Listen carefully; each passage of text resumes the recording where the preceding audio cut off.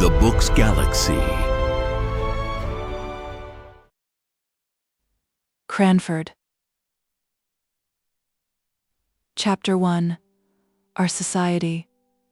In the first place, Cranford is in possession of the Amazons. All the holders of houses above a certain rent are women. If a married couple come to settle in the town, somehow the gentleman disappears.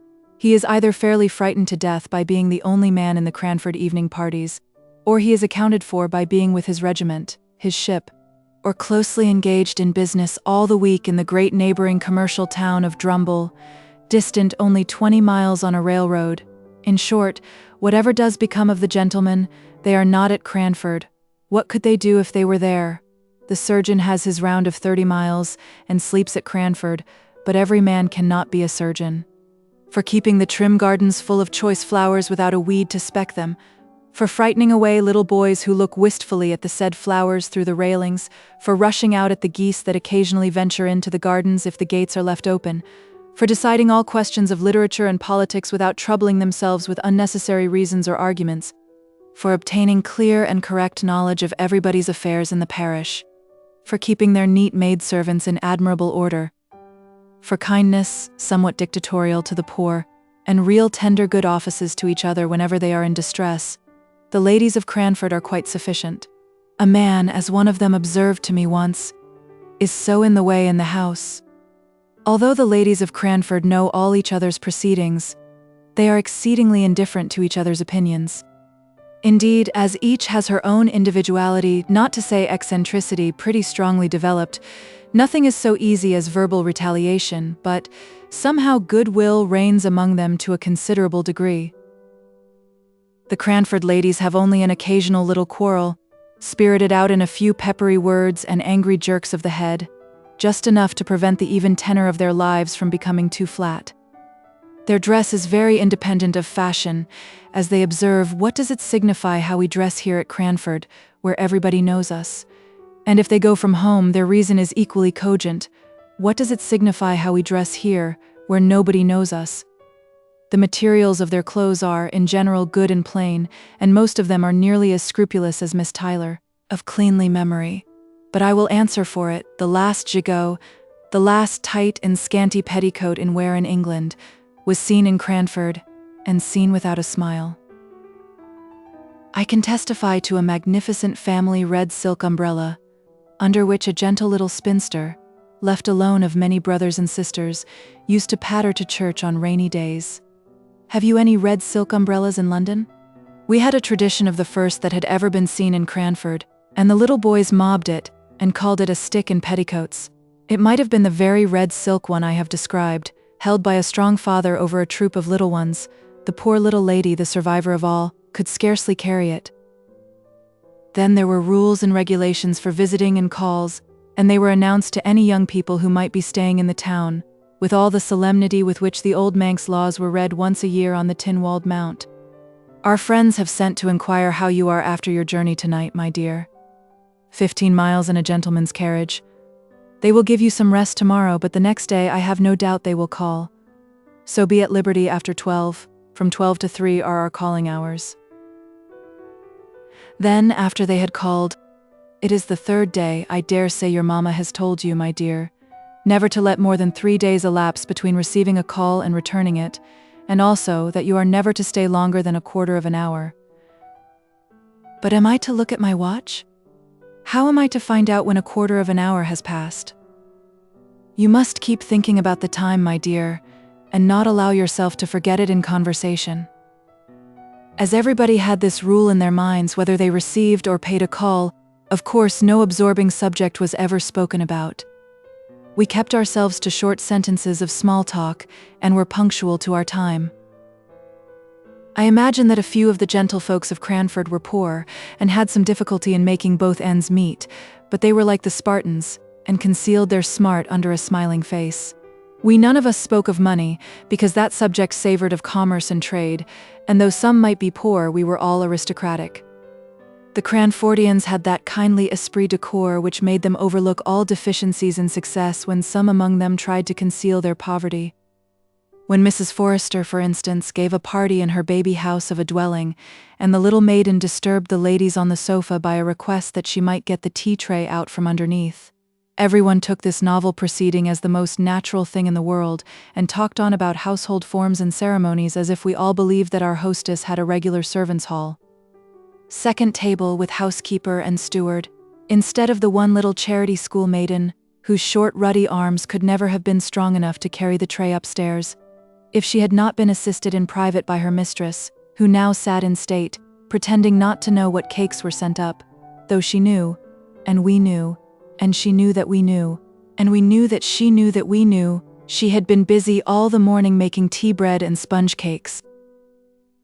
There were one or two consequences arising from this general but unacknowledged poverty, and this very much acknowledged gentility, which were not amiss, and which might be introduced into many circles of society to their great improvement. For instance, the inhabitants of Cranford kept early hours, and clattered home in their pattens, under the guidance of a lantern-bearer, about 9 o'clock at night, and the whole town was abed and asleep by 10:30. Moreover, it was considered vulgar, a tremendous word in Cranford, to give anything expensive, in the way of eatable or drinkable, at the evening entertainments. Wafer bread and butter and sponge biscuits were all that the Honourable Mrs. Jamieson gave, and she was sister-in-law to the late Earl of Glenmire, although she did practice such elegant economy. Elegant economy. How naturally one falls back into the phraseology of Cranford. Their economy was always elegant, and money-spending always vulgar and ostentatious, a sort of sour grapeism which made us very peaceful and satisfied. I never shall forget the dismay felt when a certain Captain Brown came to live at Cranford, and openly spoke about his being poor, not in a whisper to an intimate friend, the doors and windows being previously closed, but in the public street, in a loud military voice, alleging his poverty as a reason for not taking a particular house. The ladies of Cranford were already rather moaning over the invasion of their territories by a man and a gentleman.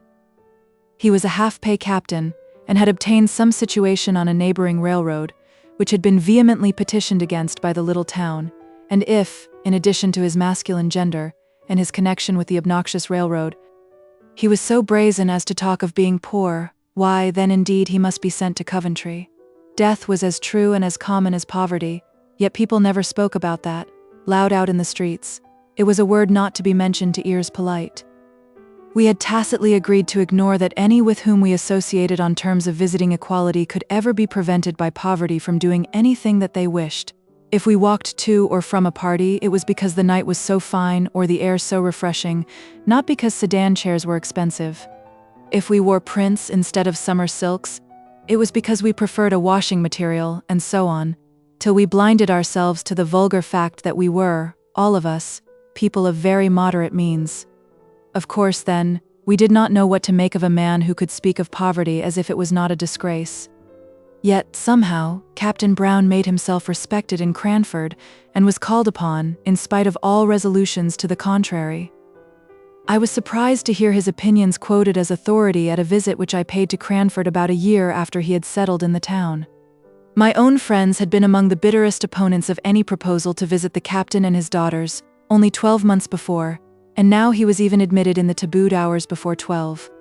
True, it was to discover the cause of a smoking chimney before the fire was lighted, but still Captain Brown walked upstairs, nothing daunted, spoke in a voice too large for the room, and joked quite in the way of a tame man about the house. He had been blind to all the small slights and omissions of trivial ceremonies with which he had been received.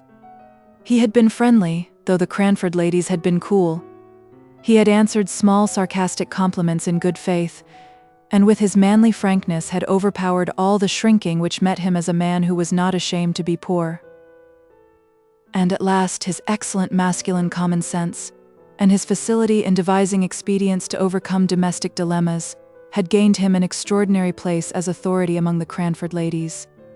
He himself went on in his course, as unaware of his popularity as he had been of the reverse, and I am sure he was startled one day when he found his advice so highly esteemed as to make some counsel which he had given in jest to be taken in sober, serious earnest. It was on this subject. An old lady had an Alderney cow, which she looked upon as a daughter. You could not pay the short quarter of an hour call without being told of the wonderful milk or wonderful intelligence of this animal. The whole town knew and kindly regarded Miss Betsy Barker's Alderney. Therefore great was the sympathy and regret when, in an unguarded moment, the poor cow tumbled into a lime pit. She moaned so loudly that she was soon heard and rescued, but meanwhile the poor beast had lost most of her hair and came out looking naked, cold and miserable in a bare skin. Everybody pitied the animal, though a few could not restrain their smiles at her droll appearance. Miss Betsy Barker absolutely cried with sorrow and dismay, and it was said she thought of trying a bath of oil. This remedy perhaps was recommended by someone of the number whose advice she asked, but the proposal, if ever it was made, was knocked on the head by Captain Brown's decided, "Get her a flannel waistcoat and flannel drawers, ma'am, if you wish to keep her alive, but my advice is, kill the poor creature at once." Miss Betsy Barker dried her eyes and thanked the captain heartily. She set to work, and by all the town turned out to see the Alderney meekly going to her pasture, clad in dark grey flannel. I have watched her myself many a time. Do you ever see cows dressed in grey flannel in London? Captain Brown had taken a small house on the outskirts of the town, where he lived with his 2 daughters. He must have been upwards of 60 at the time of the first visit I paid to Cranford after I had left it as a residence, but he had a wiry, well-trained, elastic figure, a stiff military throwback of his head, and a springing step, which made him appear much younger than he was. His eldest daughter looked almost as old as himself, and betrayed the fact that his real was more than his apparent age. Miss Brown must have been 40. She had a sickly, pained, careworn expression on her face, and looked as if the gaiety of youth had long faded out of sight. Even when young she must have been plain and hard-featured. Miss Jessie Brown was 10 years younger than her sister, and 20 shades prettier. Her face was round and dimpled. Miss Jenkins once said in a passion against Captain Brown, the cause of which I will tell you presently, that she thought it was time for Miss Jessie to leave off her dimples, and not always to be trying to look like a child. It was true there was something childlike in her face, and there will be, I think, till she dies, though she should live to 100. Her eyes were large blue wondering eyes, looking straight at you. Her nose was unformed and snub, and her lips were red and dewy. She wore her hair, too, in little rows of curls which heightened this appearance. I do not know whether she was pretty or not, but I liked her face, and so did everybody, and I do not think she could help her dimples. She had something of her father's jauntiness of gait and manner, and any female observer might detect a slight difference in the attire of the 2 sisters, that of Miss Jessie being about £2 per annum more expensive than Miss Brown's. £2 was a large sum in Captain Brown's annual disbursements. Such was the impression made upon me by the Brown family when I first saw them all together in Cranford Church. The captain I had met before, on the occasion of the smoky chimney which he had cured by some simple alteration in the flue. In church he held his double eyeglass to his eyes during the morning hymn, and then lifted up his head erect and sang out loud and joyfully. He made the responses louder than the clerk, an old man with a piping feeble voice who, I think, felt aggrieved at the captain's sonorous bass, and quivered higher and higher in consequence. On coming out of church, the brisk captain paid the most gallant attention to his 2 daughters. He nodded and smiled to his acquaintances, but he shook hands with none until he had helped Miss Brown to unfurl her umbrella, had relieved her of her prayer book, and had waited patiently till she, with trembling nervous hands, had taken up her gown to walk through the wet roads. I wonder what the Cranford ladies did with Captain Brown at their parties. We had often rejoiced in former days that there was no gentleman to be attended to, and to find conversation for, at the card parties. We had congratulated ourselves upon the snugness of the evenings, and in our love for gentility and distaste of mankind, we had almost persuaded ourselves that to be a man was to be vulgar, so that when I found my friend and hostess, Miss Jenkins, was going to have a party in my honor, and that Captain and the Miss Browns were invited, I wondered much what would be the course of the evening. Card tables with green baize tops were set out by daylight, just as usual. It was the 3rd week in November, so the evenings closed in about 4. Candles and clean packs of cards were arranged on each table.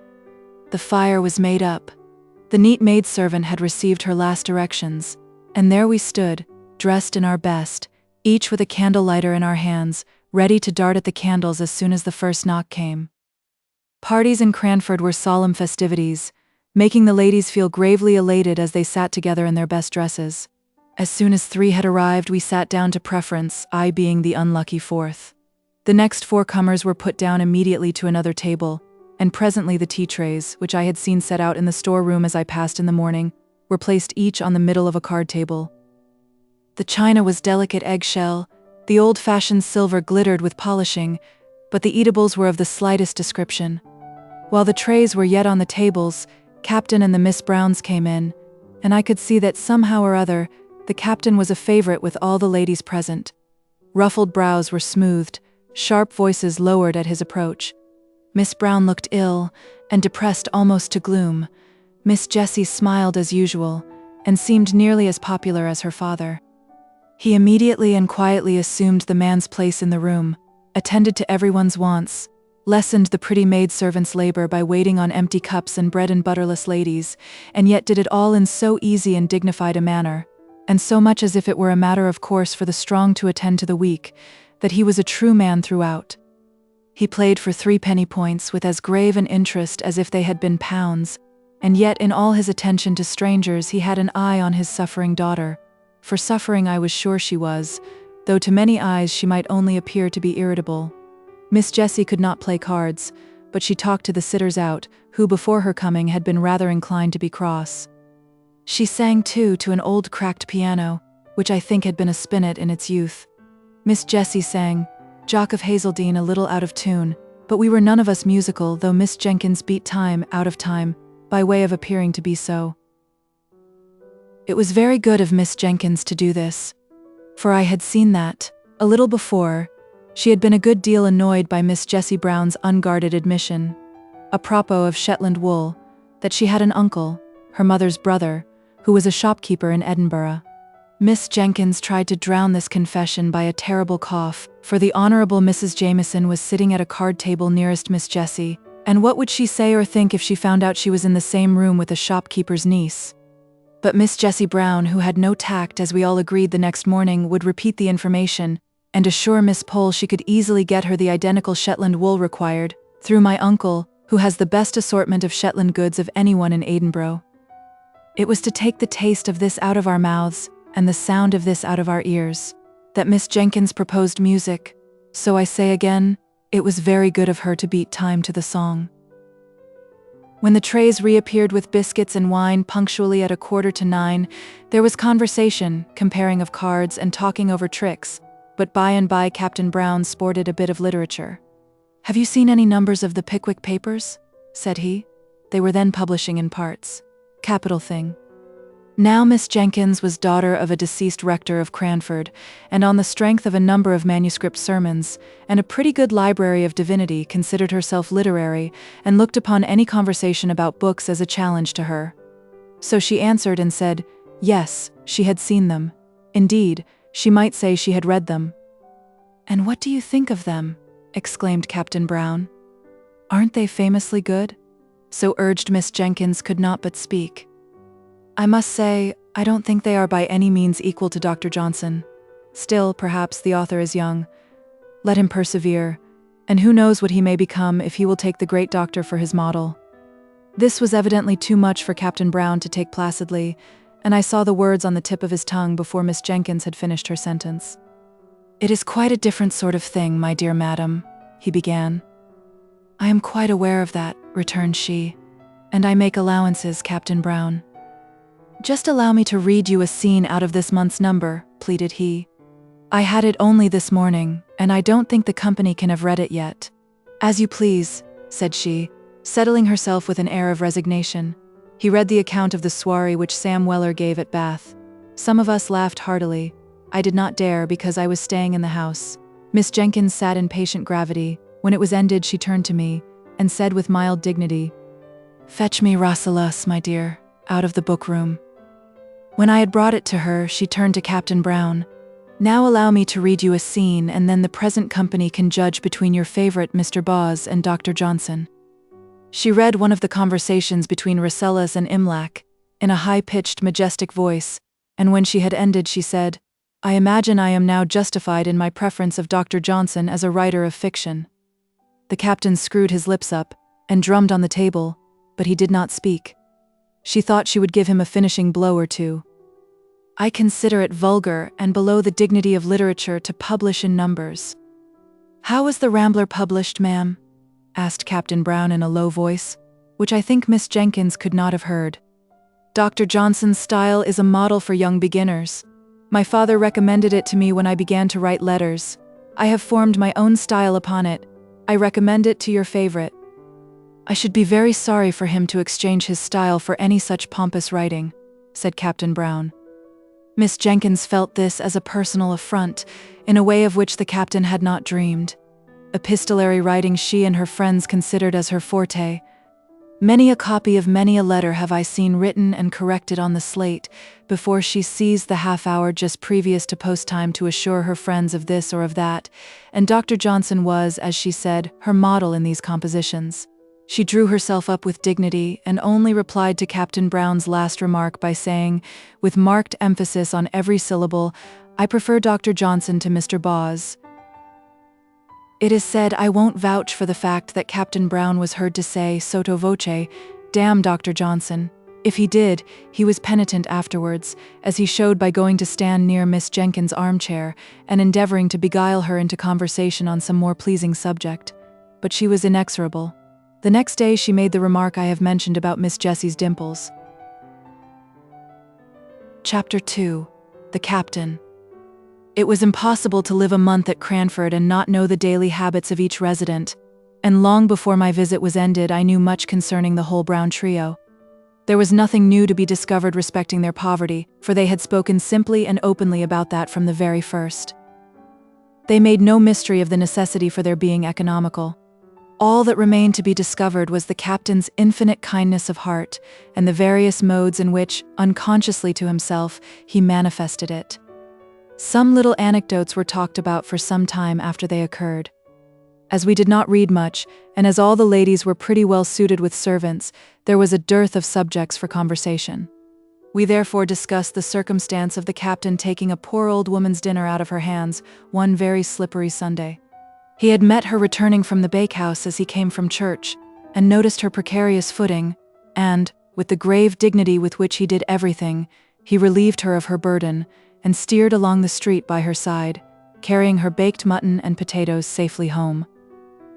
This was thought very eccentric, and it was rather expected that he would pay a round of calls on the Monday morning to explain and apologize to the Cranford sense of propriety, but he did no such thing, and then it was decided that he was ashamed and was keeping out of sight. In a kindly pity for him we began to say, after all, the Sunday morning's occurrence showed great goodness of heart, and it was resolved that he should be comforted on his next appearance amongst us, but, lo! He came down upon us untouched by any sense of shame, speaking loud and bass as ever, his head thrown back, his wig as jaunty and well curled as usual, and we were obliged to conclude he had forgotten all about Sunday. Miss Pole and Miss Jessie Brown had set up a kind of intimacy on the strength of the Shetland wool and the new knitting stitches. So it happened that when I went to visit Miss Pole I saw more of the Browns than I had done while staying with Miss Jenkins, who had never got over what she called Captain Brown's disparaging remarks upon Dr. Johnson as a writer of light and agreeable fiction.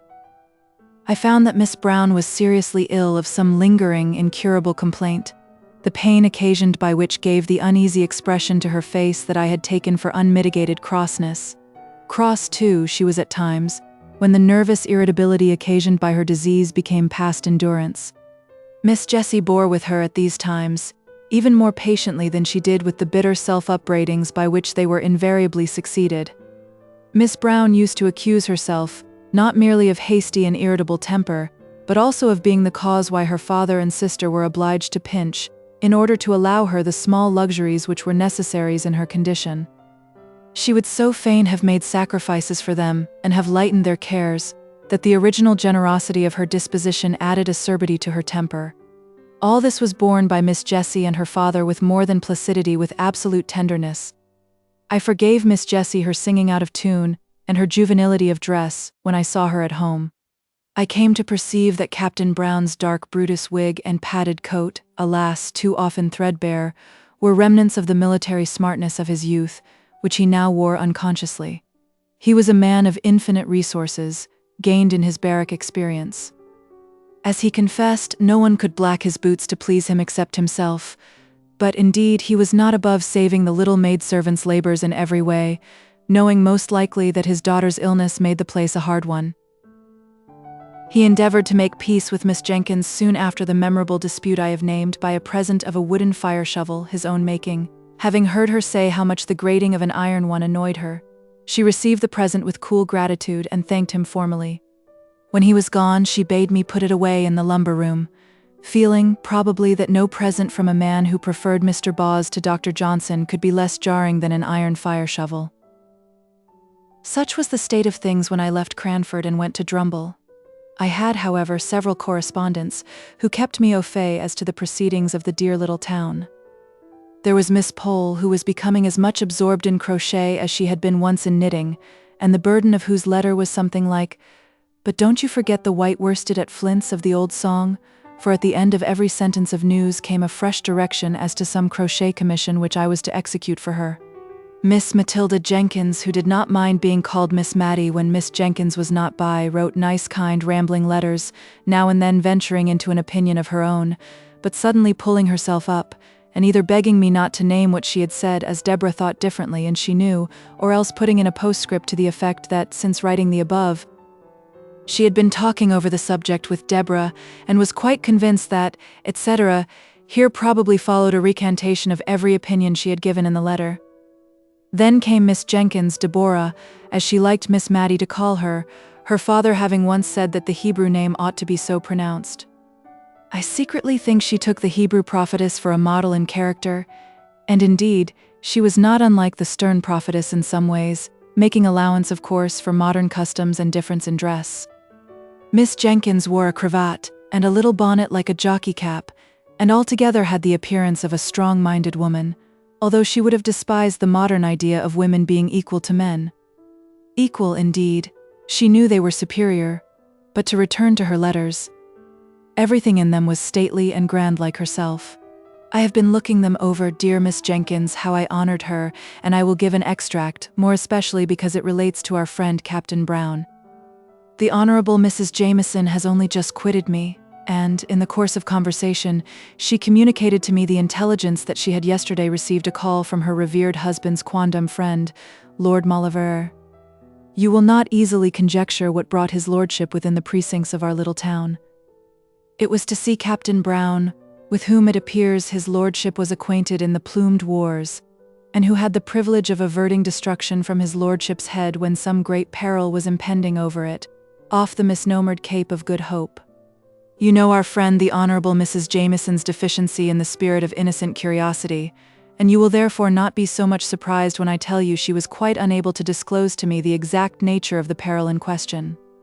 I was anxious, I confess, to ascertain in what manner Captain Brown, with his limited establishment, could receive so distinguished a guest, and I discovered that his lordship retired to rest, and let us hope, to refreshing slumbers, at the Angel Hotel, but shared the Brunonian meals during the 2 days that he honoured Cranford with his august presence. Mrs. Johnson, our civil butcher's wife, informs me that Miss Jessie purchased a leg of lamb, but besides this, I can hear of no preparation whatever to give a suitable reception to so distinguished a visitor. Perhaps they entertained him with the feast of reason and the flow of soul, and to us, who are acquainted with Captain Brown's sad want of relish for the pure wells of English undefiled, it may be matter for congratulation that he has had the opportunity of improving his taste by holding converse with an elegant and refined member of the British aristocracy. But from some mundane failings who is altogether free? Miss Pole and Miss Mattie wrote to me by the same post. Such a piece of news as Lord Mauleverer's visit was not to be lost on the Cranford letter-writers. They made the most of it. Miss Mattie humbly apologized for writing at the same time as her sister, who was so much more capable than she to describe the honour done to Cranford, but in spite of a little bad spelling, Miss Mattie's account gave me the best idea of the commotion occasioned by his lordship's visit, after it had occurred, for, except the people at the Angel, the Browns, Mrs. Jameson, and a little lad his lordship had sworn at for driving a dirty hoop against the aristocratic legs, I could not hear of anyone with whom his lordship had held conversation. My next visit to Cranford was in the summer. There had been neither births, deaths, nor marriages since I was there last. Everybody lived in the same house and wore pretty nearly the same well-preserved, old-fashioned clothes. The greatest event was, that Miss Jenkins had purchased a new carpet for the drawing room. Oh, the busy work Miss Mattie and I had in chasing the sunbeams, as they fell in an afternoon right down on this carpet through the blindless window. We spread newspapers over the places and sat down to our book or our work, and lo, in a quarter of an hour the sun had moved, and was blazing away on a fresh spot, and down again we went on our knees to alter the position of the newspapers. We were very busy too, one whole morning, before Miss Jenkins gave her party in following her directions, and in cutting out and stitching together pieces of newspaper so as to form little paths to every chair set for the expected visitors, lest their shoes might dirty or defile the purity of the carpet. Do you make paper paths for every guest to walk upon in London?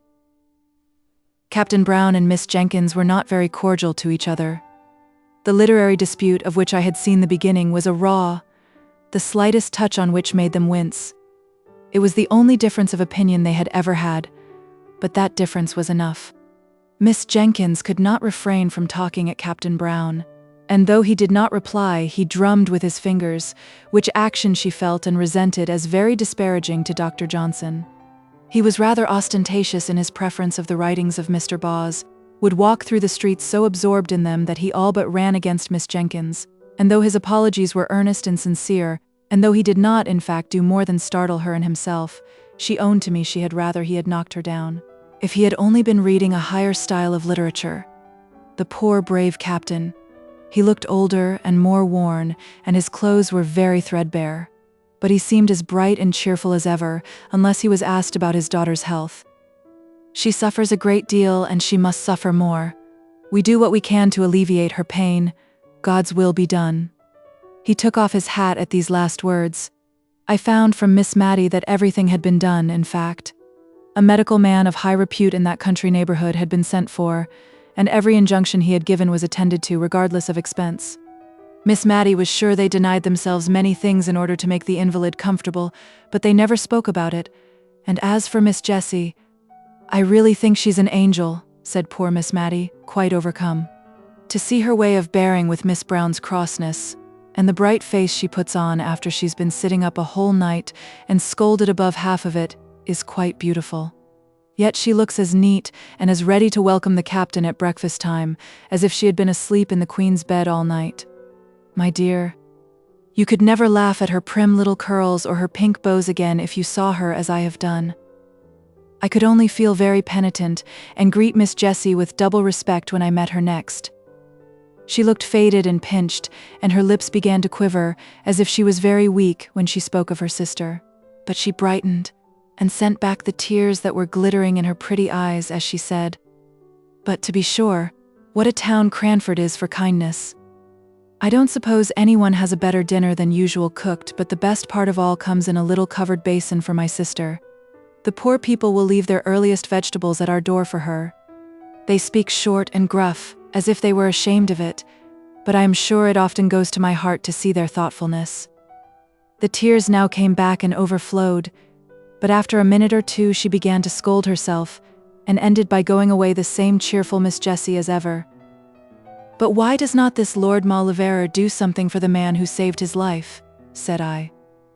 "Why, you see, unless Captain Brown has some reason for it, he never speaks about being poor, and he walked along by his lordship looking as happy and cheerful as a prince, and as they never called attention to their dinner by apologies, and as Miss Brown was better that day, and all seemed bright, I dare say his lordship never knew how much care there was in the background. He did send game in the winter pretty often, but now he is gone abroad." I had often occasion to notice the use that was made of fragments and small opportunities in Cranford. The rose leaves that were gathered ere they fell to make into a potpourri for someone who had no garden, the little bundles of lavender flowers sent to strew the drawers of some town dweller, or to burn in the chamber of some invalid, things that many would despise, and actions which it seemed scarcely worthwhile to perform, were all attended to in Cranford. Miss Jenkins stuck an apple full of cloves to be heated and smell pleasantly in Miss Brown's room, and as she put in each clove she uttered a Johnsonian sentence. Indeed, she never could think of the Browns without talking Johnson, and as they were seldom absent from her thoughts just then, I heard many a rolling, three-piled sentence. Captain Brown called one day to thank Miss Jenkins for many little kindnesses which I did not know until then that she had rendered. He had suddenly become like an old man, His deep bass voice had a quavering in it, his eyes looked dim, and the lines on his face were deep. He could not, speak cheerfully of his daughter's state, but he talked with manly, pious resignation, and not much. Twice over he said, "What Jessie has been to us, God only knows," and after the second time, he got up hastily, shook hands all round without speaking, and left the room. That afternoon we perceived little groups in the street, all listening with faces aghast to some tale or other. Miss Jenkins wondered what could be the matter for some time before she took the undignified step of sending Jenny out to inquire. Jenny came back with a white face of terror. "Oh, ma'am. Oh, Miss Jenkins, ma'am. Captain Brown is killed by them nasty, cruel railroads," and she burst into tears. She, along with many others, had experienced the poor captain's kindness. How? Where? Good God. "Jenny, don't waste time in crying, but tell us something." Miss Mattie rushed out into the street at once and collared the man who was telling the tale. "Come in. Come to my sister at once, Miss Jenkins, the rector's daughter." "Oh, man, say it is not true," she cried, as she brought the affrighted Carter, sleeking down his hair, into the drawing room, where he stood with his wet boots on the new carpet, and no one regarded it. "Please, mum, it is true. I seed it myself." And he shuddered at the recollection. The captain was a-reading some new book, as he was deep in, a-waiting for the down train, and there was a little lass as wanted to come to its mammy, and gave its sister the slip, and came toddling across the line. And he looked up sudden, at the sound of the train coming, and seed the child, and he darted on the line and cotched it up, and his foot slipped, and the train came over him in no time. "Oh Lord, mum, it's quite true, and they've come over to tell his daughters." The child's safe, though, with only a bang on its shoulder as he threw it to its mammy. "Poor captain would be glad of that, mum, wouldn't he? God bless him." The great rough Carter puckered up his manly face and turned away to hide his tears. I turned to Miss Jenkins. She looked very ill, as if she were going to faint, and signed to me to open the window. "Matilda, bring me my bonnet. I must go to those girls. God pardon me if ever I have spoken contemptuously to the captain." Miss Jenkins arrayed herself to go out, telling Miss Matilda to give the man a glass of wine. While she was away, Miss Mattie and I huddled over the fire, talking in a low and awestruck voice. I know we cried quietly all the time. Miss Jenkins came home in a silent mood, and we durst not ask her many questions. She told us that Miss Jessie had fainted, and that she and Miss Pole had had some difficulty in bringing her round, but that, as soon as she recovered, she begged one of them to go and sit with her sister. "Mr. Hoggins says she cannot live many days, and she shall be spared this shock," said Miss Jessie, shivering with feelings to which she dared not give way. "But how can you manage, my dear?" asked Miss Jenkins. "You cannot bear up, she must see your tears." "God will help me, I will not give way. She was asleep when the news came. She may be asleep yet. She would be so utterly miserable, not merely at my father's death, but to think of what would become of me. She is so good to me." She looked up earnestly in their faces with her soft, true eyes, and Miss Pole told Miss Jenkins afterwards she could hardly bear it, knowing, as she did, how Miss Brown treated her sister. However, it was settled according to Miss Jessie's wish. Miss Brown was to be told her father had been summoned to take a short journey on railway business. They had managed it in some way. Miss Jenkins could not exactly say how. Miss Pole was to stop with Miss Jessie. Mrs. Jameson had sent to inquire, and this was all we heard that night, and a sorrowful night it was. The next day a full account of the fatal accident was in the county paper, which Miss Jenkins took in. Her eyes were very weak, she said, and she asked me to read it. When I came to, the gallant gentleman was deeply engaged in the perusal of a number of Pickwick, which he had just received. Miss Jenkins shook her head long and solemnly, and then sighed out, "Poor dear, infatuated man." The corpse was to be taken from the station to the parish church, there to be interred. Miss Jessie had set her heart on following it to the grave, and no dissuasives could alter her resolve. Her restraint upon herself made her almost obstinate. She resisted all Miss Pole's entreaties and Miss Jenkins's advice. At last Miss Jenkins gave up the point, and after a silence, which I feared portended some deep displeasure against Miss Jessie, Miss Jenkins said she should accompany the latter to the funeral. "It is not fit for you to go alone. It would be against both propriety and humanity were I to allow it."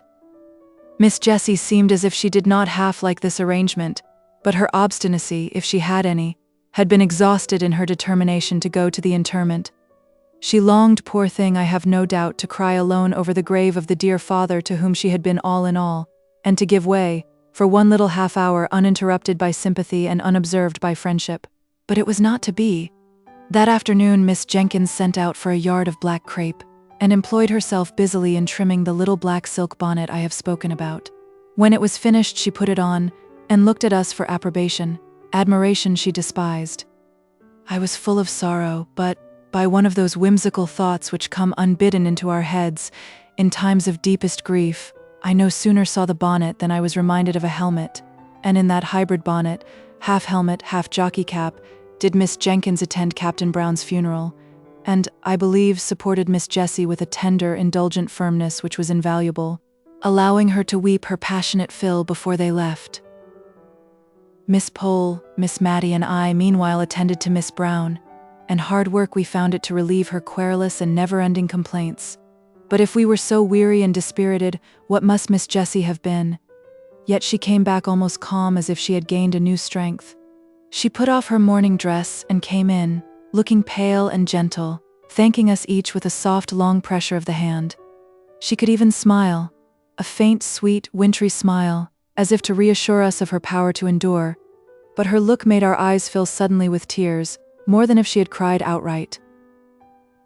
It was settled that Miss Pole was to remain with her all the watching livelong night, and that Miss Mattie and I were to return in the morning to relieve them and give Miss Jessie the opportunity for a few hours of sleep. But when the morning came, Miss Jenkins appeared at the breakfast table, equipped in her helmet bonnet, and ordered Miss Mattie to stay at home, as she meant to go and help to nurse.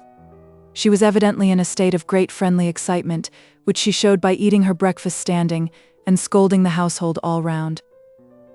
No nursing, no energetic, strong-minded woman could help Miss Brown now. There was that in the room as we entered which was stronger than us all, and made us shrink into solemn, awestruck helplessness. Miss Brown was dying. We hardly knew her voice. It was so devoid of the complaining tone we had always associated with it. Miss Jessie told me afterwards that it, and her face too, were just what they had been formerly, when her mother's death left her the young, anxious head of the family, of whom only Miss Jessie survived. She was conscious of her sister's presence, though not, I think, of ours. We stood a little behind the curtain. Miss Jessie knelt with her face near her sister's, in order to catch the last soft, awful whispers. "Oh, Jessie, Jessie, how selfish I have been. God forgive me for letting you sacrifice yourself for me as you did. I have so loved you, and yet I have thought only of myself. God forgive me." "Hush, love, hush," said Miss Jessie, sobbing. "And my father, my dear, dear father. I will not complain now if God will give me strength to be patient. But, oh Jessie, tell my father how I longed and yearned to see him at last, and to ask his forgiveness. He can never know now how I loved him. Oh, if I might but tell him, before I die. What a life of sorrow his has been, and I have done so little to cheer him." A light came into Miss Jessie's face. "Would it comfort you, dearest, to think that he does know? Would it comfort you, love, to know that his cares, his sorrows," her voice quivered, but she steadied it into calmness. "Mary, he has gone before you to the place where the weary are at rest. He knows now how you loved him."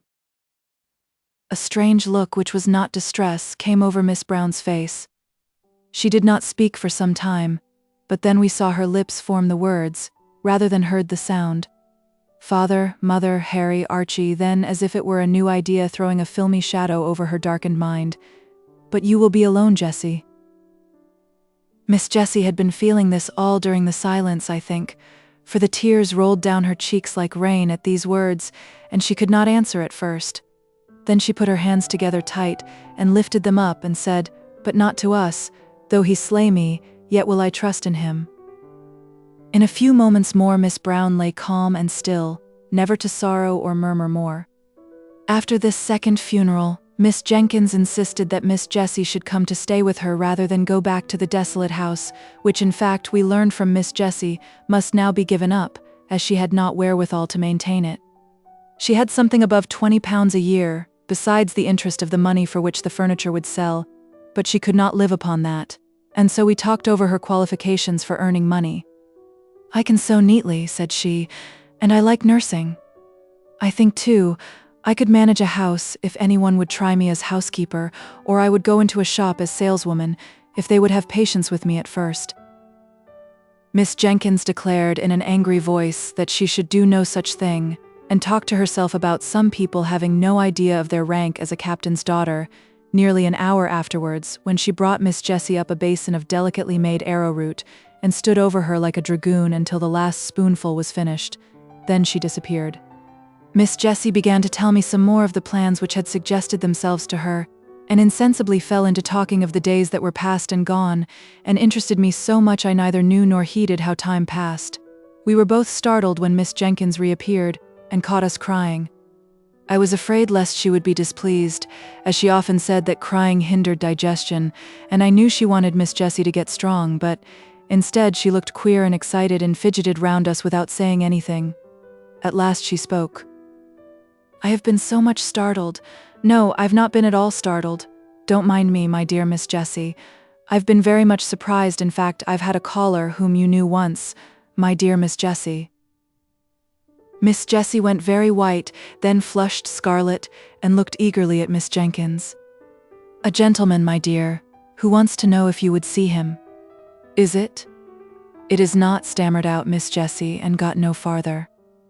"This is his card," said Miss Jenkins, giving it to Miss Jessie, and while her head was bent over it, Miss Jenkins went through a series of winks and odd faces to me, and formed her lips into a long sentence, of which, of course, I could not understand a word. "May he come up?" asked Miss Jenkins at last. "Oh yes, certainly," said Miss Jessie, as much as to say, "This is your house, you may show any visitor where you like." She took up some knitting of Miss Maddie's and began to be very busy, though I could see how she trembled all over. Miss Jenkins rang the bell and told the servant who answered it to show Major Gordon upstairs, and presently in walked a tall, fine, frank-looking man of 40 or upwards. He shook hands with Miss Jessie, but he could not see her eyes, she kept them so fixed on the ground. Miss Jenkins asked me if I would come and help her to tie up the preserves in the storeroom, and though Miss Jessie plucked at my gown and even looked up at me with begging eye, I durst not refuse to go where Miss Jenkins asked.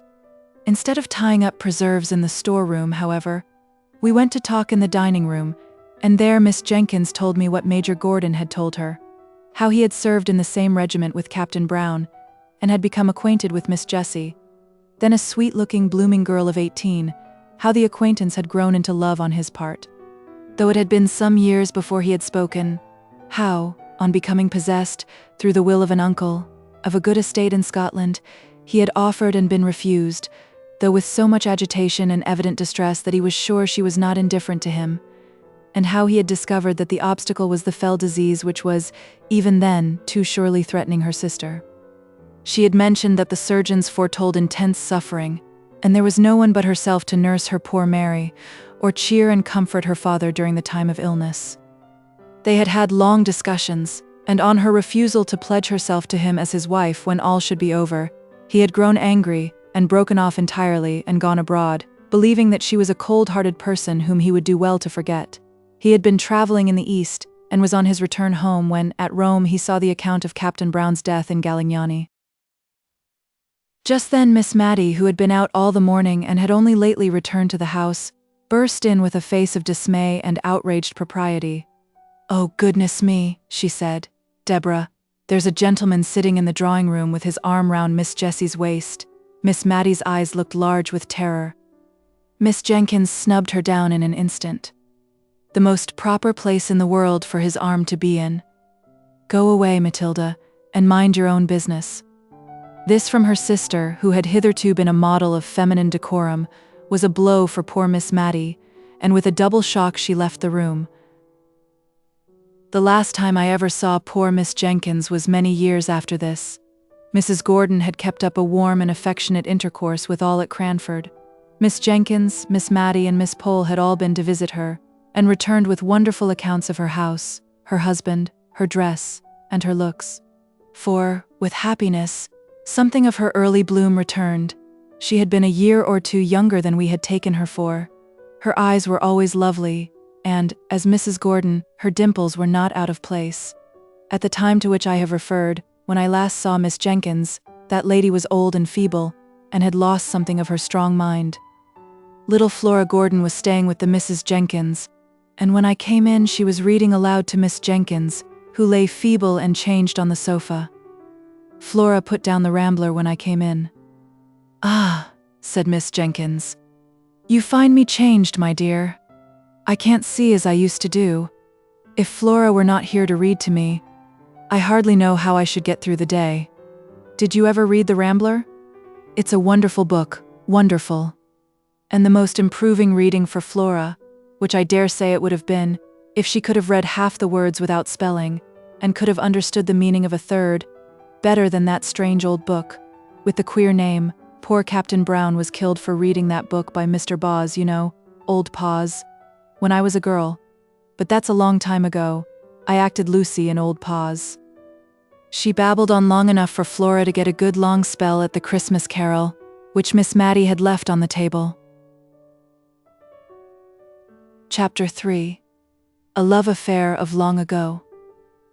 I thought that probably my connection with Cranford would cease after Miss Jenkins's death, at least that it would have to be kept up by correspondence, which bears much the same relation to personal intercourse that the books of dried plants I sometimes see, hortus siccus, I think they call the thing, do to the living and fresh flowers in the lanes and meadows. I was pleasantly surprised, therefore, by receiving a letter from Miss Pole, who had always come in for a supplementary week after my annual visit to Miss Jenkins, proposing that I should go and stay with her.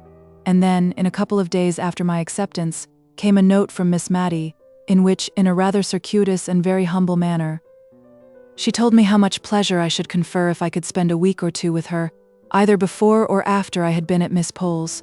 "For," she said, "since my dear sister's death, I am well aware I have no attractions to offer. It is only to the kindness of my friends that I can owe their company." Of course, I promised to come to dear Miss Mattie as soon as I had ended my visit to Miss Pole. And the day after my arrival at Cranford I went to see her, much wondering what the house would be like without Miss Jenkins, and rather dreading the changed aspect of things. Miss Mattie began to cry as soon as she saw me. She was evidently nervous from having anticipated my call. I comforted her as well as I could, and I found the best consolation I could give was the honest praise that came from my heart as I spoke of the deceased. Miss Mattie slowly shook her head over each virtue as it was named and attributed to her sister, and at last she could not restrain the tears which had long been silently flowing, but hid her face behind her handkerchief and sobbed aloud. "Dear Miss Mattie," said I, taking her hand, for indeed I did not know in what way to tell her how sorry I was for her, left deserted in the world. She put down her handkerchief and said, "My dear, I'd rather you did not call me Mattie. She did not like it, but I did many a thing she did not like, I'm afraid, and now she's gone. If you please, my love, will you call me Matilda?" I promised faithfully, and began to practice the new name with Miss Pole that very day, and by degrees Miss Matilda's feeling on the subject was known through Cranford, and we all tried to drop the more familiar name, but with so little success that by and by we gave up the attempt. My visit to Miss Pole was very quiet. Miss Jenkins had so long taken the lead in Cranford that now she was gone, they hardly knew how to give a party. The Honourable Mrs. Jameson, to whom Miss Jenkins herself had always yielded the post of honour, was fat and inert, and very much at the mercy of her old servants. If they chose that she should give a party, they reminded her of the necessity for so doing. If not, she let it alone. There was all the more time for me to hear old-world stories from Miss Pole, while she sat knitting, and I making my father's shirts. I always took a quantity of plain sewing to Cranford, for, as we did not read much or walk much, I found it a capital time to get through my work. One of Miss Pole's stories related to a shadow of a love affair that was dimly perceived or suspected long years before. Presently the time arrived when I was to remove to Miss Matilda's house. I found her timid and anxious about the arrangements for my comfort. Many a time while I was unpacking did she come backwards and forwards to stir the fire, which burned all the worse for being so frequently poked. "Have you drawers enough, dear?" asked she. I don't know exactly how my sister used to arrange them. She had capital methods. I am sure she would have trained a servant in a week to make a better fire than this, and Fanny has been with me 4 months. This subject of servants was a standing grievance, and I could not wonder much at it, for if gentlemen were scarce, and almost unheard of in the genteel society of Cranford, they or their counterparts, handsome young men, abounded in the lower classes.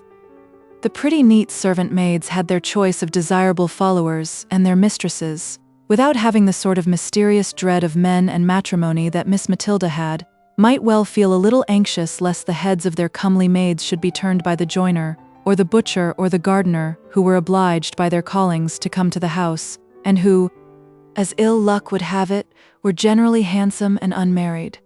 Fanny's lovers, if she had any, and Miss Matilda suspected her of so many flirtations that, if she had not been very pretty, I should have doubted her having one, were a constant anxiety to her mistress. She was forbidden by the articles of her engagement to have followers, and though she had answered innocently enough, doubling up the hem of her apron as she spoke, "Please, ma'am, I never had more than one at a time. Miss Matty prohibited that one." But a vision of a man seemed to haunt the kitchen. Fanny assured me that it was all fancy, or else I should have said myself that I had seen a man's coat-tails whisk into the scullery once, when I went on an errand into the storeroom at night, and another evening when, our watches having stopped, I went to look at the clock. There was a very odd appearance, singularly like a young man squeezed up between the clock and the back of the open kitchen door, and I thought Fanny snatched up the candle very hastily, so as to throw the shadow on the clock face, while she very positively told me the time half an hour too early, as we found out afterwards by the church clock. But I did not add to Miss Matty's anxieties by naming my suspicions, especially as Fanny said to me the next day that it was such a queer kitchen for having odd shadows about it. She really was almost afraid to stay. "For you know, miss," she added, "I don't see a creature from 6 o'clock tea, till Mrs. rings the bell for prayers at 10. However, it so fell out that Fanny had to leave, and Miss Matilda begged me to stay and settle her with the new maid, to which I consented, after I had heard from my father that he did not want me at home. The new servant was a rough, honest-looking country girl, who had only lived in a farm place before, but I liked her looks when she came to be hired, and I promised Miss Matilda to put her in the ways of the house. The said ways were religiously such as Miss Matilda thought her sister would approve. Many a domestic rule and regulation had been a subject of plaintive whispered murmur to me during Miss Jenkins's life. But now that she was gone, I do not think that even I, who was a favorite, durst have suggested an alteration. To give an instance, we constantly adhered to the forms which were observed at mealtimes in my father, the rector's house.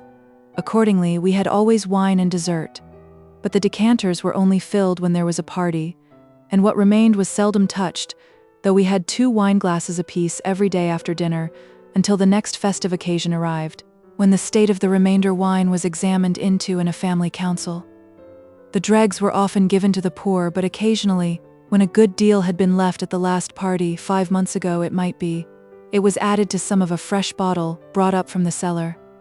I fancy poor Captain Brown did not much like wine, for I noticed he never finished his first glass, and most military men take several. Then, as to our dessert, Miss Jenkins used to gather currants and gooseberries for it herself, which I sometimes thought would have tasted better fresh from the trees. But then, as Miss Jenkins observed, there would have been nothing for dessert in summertime. As it was, we felt very genteel with our 2 glasses apiece, and a dish of gooseberries at the top, of currants and biscuits at the sides, and 2 decanters at the bottom. When oranges came in, a curious proceeding was gone through. Miss Jenkins did not like to cut the fruit, for as she observed, the juice all ran out nobody knew where. Sucking, only I think she used some more recondite word, was in fact the only way of enjoying oranges. But then there was the unpleasant association with a ceremony frequently gone through by little babies, and so after dessert, in orange season, Miss Jenkins and Miss Matty used to rise up, possess themselves each of an orange in silence, and withdraw to the privacy of their own rooms to indulge in sucking oranges. I had once or twice tried on such occasions to prevail on Miss Matty to stay, and had succeeded in her sister's lifetime. I held up a screen and did not look, and, as she said, she tried not to make the noise very offensive, but now that she was left alone, she seemed quite horrified when I begged her to remain with me in the warm dining parlor, and enjoy her orange as she liked best. And so it was in everything. Miss Jenkins's rules were made more stringent than ever, because the framer of them was gone where there could be no appeal. In all things else, Miss Matilda was meek and undecided to a fault. I have heard Fanny turn her round 20 times in a morning about dinner, just as the little hussy chose, and I sometimes fancied she worked on Miss Matilda's weakness in order to bewilder her, and to make her feel more in the power of her clever servant. I determined that I would not leave her till I had seen what sort of a person Martha was, and if I found her trustworthy, I would tell her not to trouble her mistress with every little decision. Martha was blunt and plain-spoken to a fault. Otherwise she was a brisk, well-meaning but very ignorant girl. She had not been with us a week before Miss Matilda and I were astounded one morning by the receipt of a letter from a cousin of hers, who had been 20 or 30 years in India, and who had lately, as we had seen by the army list, returned to England, bringing with him an invalid wife who had never been introduced to her English relations. Major Jenkins wrote to propose that he and his wife should spend a night at Cranford, on his way to Scotland at the inn, if it did not suit Miss Matilda to receive them into her house, in which case they should hope to be with her as much as possible during the day. Of course it must suit her, as she said, for all Cranford knew that she had her sister's bedroom at liberty, but I am sure she wished the Major had stopped in India and forgotten his cousins out and out. "Oh, how must I manage?" asked she helplessly. If Deborah had been alive, she would have known what to do with a gentleman visitor. Must I put razors in his dressing room? Dear, and I've got none. Deborah would have had them. And slippers and coat brushes? I suggested that probably he would bring all these things with him. And after dinner, how am I to know when to get up and leave him to his wine? Deborah would have done it so well. She would have been quite in her element. Will he want coffee, do you think? I undertook the management of the coffee, and told her I would instruct Martha in the art of waiting, in which it must be owned she was terribly deficient, and that I had no doubt Major and Mrs. Jenkins would understand the quiet mode in which a lady lived by herself in a country town. But she was sadly fluttered. I made her empty her decanters and bring up 2 fresh bottles of wine. I wished I could have prevented her from being present at my instructions to Martha, for she frequently cut in with some fresh direction, muddling the poor girl's mind as she stood open-mouthed, listening to us both. "Hand the vegetables round," said I, foolishly I see now, for it was aiming at more than we could accomplish with quietness and simplicity, and then, seeing her look bewildered, I added, "Take the vegetables round to people and let them help themselves." "And mind you go first to the ladies," put in Miss Matilda.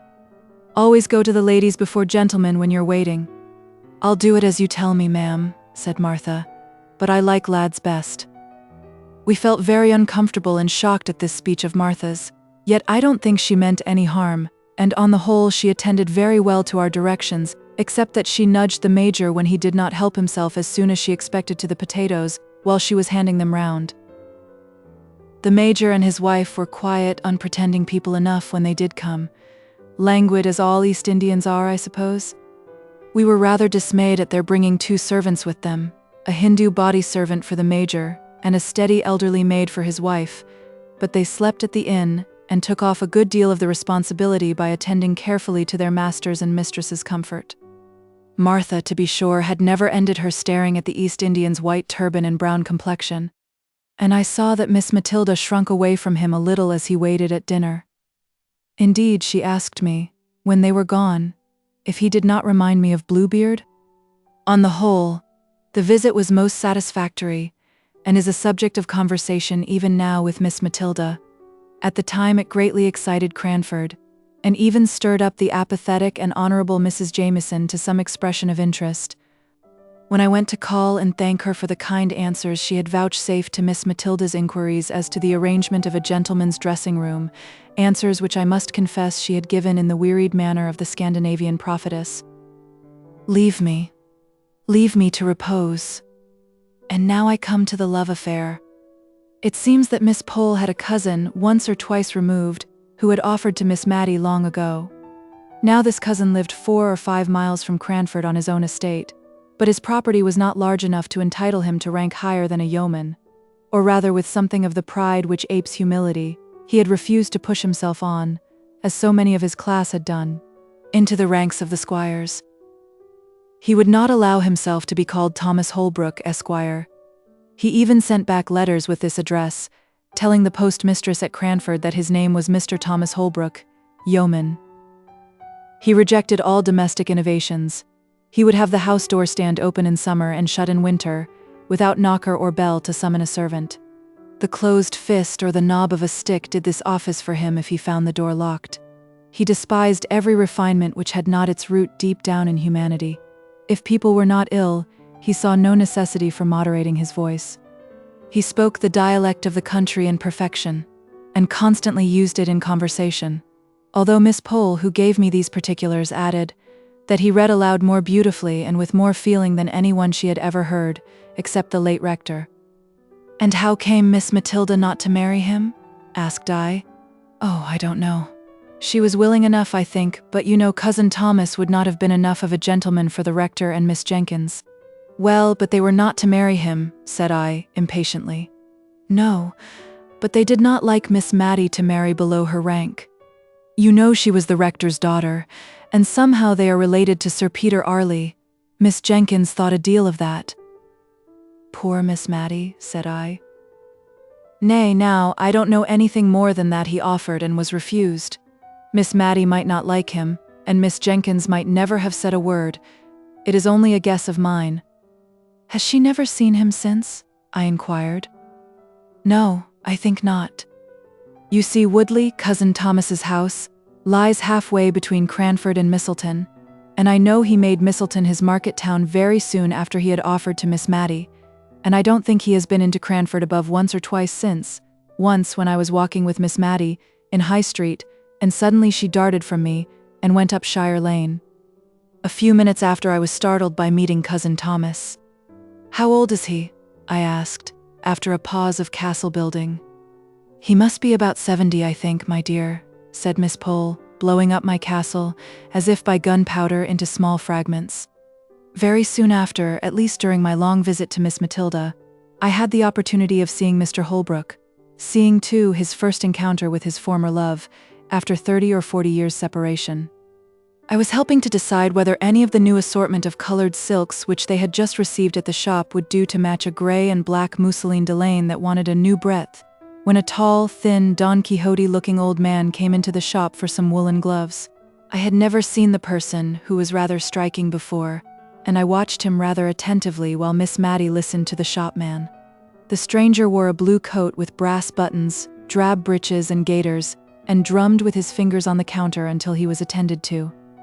When he answered the shop-boy's question, "What can I have the pleasure of showing you today, sir?"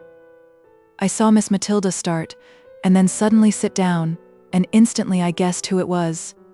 She had made some inquiry which had to be carried round to the other shopman. "Miss Jenkins wants the black sarcenet 2 and 2pence the yard." And Mr. Holbrook had caught the name, and was across the shop in 2 strides. "Matty, Miss Matilda, Miss Jenkins, God bless my soul. I should not have known you. How are you? How are you?" He kept shaking her hand in a way which proved the warmth of his friendship, but he repeated so often, as if to himself, "I should not have known you," that any sentimental romance which I might be inclined to build was quite done away with by his manner. However, he kept talking to us all the time we were in the shop, and then waving the shopman with the unpurchased gloves on one side, with "Another time, sir, another time," he walked home with us. I am happy to say my client, Miss Matilda, also left the shop in an equally bewildered state, not having purchased either green or red silk. Mr. Holbrook was evidently full with honest, loud-spoken joy at meeting his old love again. He touched on the changes that had taken place. He even spoke of Miss Jenkins as "your poor sister. Well, well, we have all our faults," and bade us goodbye with many a hope that he should soon see Miss Matty again. She went straight to her room, and never came back till our early tea time, when I thought she looked as if she had been crying. Chapter 4. A visit to an old bachelor. A few days after, a note came from Mr. Holbrook, asking us, impartially asking both of us in a formal, old-fashioned style, to spend a day at his house, a long June day, for it was June now. He named that he had also invited his cousin, Miss Pole, so that we might join in a fly, which could be put up at his house. I expected Miss Matty to jump at this invitation, but no.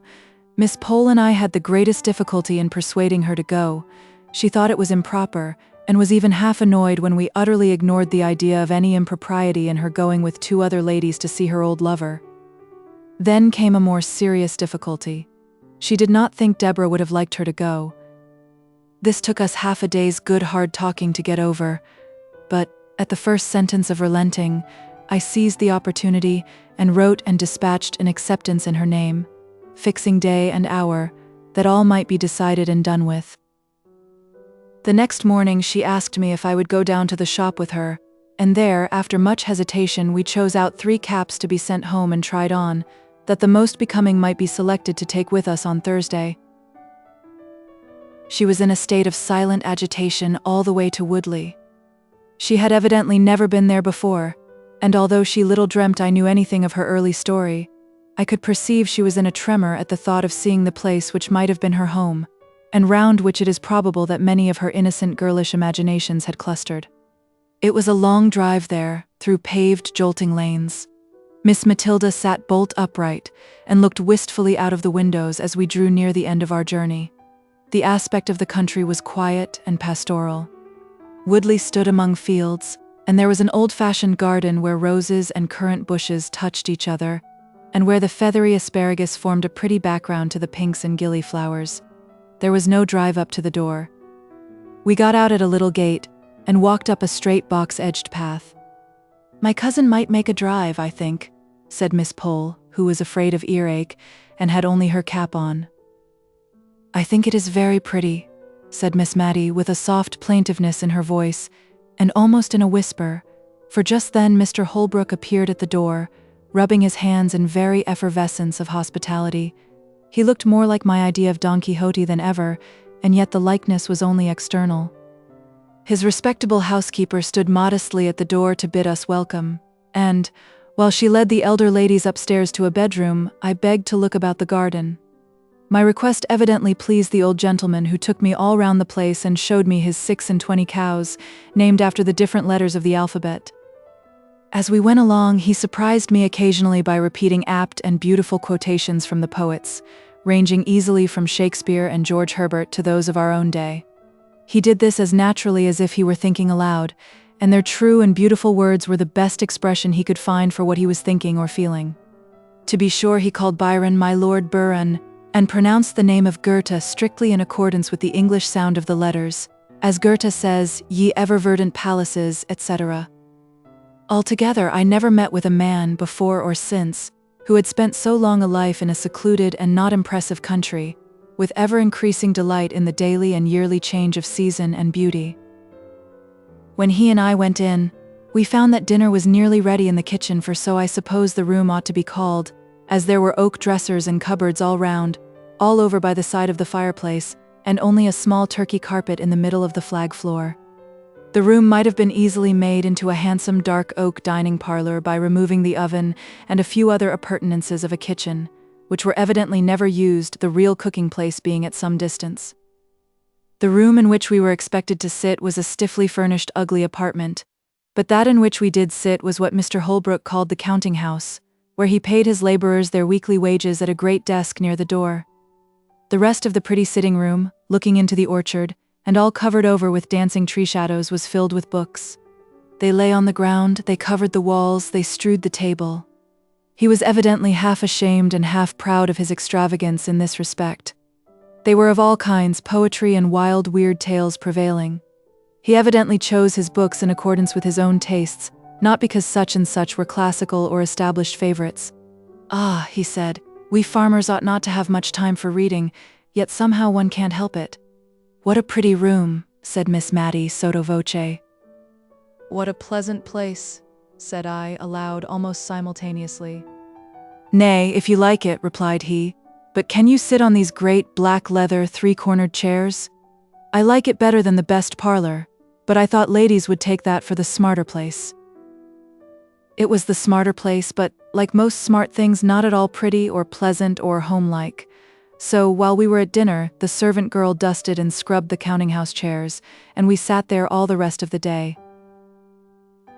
We had pudding before meat, and I thought Mr. Holbrook was going to make some apology for his old-fashioned ways, for he began, "I don't know whether you like newfangled ways, "Oh, not at all," said Miss Matty. "No more do I," said he. "My housekeeper will have these in her new fashion. Or else I tell her that, when I was a young man, we used to keep strictly to my father's rule, no broth, no ball, no beef, and always began dinner with broth. Then we had suet puddings, boiled in the broth with the beef, and then the meat itself. If we did not sup our broth, we had no ball, which we liked a deal better, and the beef came last of all, and only those had it who had done justice to the broth and the ball. Now folks begin with sweet things, and turn their dinners topsy-turvy. When the ducks and green peas came, we looked at each other in dismay.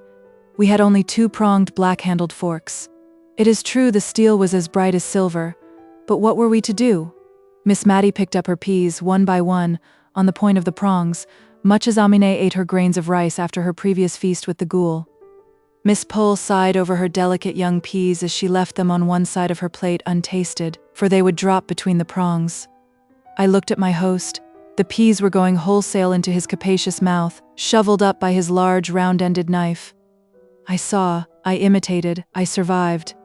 My friends, in spite of my precedent, could not muster up courage enough to do an ungenteel thing, and if Mr. Holbrook had not been so heartily hungry, he would probably have seen that the good peas went away almost untouched. After dinner, a clay pipe was brought in, and a spittoon, and asking us to retire to another room, where he would soon join us, if we disliked tobacco smoke, he presented his pipe to Miss Matty, and requested her to fill the bowl. This was a compliment to a lady in his youth, but it was rather inappropriate to propose it as an honor to Miss Matty, who had been trained by her sister to hold smoking of every kind in utter abhorrence.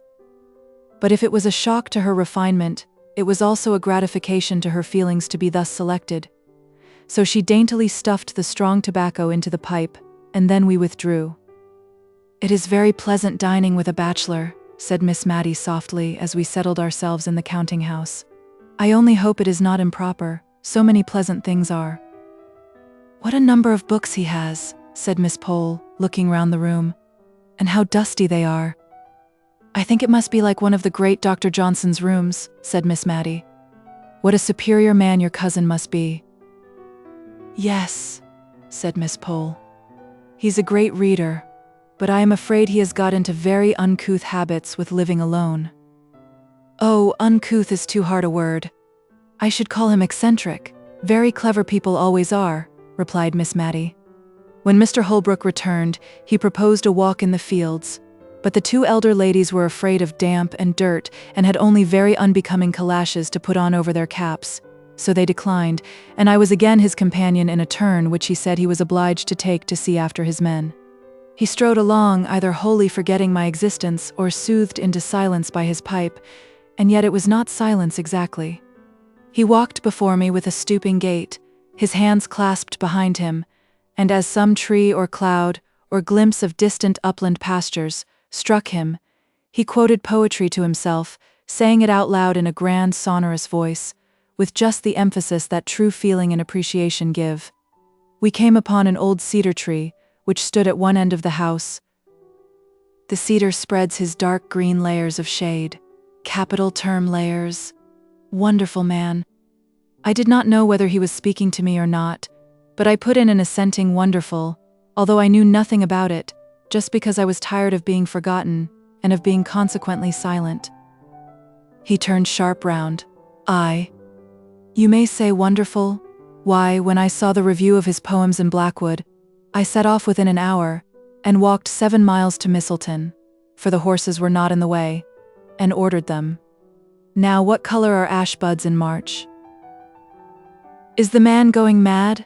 thought I. "He is very like Don Quixote." "What color are they, I say?" repeated he vehemently. "I am sure I don't know, sir," said I, with the meekness of ignorance. "I knew you didn't. No more did I, an old fool that I am, till this young man comes and tells me, black as ash buds in March, and I've lived all my life in the country, more shame for me not to know. Black, they are jet black, madam." And he went off again, swinging along to the music of some rhyme he had got hold of. When we came back, nothing would serve him but he must read us the poems he had been speaking of. And Miss Pole encouraged him in his proposal, I thought, because she wished me to hear his beautiful reading, of which she had boasted. But she afterwards said it was because she had got to a difficult part of her crochet and wanted to count her stitches without having to talk.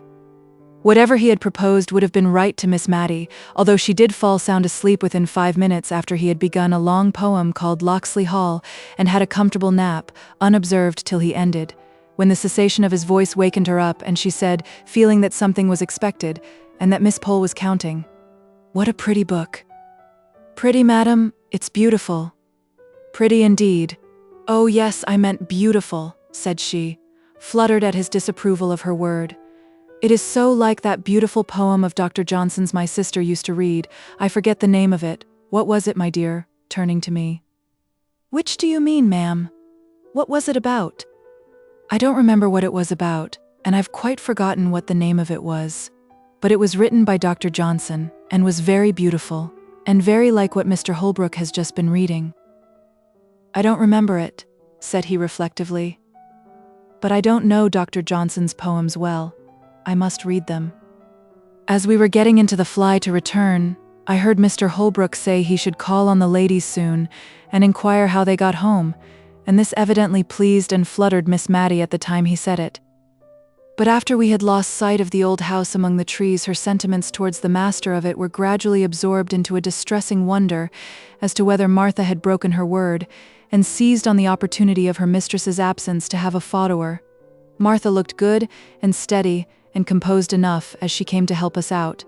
She was always careful of Miss Matty, and tonight she made use of this unlucky speech. "And dear ma'am, to think of your going out in an evening in such a thin shawl. It's no better than muslin. At your age, ma'am, you should be careful." "My age," said Miss Matty, almost speaking crossly for her, for she was usually gentle. "My age? Why, how old do you think I am, that you talk about my age?" "Well, ma'am, I should say you were not far short of 60, but folks' looks is often against them, and I'm sure I meant no harm." "Martha, I'm not yet 52, said Miss Matty, with grave emphasis, for probably the remembrance of her youth had come very vividly before her this day, and she was annoyed at finding that golden time so far away in the past. But she never spoke of any former and more intimate acquaintance with Mr. Holbrook. She had probably met with so little sympathy in her early love that she had shut it up close in her heart, and it was only by a sort of watching, which I could hardly avoid since Miss Pole's confidence, that I saw how faithful her poor heart had been in its sorrow and its silence. She gave me some good reason for wearing her best cap every day, and sat near the window, in spite of her rheumatism, in order to see, without being seen, down into the street. He came. He put his open palms upon his knees, which were far apart, as he sat with his head bent down, whistling, after we had replied to his inquiries about our safe return. Suddenly he jumped up. "Well, madam, have you any commands for Paris? I am going there in a week or two." "To Paris?" we both exclaimed. "Yes, madam. I've never been there, and always had a wish to go, and I think if I don't go soon, I mayn't go at all. So as soon as the hay is got in I shall go, before harvest time." We were so much astonished that we had no commissions. Just as he was going out of the room, he turned back, with his favorite exclamation, "God bless my soul, madam, but I nearly forgot half my errand. Here are the poems for you you admired so much the other evening at my house." He tugged away at a parcel in his coat pocket. "Goodbye, miss," said he. "Goodbye, Matty. Take care of yourself." And he was gone. But he had given her a book, and he had called her Matty just as he used to do 30 years ago. "I wish he would not go to Paris," said Miss Matilda anxiously. "I don't believe frogs will agree with him. He used to have to be very careful what he ate, which was curious in so strong-looking a young man." Soon after this I took my leave, giving many an injunction to Martha to look after her mistress, and to let me know if she thought that Miss Matilda was not so well, in which case I would volunteer a visit to my old friend, without noticing Martha's intelligence to her. Accordingly I received a line or two from Martha every now and then, and, about November I had a note to say her mistress was very low and sadly off her food, and the account made me so uneasy that, although Martha did not decidedly summon me, I packed up my things and went. I received a warm welcome, in spite of the little flurry produced by my impromptu visit, for I had only been able to give a day's notice. Miss Matilda looked miserably ill, and I prepared to comfort and cosset her. I went down to have a private talk with Martha. "How long has your mistress been so poorly?" I asked, as I stood by the kitchen fire. "Well, I think it's better than a fortnight. It is, I know, it was one Tuesday, after Miss Pole had been, that she went into this moping way. I thought she was tired and it would go off with a night's rest. But no, she has gone on and on ever since, till I thought it my duty to write to you, ma'am." "You did quite right, Martha. It is a comfort to think she has so faithful a servant about her. And I hope you find your place comfortable?" "Well, ma'am, Mrs. is very kind, and there's plenty to eat and drink, and no more work but what I can do easily, but—" Martha hesitated. "But what, Martha?" "Why, it seems so hard of Mrs. not to let me have any followers.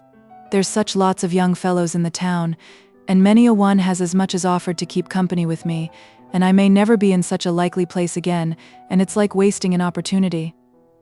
Many a girl as I know would have 'em unbeknownst to Mrs., but I've given my word and I'll stick to it, or else this is just the house for Mrs. never to be the wiser if they did come, and it's such a capable kitchen, there's such dark corners in it, I'd be bound to hide anyone. I counted up last Sunday night, for I'll not deny I was crying because I had to shut the door in Jem Hearn's face, and he's a steady young man, fit for any girl. Only I had given Mrs. my word." Martha was all but crying again, and I had little comfort to give her, for I knew from old experience of the horror with which both the Miss Jenkinses looked upon followers, and in Miss Mattie's present nervous state this dread was not likely to be lessened. I went to see Miss Pole the next day, and took her completely by surprise, for she had not been to see Miss Matilda for 2 days. "And now I must go back with you, my dear, for I promised to let her know how Thomas Holbrook went on, and I'm sorry to say his housekeeper has sent me word today that he hasn't long to live. Poor Thomas, that journey to Paris was quite too much for him. His housekeeper says he has hardly ever been round his fields since, but just sits with his hands on his knees in the counting-house, not reading or anything, but only saying what a wonderful city Paris was. Paris has much to answer for if it's killed my cousin Thomas, for a better man never lived." "Does Miss Matilda know of his illness?" asked I, a new light as to the cause of her indisposition dawning upon me. "Dear, to be sure. Yes. Has not she told you? I let her know a fortnight ago, or more, when first I heard of it. How odd she shouldn't have told you." Not at all, I thought, but I did not say anything. I felt almost guilty of having spied too curiously into that tender heart, and I was not going to speak of its secrets hidden, Miss Mattie believed, from all the world. I ushered Miss Pole into Miss Matilda's little drawing-room, and then left them alone. But I was not surprised when Martha came to my bedroom door, to ask me to go down to dinner alone, for that Mrs. had one of her bad headaches. She came into the drawing-room at tea-time, but it was evidently an effort to her, and, as if to make up for some reproachful feeling against her late sister, Miss Jenkins, which had been troubling her all the afternoon, and for which she now felt penitent, she kept telling me how good and how clever Deborah was in her youth. How she used to settle what gowns they were to wear at all the parties, faint, ghostly ideas of grim parties, far away in the distance, when Miss Mattie and Miss Pole were young, and how Deborah and her mother had started the Benefit Society for the Poor, and taught girls cooking and plain sewing, and how Deborah had once danced with a lord, and how she used to visit at Sir Peter Arley's, and tried to remodel the quiet rectory establishment on the plans of Arley Hall, where they kept 30 servants, and how she had nursed Miss Mattie through a long, long illness, of which I had never heard before, but which I now dated in my own mind as following the dismissal of the suit of Mr. Holbrook. So we talked softly and quietly of old times through the long November evening. The next day Miss Pole brought us word that Mr. Holbrook was dead. Miss Mattie heard the news in silence. In fact, from the account of the previous day, it was only what we had to expect. Miss Pole kept calling upon us for some expression of regret, by asking if it was not sad that he was gone, and saying, "To think of that pleasant day last June when he seemed so well, and he might have lived this dozen years if he had not gone to that wicked Paris, where they are always having revolutions." She paused for some demonstration on our part. I saw Miss Mattie could not speak. She was trembling so nervously, so I said what I really felt, and after a call of some duration, all the time of which I have no doubt Miss Pole thought Miss Mattie received the news very calmly, our visitor took her leave. Miss Mattie made a strong effort to conceal her feelings, a concealment she practiced even with me, for she has never alluded to Mr. Holbrook again, although the book he gave her lies with her Bible on the little table by her bedside. She did not think I heard her when she asked the little milliner of Cranford to make her caps something like the Honourable Mrs. Jameson's, or that I noticed the reply, "But she wears widow's caps, ma'am?" Oh, I only meant something in that style, not widow's of course, but rather like Mrs. Jameson's. This effort at concealment was the beginning of the tremulous motion of head and hands which I have seen ever since in Miss Mattie. The evening of the day on which we heard of Mr. Holbrook's death, Miss Matilda was very silent and thoughtful. After prayers she called Martha back, and then she stood uncertain what to say. "Martha," she said at last, "you are young," and then she made so long a pause that Martha, to remind her of her half-finished sentence, dropped a curtsy and said, "Yes, please, ma'am. 22 last 3rd of October, please, ma'am. And perhaps, Martha, you may sometime meet with a young man you like, and who likes you. I did say you were not to have followers, but if you meet with such a young man and tell me, and I find he is respectable, I have no objection to his coming to see you once a week. God forbid," said she in a low voice, "that I should grieve any young hearts." She spoke as if she were providing for some distant contingency, and was rather startled when Martha made her ready, eager answer. "Please, ma'am, there's Jem Hearn, and he's a joiner making 3 and 6 a day, and 6'1" in his stocking feet, please, ma'am, and if you'll ask about him tomorrow morning, everyone will give him a character for steadiness, and he'll be glad enough to come tomorrow night, I'll be bound." Though Miss Mattie was startled, she submitted to fate and love. Chapter 5. Old Letters. I have often noticed that almost everyone has his own individual small economies, careful habits of saving fractions of pennies in some one peculiar direction, any disturbance of which annoys him more than spending shillings or pounds on some real extravagance. An old gentleman of my acquaintance, who took the intelligence of the failure of a joint stock bank, in which some of his money was invested, worried his family all through a long summer's day because one of them had torn, instead of cutting, out the written leaves of his now useless bank book. Of course, the corresponding pages at the other end came out as well. And this little unnecessary waste of paper, his private economy, chafed him more than all the loss of his money. Envelopes fretted his soul terribly when they first came in. The only way in which he could reconcile himself to such waste of his cherished article was by patiently turning inside out all that were sent to him, and so making them serve again. Even now, though tamed by age, I see him casting wistful glances at his daughters when they send a whole inside of a half-sheet of notepaper, with the 3 lines of acceptance to an invitation, written on only one of the sides. I am not above owning that I have this human weakness myself. String is my foible. My pockets get full of little hanks of it, picked up and twisted together, ready for uses that never come. I am seriously annoyed if anyone cuts the string of a parcel instead of patiently and faithfully undoing it fold by fold. How people can bring themselves to use India rubber rings, which are a sort of deification of string, as lightly as they do, I cannot imagine. To me, an India rubber ring is a precious treasure. I have one which is not new, one that I picked up off the floor nearly 6 years ago. I have really tried to use it, but my heart failed me, and I could not commit the extravagance. Small pieces of butter grieve others. They cannot attend to conversation because of the annoyance occasioned by the habit which some people have of invariably taking more butter than they want. Have you not seen the anxious look, almost mesmeric, which such persons fix on the article?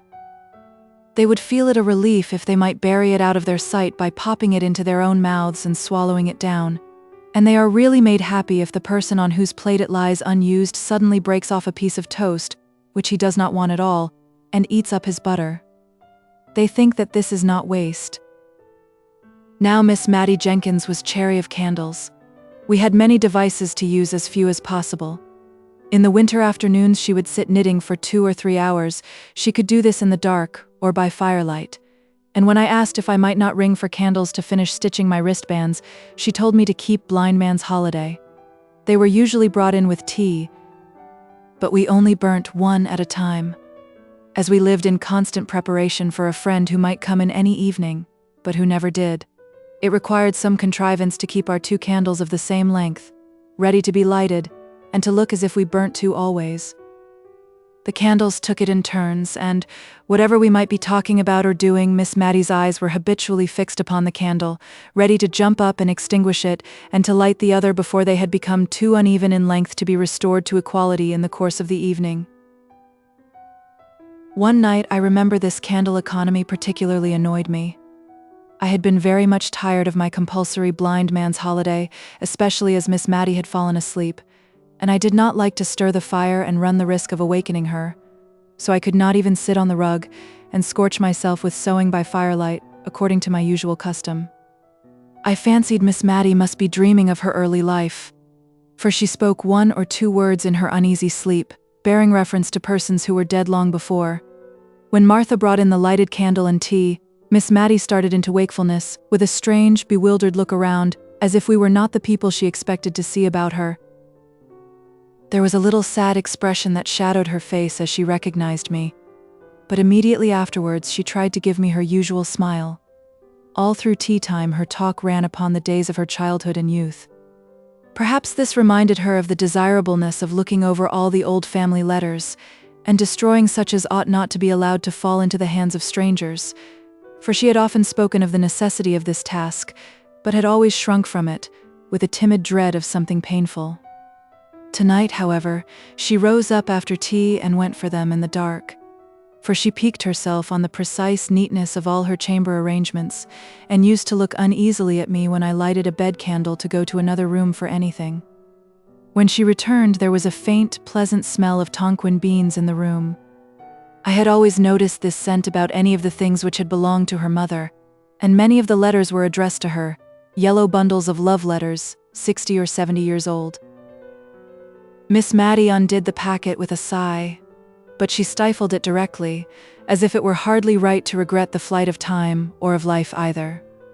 We agreed to look them over separately, each taking a different letter out of the same bundle, and describing its contents to the other before destroying it. I never knew what sad work the reading of old letters was before that evening, though I could hardly tell why. The letters were as happy as letters could be, at least those early letters were. There was in them a vivid and intense sense of the present time, which seemed so strong and full, as if it could never pass away, and as if the warm, living hearts that so expressed themselves could never die, and be as nothing to the sunny earth. I should have felt less melancholy, I believe, if the letters had been more so. I saw the tears stealing down the well-worn furrows of Miss Maddie's cheeks, and her spectacles often wanted wiping. I trusted at last that she would light the other candle, for my own eyes were rather dim, and I wanted more light to see the pale, faded ink. But no, even through her tears she saw and remembered her little economical ways. The earliest set of letters were 2 bundles tied together, and ticketed, in Miss Jenkins's handwriting. Letters interchanged between my ever-honored father and my dearly beloved mother, prior to their marriage, in July 1774. I should guess that the rector of Cranford was about 27 years of age when he wrote those letters, and Miss Maddie told me that her mother was just 18 at the time of her wedding, with my idea of the rector derived from a picture in the dining parlor, stiff and stately, in a huge full-bottomed wig, with gown, cassock, and bands, and his hand upon a copy of the only sermon he ever published. It was strange to read these letters. They were full of eager, passionate ardor, short, homely sentences, right fresh from the heart, very different from the grand Latinized Johnsonian style of the printed sermon preached before some judge at assize time. His letters were a curious contrast to those of his girl bride. She was evidently rather annoyed at his demands upon her for expressions of love, and could not quite understand what he meant by repeating the same thing over in so many different ways. But what she was quite clear about was a longing for a white paduasoy, whatever that might be, and 6 or 7 letters were principally occupied in asking her lover to use his influence with her parents, who evidently kept her in good order, to obtain this or that article of dress, more especially the white paduasoy. He cared nothing how she was dressed. She was always lovely enough for him, as he took pains to assure her, when she begged him to express in his answers a predilection for particular pieces of finery, in order that she might show what he said to her parents. But at length he seemed to find out that she would not be married till she had a trousseau to her mind, and then he sent her a letter, which had evidently accompanied a whole box full of finery, and in which he requested that she might be dressed in everything her heart desired. This was the first letter, ticketed in a frail, delicate hand, from my dearest John. Shortly afterwards they were married, I suppose, from the intermission in their correspondence. "We must burn them, I think," said Miss Matty, looking doubtfully at me. "No one will care for them when I am gone." And one by one she dropped them into the middle of the fire, watching each blaze up, die out and rise away, in faint white ghostly semblance, up the chimney, before she gave another to the same fate. The room was light enough now, but I, like her, was fascinated into watching the destruction of those letters, into which the honest warmth of a manly heart had been poured forth. The next letter, likewise docketed by Miss Jenkins, was endorsed, "Letter of pious congratulation and exhortation from my venerable grandfather to my beloved mother, on occasion of my own birth. Also some practical remarks on the desirability of keeping warm the extremities of infants, from my excellent grandmother." The first part was, indeed, a severe and forcible picture of the responsibilities of mothers, and a warning against the evils that were in the world, and lying in ghastly wait for the little baby of 2 days old. His wife did not write, said the old gentleman, because he had forbidden it, she being indisposed with a sprained ankle, which, he said, quite incapacitated her from holding a pen. However, at the foot of the page was a small T.O., and on turning it over, sure enough there was a letter to my dearest Molly, begging her, when she left her room, whatever she did, to go upstairs before going down, and telling her to wrap her baby's feet up in flannel, and keep it warm by the fire, although it was summer, for babies were so tender. It was pretty to see from the letters, which were evidently exchanged with some frequency between the young mother and the grandmother, how the girlish vanity was being weeded out of her heart by love for her baby. The white paduasoy figured again in the letters, with almost as much vigor as before. In one, it was being made into a christening cloak for the baby. It decked it when it went with its parents to spend a day or two at Arley Hall. It added to its charms, when it was the prettiest little baby that ever was seen. Dear mother, I wish you could see her. Without any partiality, I do think she will grow up a regular buddy. I thought of Miss Jenkins, grey, withered, and wrinkled, and I wondered if her mother had known her in the courts of heaven. And then I knew that she had, and that they stood there in angelic guise. There was a great gap before any of the rector's letters appeared, and then his wife had changed her mode of her endorsement. It was no longer from my dearest John, it was from my honored husband. The letters were written on occasion of the publication of the same sermon which was represented in the picture. The preaching before my Lord Judge and the publishing by request was evidently the culminating point, the event of his life.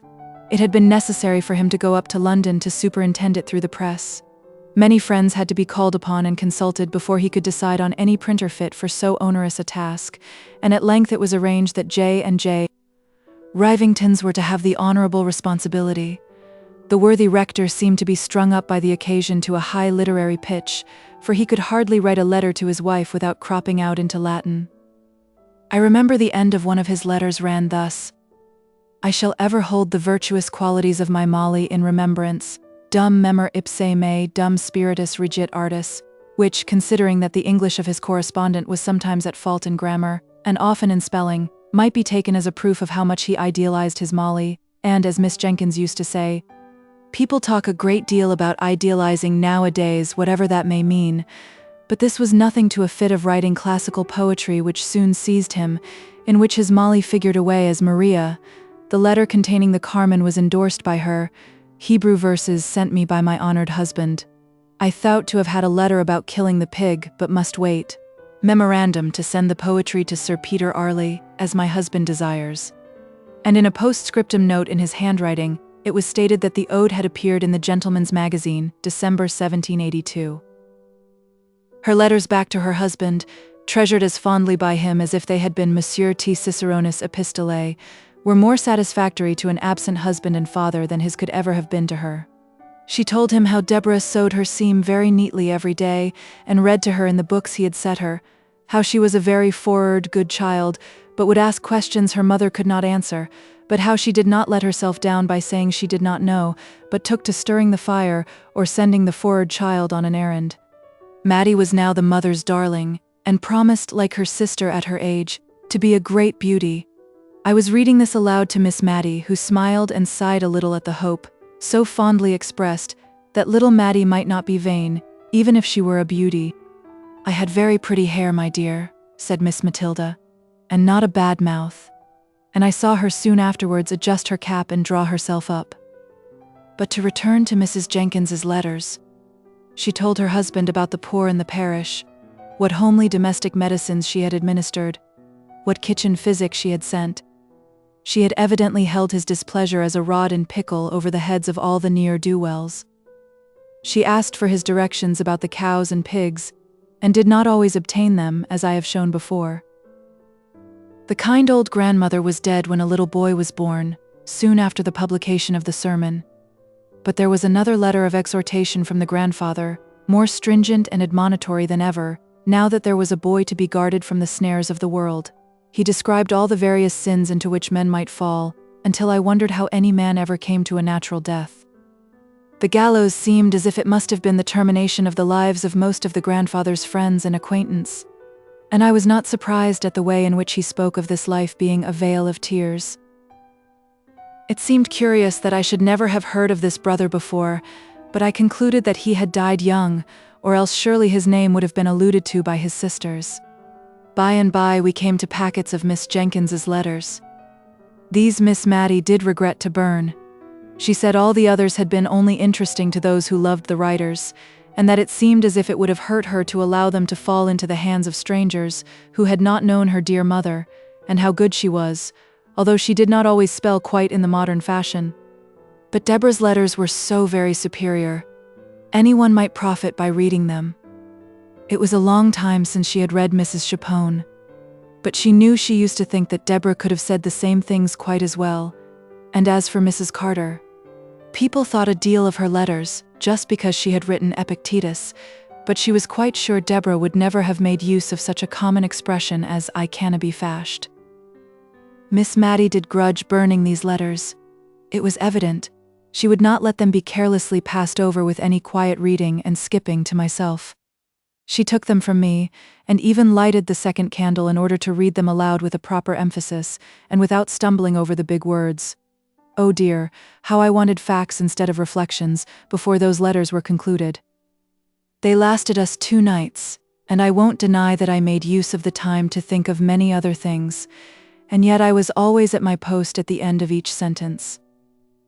The rector's letters and those of his wife and mother-in-law had all been tolerably short and pithy, written in a straight hand, with the lines very close together. Sometimes the whole letter was contained on a mere scrap of paper. The paper was very yellow and the ink very brown. Some of the sheets were, as Miss Maddie made me observe, the old original post, with the stamp in the corner representing a postboy riding for life and twanging his horn. The letters of Mrs. Jenkins and her mother were fastened with a great round red wafer, for it was before Miss Edgeworth's patronage had banished wafers from polite society. It was evident from the tenor of what was said that francs were in great request, and were even used as a means of paying debts by needy members of Parliament.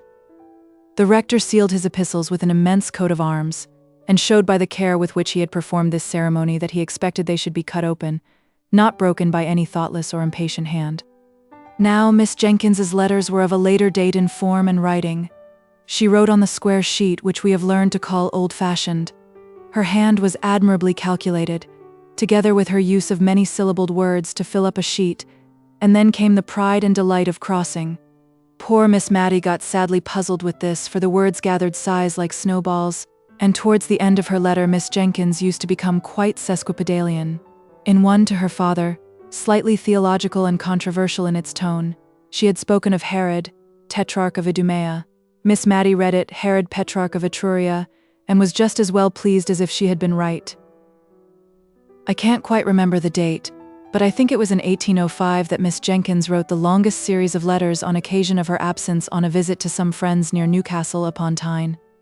These friends were intimate with the commandant of the garrison there, and heard from him of all the preparations that were being made to repel the invasion of Buonaparte, which some people imagined might take place at the mouth of the Tyne. Miss Jenkins was evidently very much alarmed, and the first part of her letters was often written in pretty intelligible English, conveying particulars of the preparations which were made in the family with whom she was residing against the dreaded event. The bundles of clothes that were packed up ready for a flight to Alston Moor, a wild hilly piece of ground between Northumberland and Cumberland, the signal that was to be given for this flight, and for the simultaneous turning out of the volunteers under arms, which said signal was to consist, if I remember rightly, in ringing the church bells in a particular and ominous manner. One day, when Miss Jenkins and her hosts were at a dinner party in Newcastle, this warning summons was actually given, not a very wise proceeding if there be any truth in the moral attached to the fable of the boy and the wolf, but so it was, and Miss Jenkins, hardly recovered from her fright, wrote the next day to describe the sound, the breathless shock, the hurry and alarm, and then, taking breath, she added, "How trivial, my dear father, do all our apprehensions of the last evening appear at the present moment to calm and inquiring minds." And here Miss Matty broke in with, "But indeed, my dear, they were not at all trivial or trifling at the time. I know I used to wake up in the night many a time and think I heard the tramp of the French entering Cranford. Many people talked of hiding themselves in the salt mines, and meat would have kept capitally down there, only perhaps we should have been thirsty. And my father preached a whole set of sermons on the occasion. One set in the mornings, all about David and Goliath, to spirit up the people to fighting with spades or bricks, if need were, and the other set in the afternoons, proving that Napoleon, that was another name for Boney, as we used to call him, was all the same as an Apollyon and Abaddon. I remember my father rather thought he should be asked to print this last set, but the parish had perhaps had enough of them with hearing. Peter Marmaduke Arley Jenkins, poor Peter as Miss Matty began to call him, was at school at Shrewsbury by this time. The rector took up his pen and rubbed up his Latin once more, to correspond with his boy. It was very clear that the lads were what are called show letters. They were of a highly mental description, giving an account of his studies and his intellectual hopes of various kinds, with an occasional quotation from the classics. But, now and then, the animal nature broke out in such a little sentence as this, evidently written in a trembling hurry, after the letter had been inspected. "Mother dear, do send me a cake, and put plenty of citron in." The mother dear probably answered her boy in the form of cakes and goody, for there were none of her letters among this set, but a whole collection of the rector's, to whom the Latin in his boy's letters was like a trumpet to the old war-horse. I do not know much about Latin, certainly, and it is, perhaps, an ornamental language, but not very useful, I think, at least to judge from the bits I remember out of the rector's letters. One was, "You have not got that town in your map of Ireland, but bonus Bernardus non vide omnia, as the proverbia say." Presently it became very evident that poor Peter got himself into many scrapes. There were letters of stilted penitence to his father for some wrong-doing, and among them all was a badly written, badly sealed, badly directed, blotted note. "My dear, dear, dear, dearest mother, I will be a better boy. I will indeed, but don't, please, be ill for me. I am not worth it, but I will be good, darling mother." Miss Matty could not speak for crying after she had read this note. She gave it to me in silence and then got up and took it to her sacred recesses in her own room, for fear by any chance it might get burnt. "Poor Peter," she said. "He was always in scrapes, he was too easy. They led him wrong and then left him in the lurch. But he was too fond of mischief. He could never resist a joke. Poor Peter." Chapter 6. Poor Peter. Poor Peter's career lay before him rather pleasantly mapped out by kind friends, but bonus Bernardus non vide omnia in this map too. He was to win honours at the Shrewsbury School, and carry them thick to Cambridge, and after that a living awaited him, the gift of his godfather, Sir Peter Arley. Poor Peter. His lot in life was very different to what his friends had hoped and planned. Miss Matty told me all about it, and I think it was a relief when she had done so.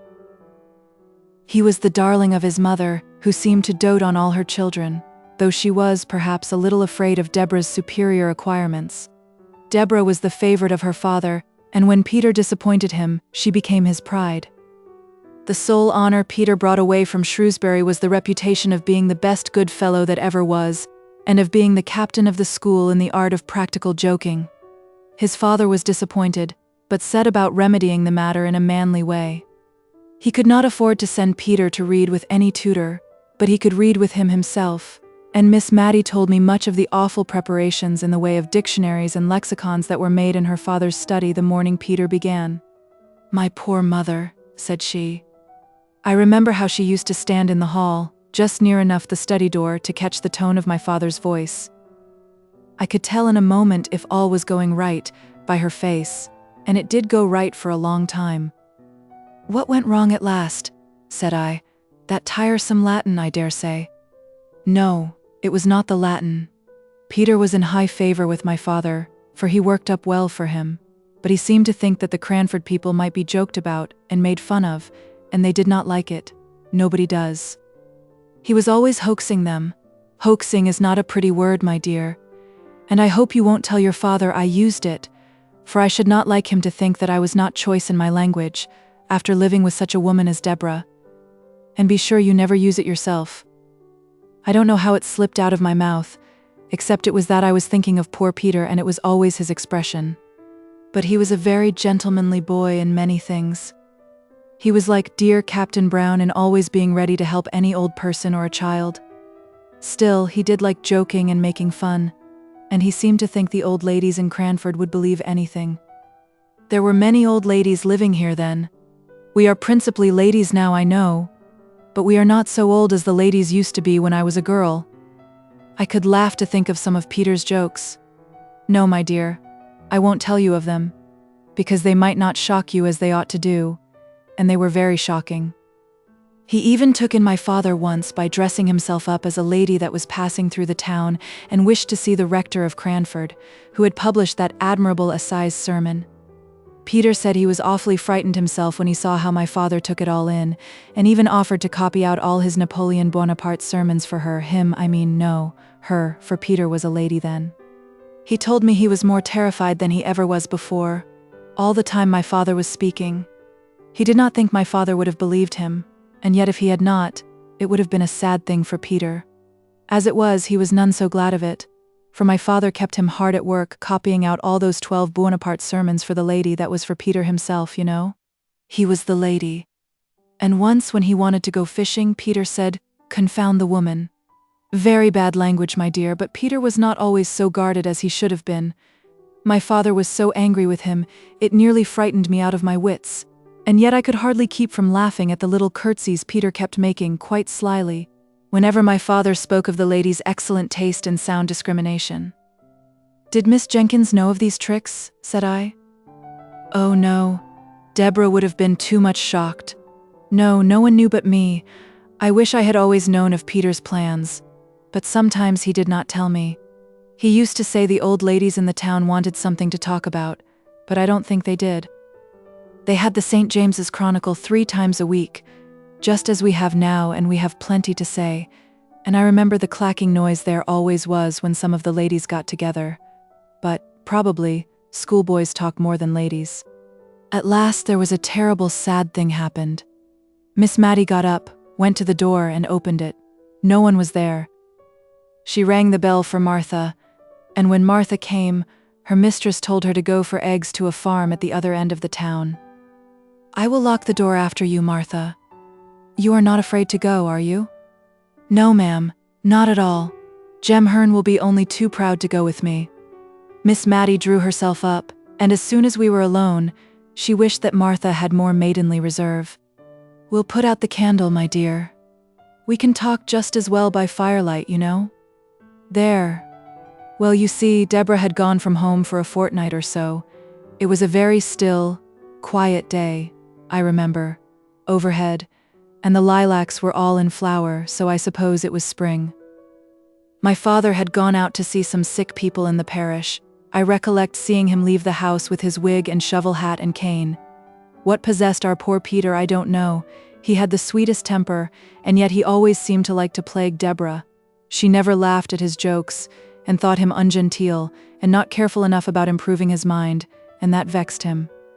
Well, He went to her room, it seems, and dressed himself in her old gown and shawl and bonnet, just the things she used to wear in Cranford, and was known by everywhere, and he made the pillow into a little, "You are sure you locked the door, my dear, for I should not like anyone to hear," into a little baby, with white long clothes.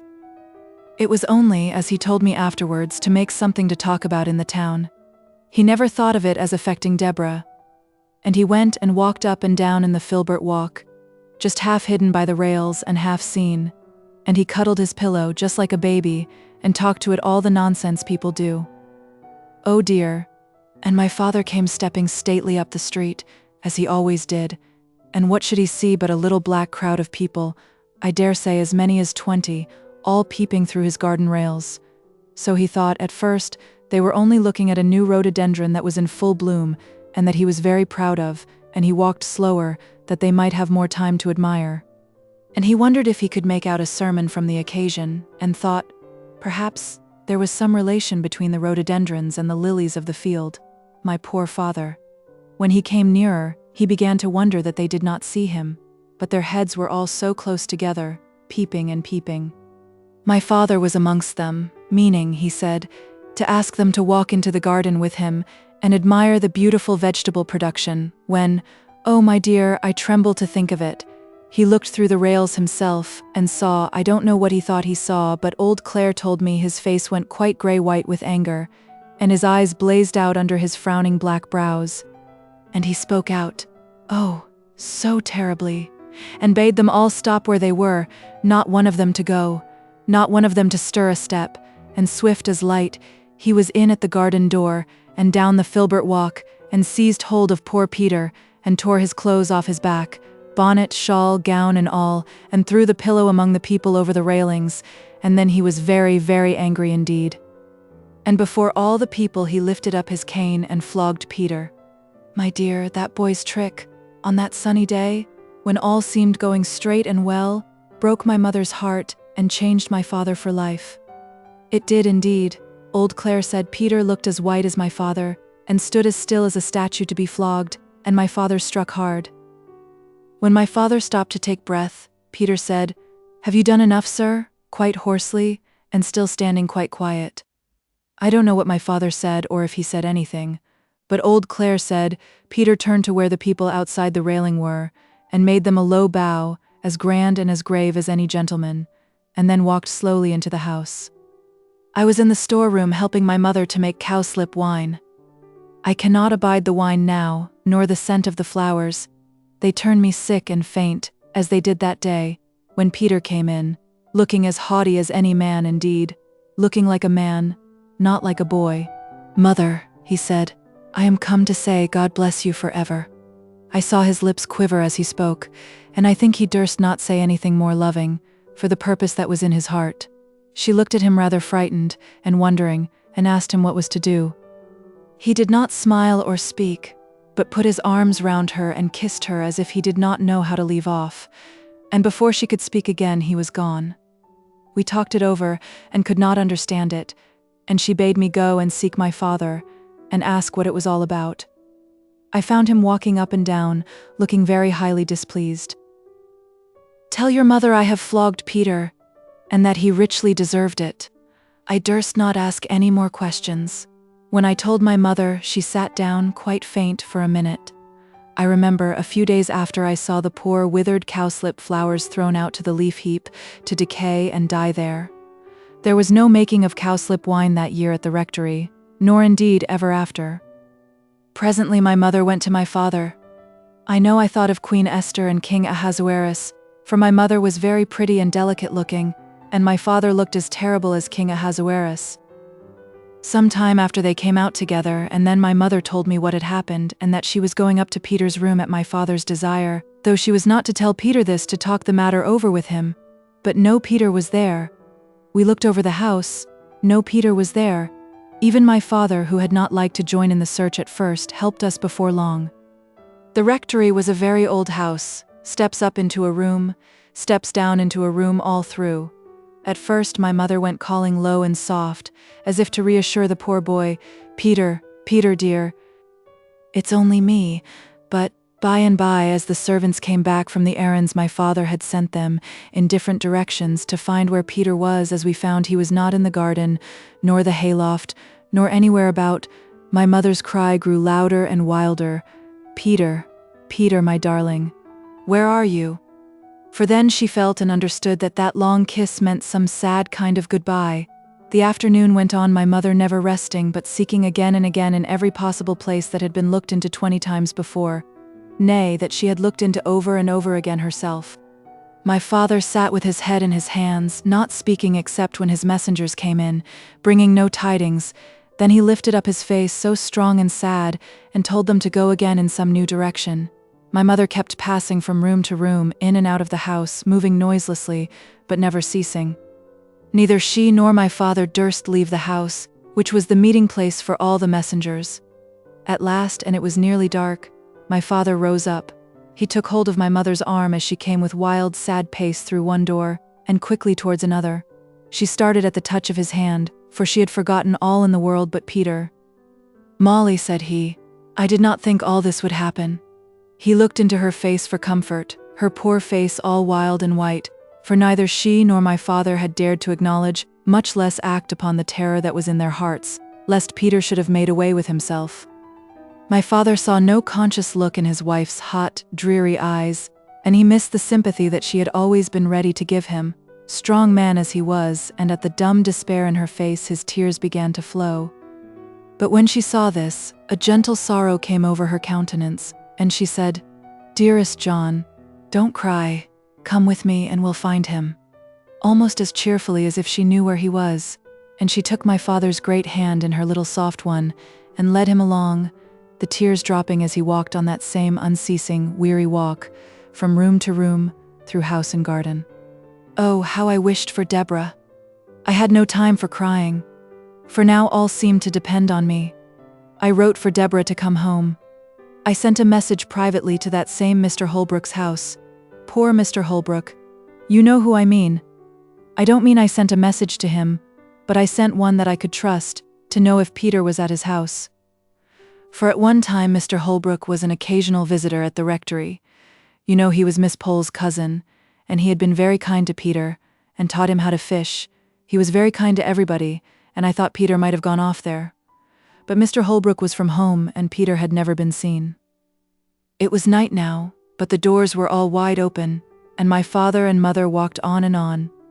It was more than an hour since he had joined her, and I don't believe they had ever spoken all that time. I was getting the parlor fire lighted, and one of the servants was preparing tea, for I wanted them to have something to eat and drink and warm them, when old Clare asked to speak to me. "I have borrowed the nets from the weir, Miss Mattie. Shall we drag the ponds tonight, or wait for the morning?"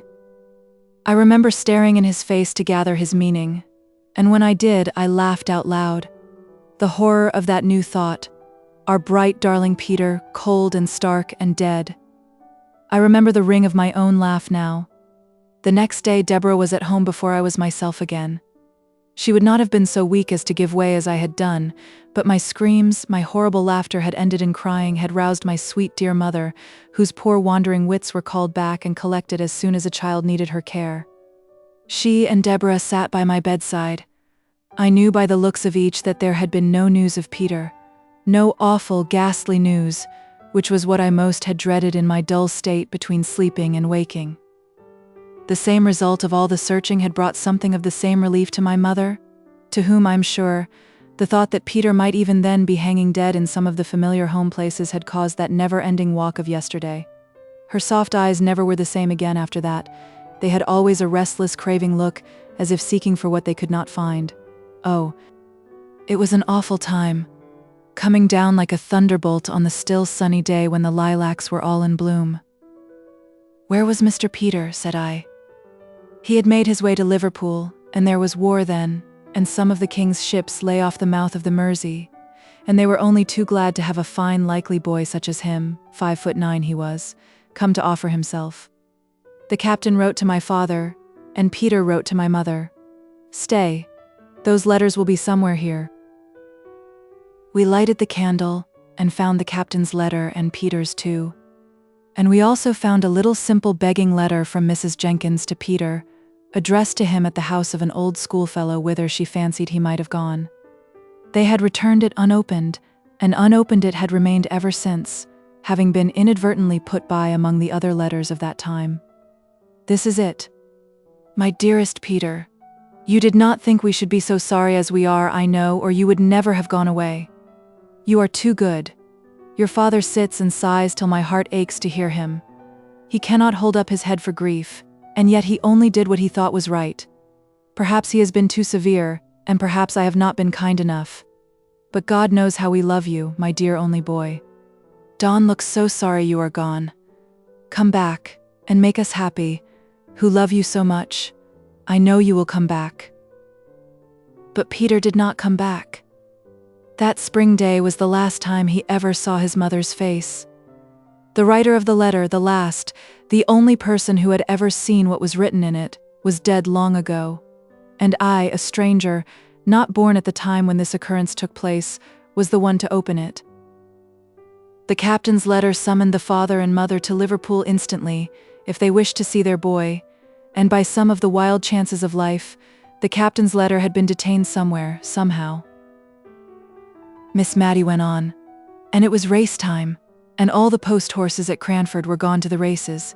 But my father and mother set off in our own gig, and oh, my dear, they were too late, the ship was gone, and now read Peter's letter to my mother.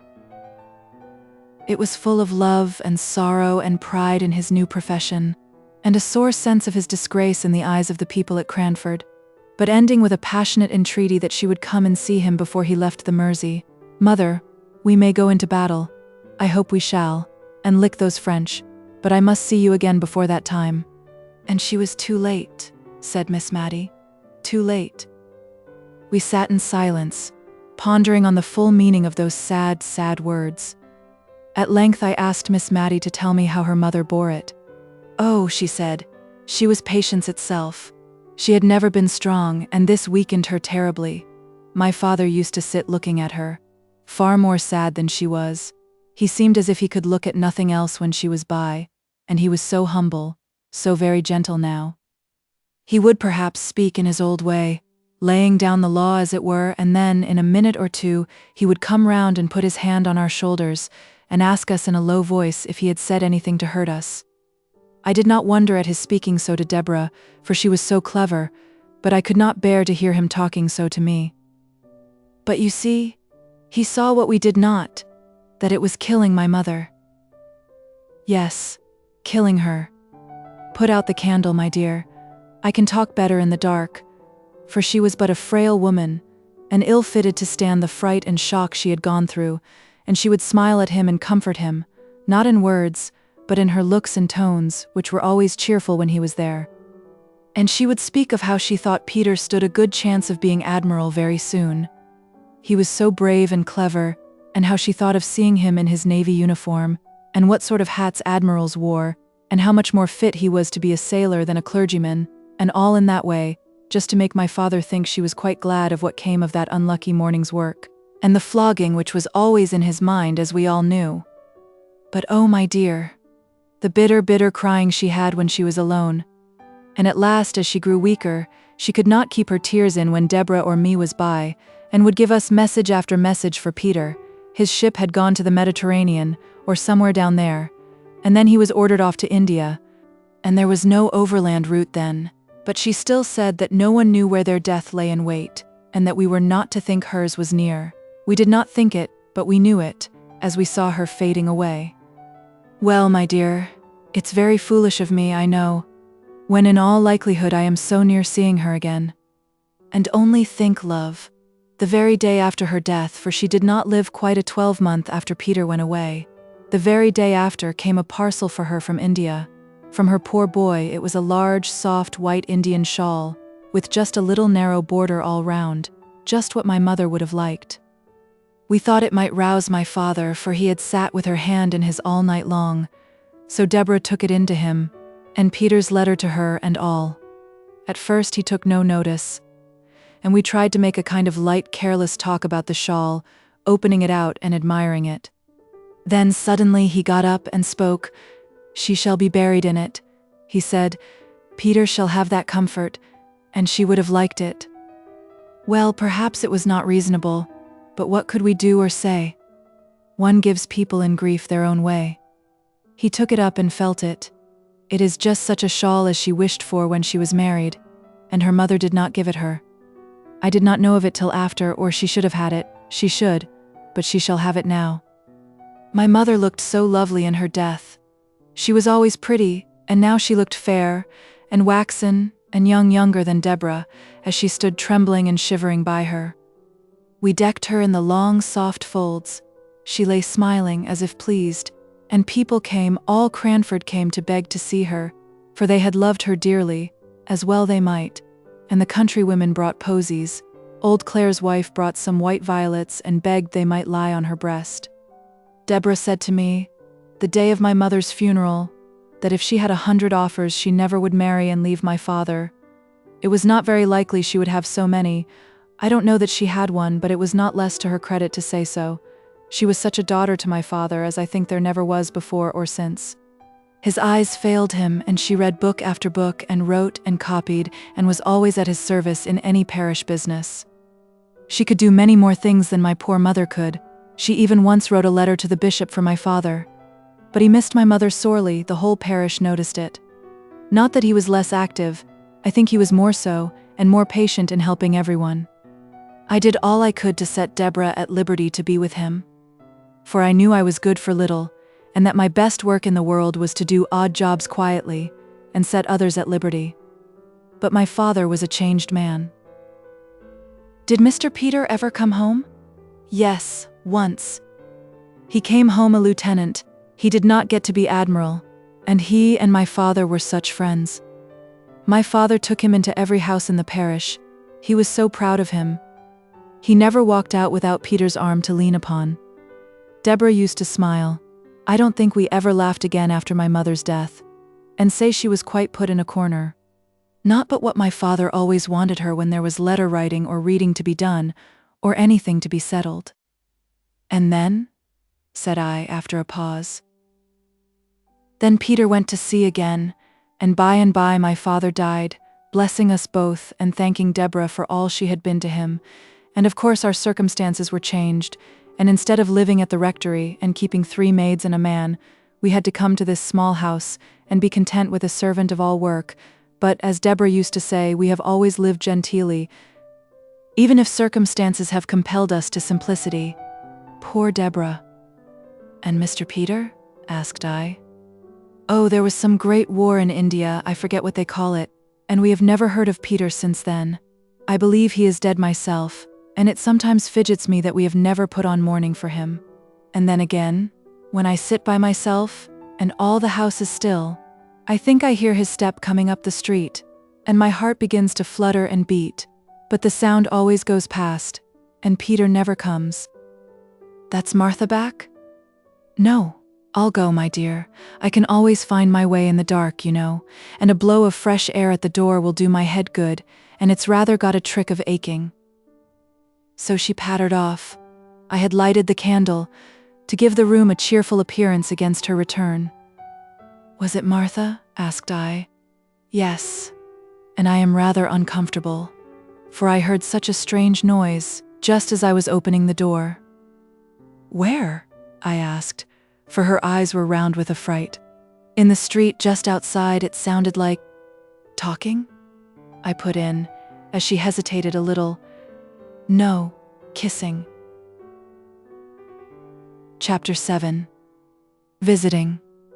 One morning, as Miss Mattie and I sat at our work, it was before 12 o'clock, and Miss Mattie had not changed the cap with yellow ribbons that had been Miss Jenkins's best, and which Miss Mattie was now wearing out in private, putting on the one made in imitation of Mrs. Jameson's at all times when she expected to be seen. Martha came up, and asked if Miss Betty Barker might speak to her mistress. Miss Mattie assented, and quickly disappeared to change the yellow ribbons, while Miss Barker came upstairs.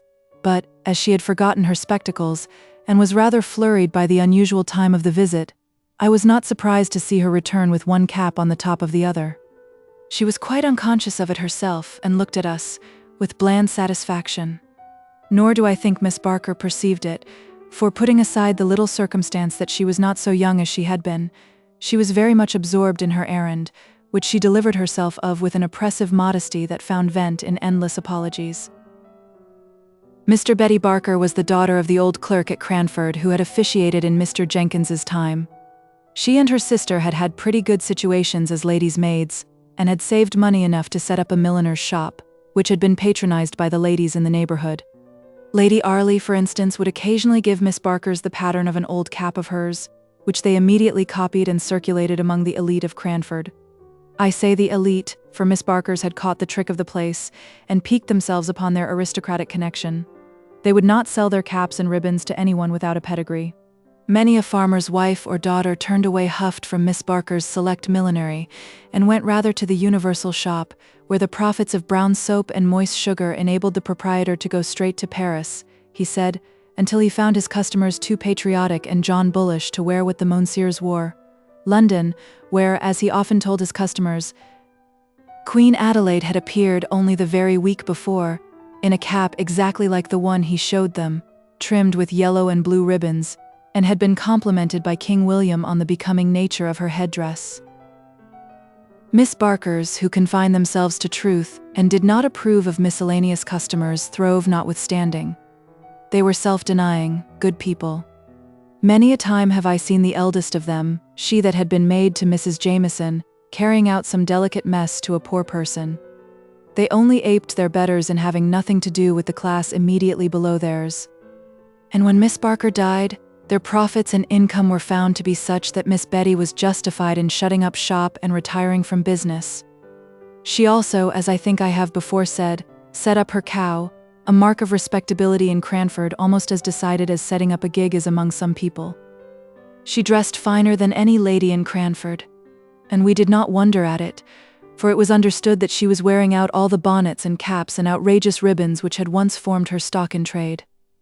It was 5 or 6 years since she had given up shop, so in any other place than Cranford her dress might have been considered passé. And now Miss Betty Barker had called to invite Miss Mattie to tea at her house on the following Tuesday.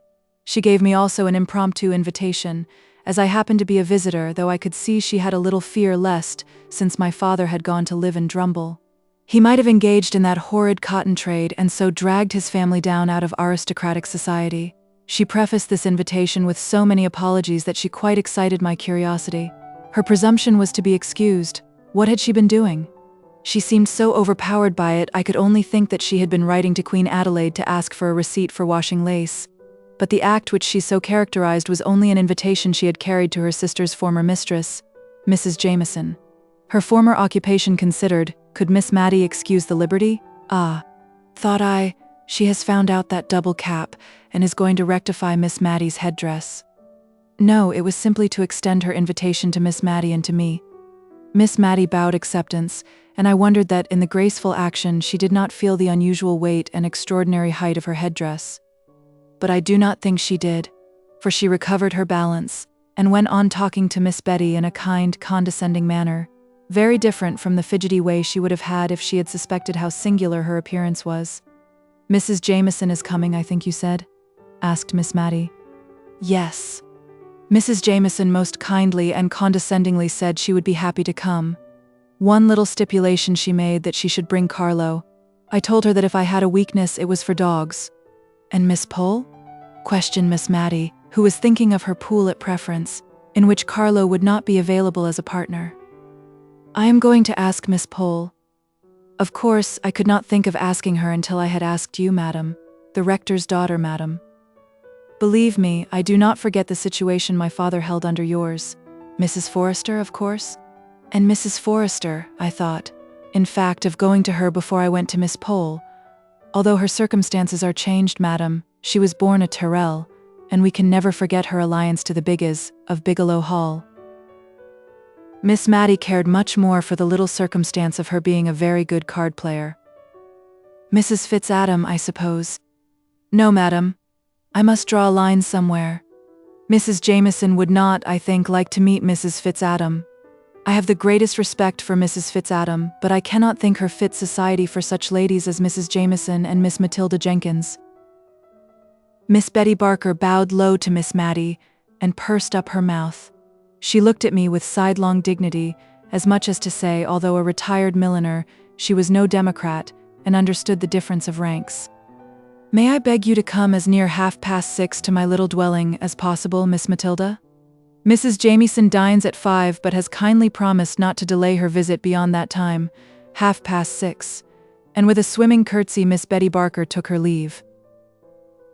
My prophetic soul foretold a visit that afternoon from Miss Pole, who usually came to call on Miss Matilda after any event, or indeed in sight of any event, to talk it over with her.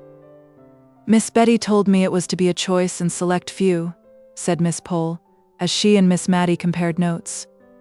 "Yes, so she said. Not even Mrs. Fitzadam." Now Mrs. Fitzadam was the widowed sister of the Cranford surgeon, whom I have named before. Their parents were respectable farmers, content with their station. The name of these good people was Hoggins. Mr. Hoggins was the Cranford doctor now. We disliked the name and considered it coarse. But as Miss Jenkins said, if he changed it to Piggins it would not be much better.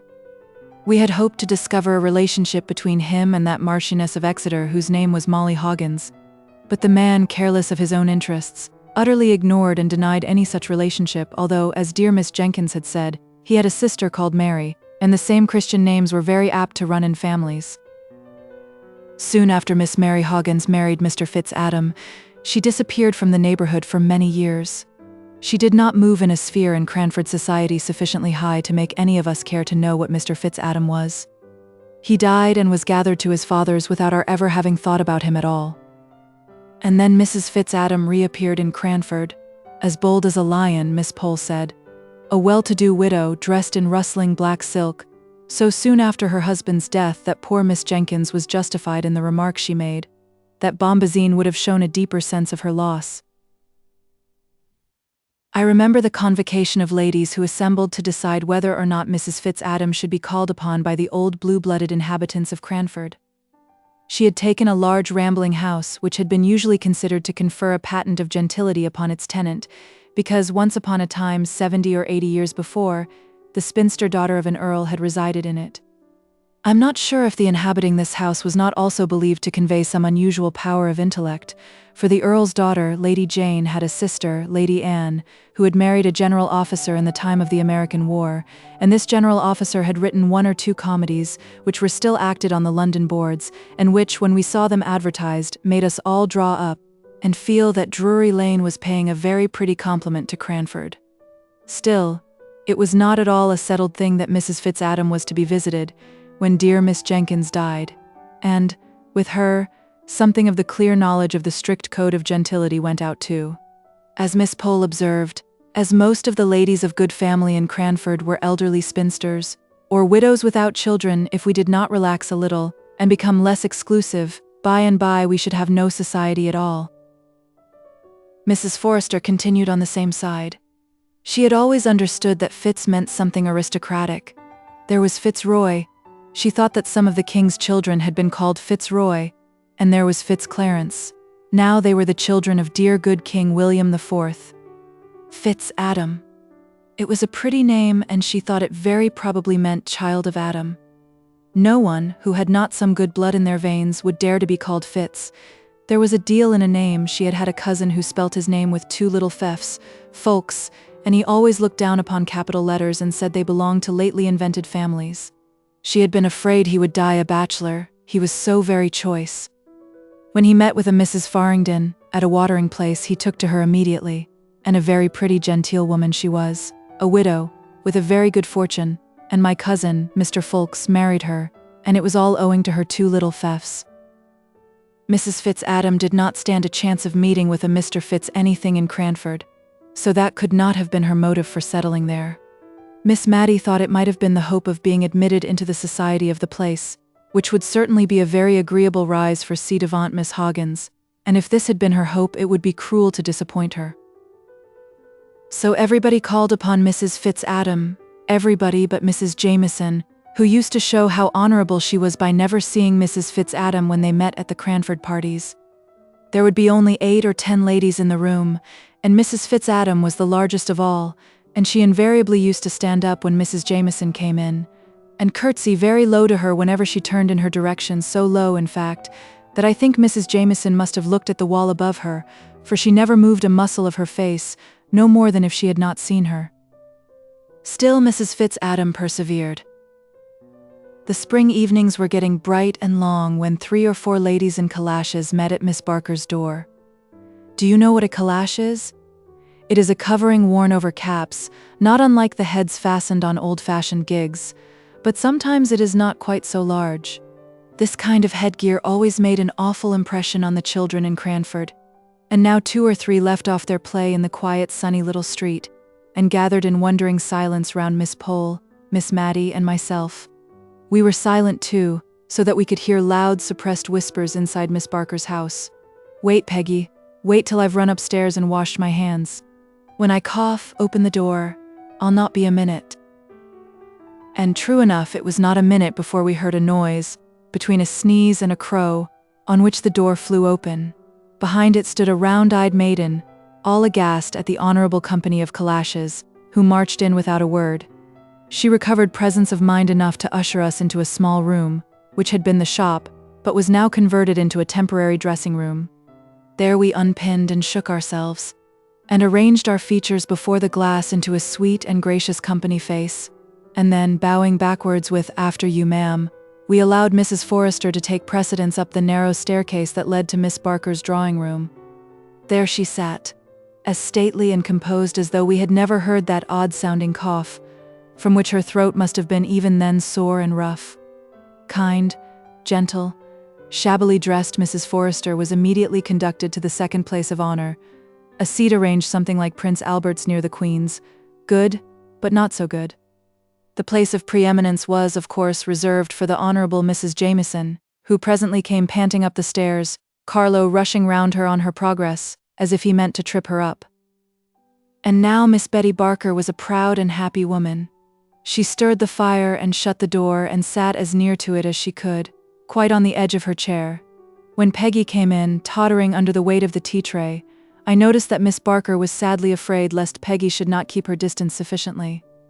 She and her mistress were on very familiar terms in their everyday intercourse, and Peggy wanted now to make several little confidences to her, which Miss Barker was on thorns to hear, but which she thought it her duty as a lady to repress. So she turned away from all Peggy's asides and signs, but she made 1 or 2 very malapropos answers to what was said, and at last, seized with a bright idea, she exclaimed, "Poor sweet Carlo, I'm forgetting him. Come downstairs with me, poor itty doggy, and it shall have its tea, it shall." In a few minutes she returned, bland and benignant as before, but I thought she had forgotten to give the poor itty doggy anything to eat, judging by the avidity with which he swallowed down chance pieces of cake. The tea tray was abundantly loaded. I was pleased to see it. I was so hungry, but I was afraid the ladies present might think it vulgarly heaped up. I know they would have done at their own houses, but somehow the heaps disappeared here. I saw Mrs. Jameson eating seed cakes slowly and considerately, as she did everything, and I was rather surprised, for I knew she had told us, on the occasion of her last party, that she never had it in her house. It reminded her so much of scented soap. She always gave us Savoy biscuits. However, Mrs. Jameson was kindly indulgent to Miss Barker's want of knowledge of the customs of high life, and, to spare her feelings, ate 3 large pieces of seed cake, with a placid ruminating expression of countenance, not unlike a cow's. After tea there was some little demur and difficulty. We were 6 in number. 4 could play at preference, and for the other 2 there was cribbage. But all, except myself, I was rather afraid of the Cranford ladies at cards, for it was the most earnest and serious business they ever engaged in, were anxious to be of the pool. Even Miss Barker, while declaring she did not know Spadille from Manille, was evidently hankering to take a hand. The dilemma was soon put an end to by a singular kind of noise. If a baron's daughter-in-law could ever be supposed to snore, I should have said Mrs. Jameson did so then, for, overcome by the heat of the room and inclined to doze by nature, the temptation of that very comfortable armchair had been too much for her, and Mrs. Jameson was nodding. Once or twice she opened her eyes with an effort, and calmly but unconsciously smiled upon us. But by and by even her benevolence was not equal to this exertion, and she was sound asleep. "It is very gratifying to me," whispered Miss Barker at the card table to her 3 opponents, whom, notwithstanding her ignorance of the game, she was basting most unmercifully. Very gratifying indeed, to see how completely Mrs. Jameson feels at home in my poor little dwelling. She could not have paid me a greater compliment. Miss Barker provided me with some literature in the shape of 3 or 4 handsomely bound fashion books 10 or 12 years old, observing, as she put a little table and a candle for my especial benefit, that she knew young people liked to look at pictures. Carlo lay and snorted, and started at his mistress's feet. He too was quite at home. The card table was an animated scene to watch. 4 ladies' heads, with niddle-noddling caps, all nearly meeting over the middle of the table in their eagerness to whisper quick enough and loud enough, and every now and then came Miss Barker's, "Hush, ladies, if you please hush. Mrs. Jameson is asleep." It was very difficult to steer clear between Mrs. Forrester's deafness and Mrs. Jameson's sleepiness, but Miss Barker managed her arduous task well. She repeated the whisper to Mrs. Forrester, distorting her face considerably, in order to show, by the motions of her lips, what was said, and then she smiled kindly all round at us, and murmured to herself, "Very gratifying indeed. I wish my poor sister had been alive to see this day." Presently the door was thrown wide open. Carlo started to his feet, with a loud snapping bark, and Mrs. Jameson awoke, or, perhaps, she had not been asleep, as she said almost directly. The room had been so light she had been glad to keep her eyes shut, but had been listening with great interest to all our amusing and agreeable conversation. Peggy came in once more, red with importance. "Another tray. Oh, gentility," thought I. "Can you endure this last shock?" For Miss Barker had ordered, nay, I doubt not prepared, although she did say, "Why, Peggy, what have you brought us?" and looked pleasantly surprised at the unexpected pleasure. All sorts of good things for supper: scalloped oysters, potted lobsters, jelly, a dish called Little Cupids, which was in great favor with the Cranford ladies, although too expensive to be given, except on solemn and state occasions, macaroons sopped in brandy, I should have called it, if I had not known its more refined and classical name. In short, we were evidently to be feasted with all that was sweetest and best, and we thought it better to submit graciously, even at the cost of our gentility, which never ate suppers in general, but which, like most non-supper eaters, was particularly hungry on all special occasions. Miss Barker, in her former sphere, had, I dare say, been made acquainted with the beverage they call cherry brandy. We none of us had ever seen such a thing, and rather shrank back when she proffered it us, "Just a little ladle glass, ladies, after the oysters and lobsters, you know." Shellfish are sometimes thought not very wholesome. We all shook our heads like female mandarins, but at last Mrs. Jameson suffered herself to be persuaded, and we followed her lead. It was not exactly unpalatable, though so hot and so strong that we thought ourselves bound to give evidence that we were not accustomed to such things by coughing terribly, almost as strangely as Miss Barker had done before we were admitted by Peggy. "It's very strong," said Miss Pole, as she put down her empty glass. "I do believe there's spirit in it." "Only a little drop, just necessary to make it keep," said Miss Barker. "You know we put brandy pepper over our preserves to make them keep. I often feel tipsy myself from eating damson tart." I question whether damson tart would have opened Mrs. Jameson's heart as the cherry brandy did, but she told us of a coming event, respecting which she had been quite silent till that moment. "My sister-in-law, Lady Glenmire, is coming to stay with me." There was a chorus of "indeed," and then a pause. Each one rapidly reviewed her wardrobe as to its fitness to appear in the presence of a baron's widow, for, of course, a series of small festivals were always held in Cranford on the arrival of a visitor at any of our friends' houses. We felt very pleasantly excited on the present occasion. Not long after this, the maids and the lanterns were announced. Mrs. Jameson had the sedan chair, which had squeezed itself into Miss Barker's narrow lobby with some difficulty, and most literally stopped the way. It required some skillful maneuvering on the part of the old chairman, shoemakers by day, but when summoned to carry the sedan dressed up in a strange old livery, long greatcoats, with small capes coeval with the sedan, and similar to the dress of the class in Hogarth's pictures, to edge and back, and try at it again, and finally to succeed in carrying their burden out of Miss Barker's front door. Then we heard their quick pit-a-pat along the quiet little street as we put on our calashes and pinned up our gowns, Miss Barker hovering about us with offers of help, which, if she had not remembered her former occupation, and wished us to forget it, would have been much more pressing. Chapter 8. Your Ladyship. Early the next morning, directly after 12, Miss Pole made her appearance at Miss Maddie's. Some very trifling piece of business was alleged as a reason for the call, but there was evidently something behind. At last out it came. "By the way, you'll think I'm strangely ignorant, but do you really know I am puzzled how we ought to address Lady Glenmire? Do you say your ladyship, where you would say you to a common person? I have been puzzling all morning, and are we to say my lady instead of ma'am?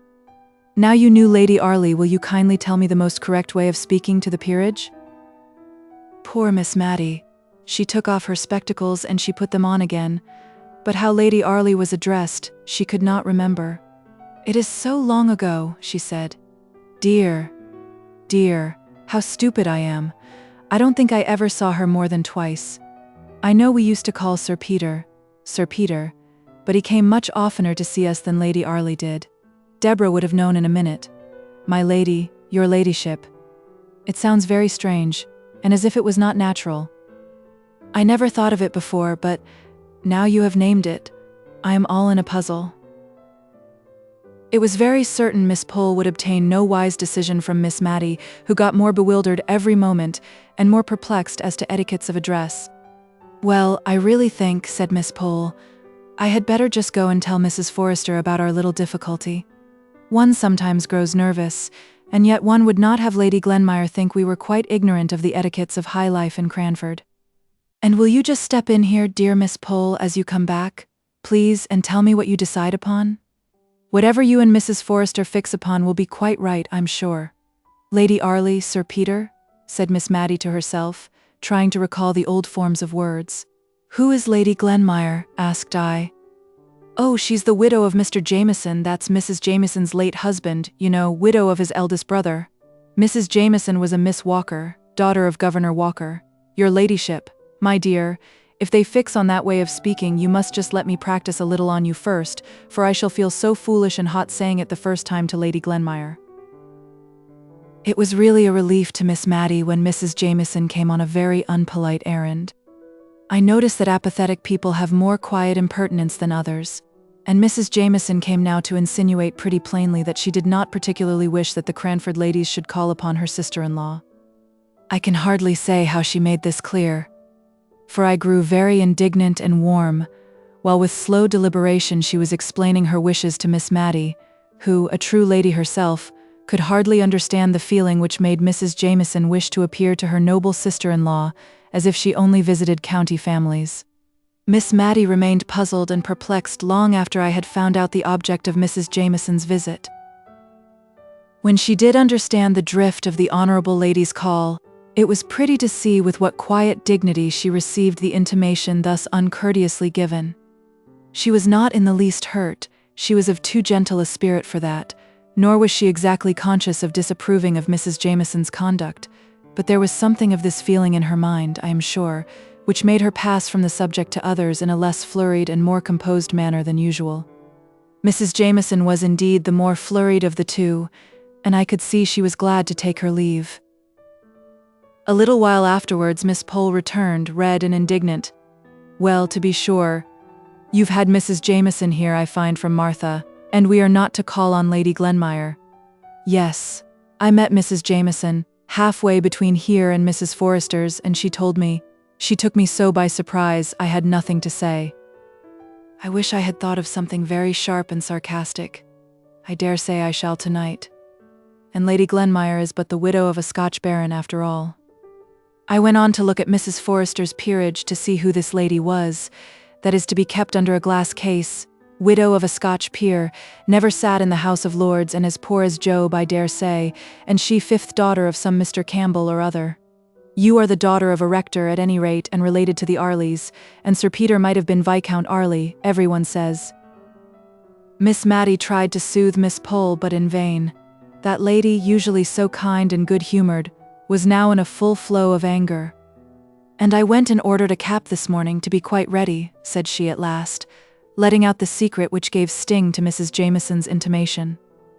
Mrs. Jameson shall see if it is so easy to get me to make forth at a pool when she has none of her fine Scotch relations with her.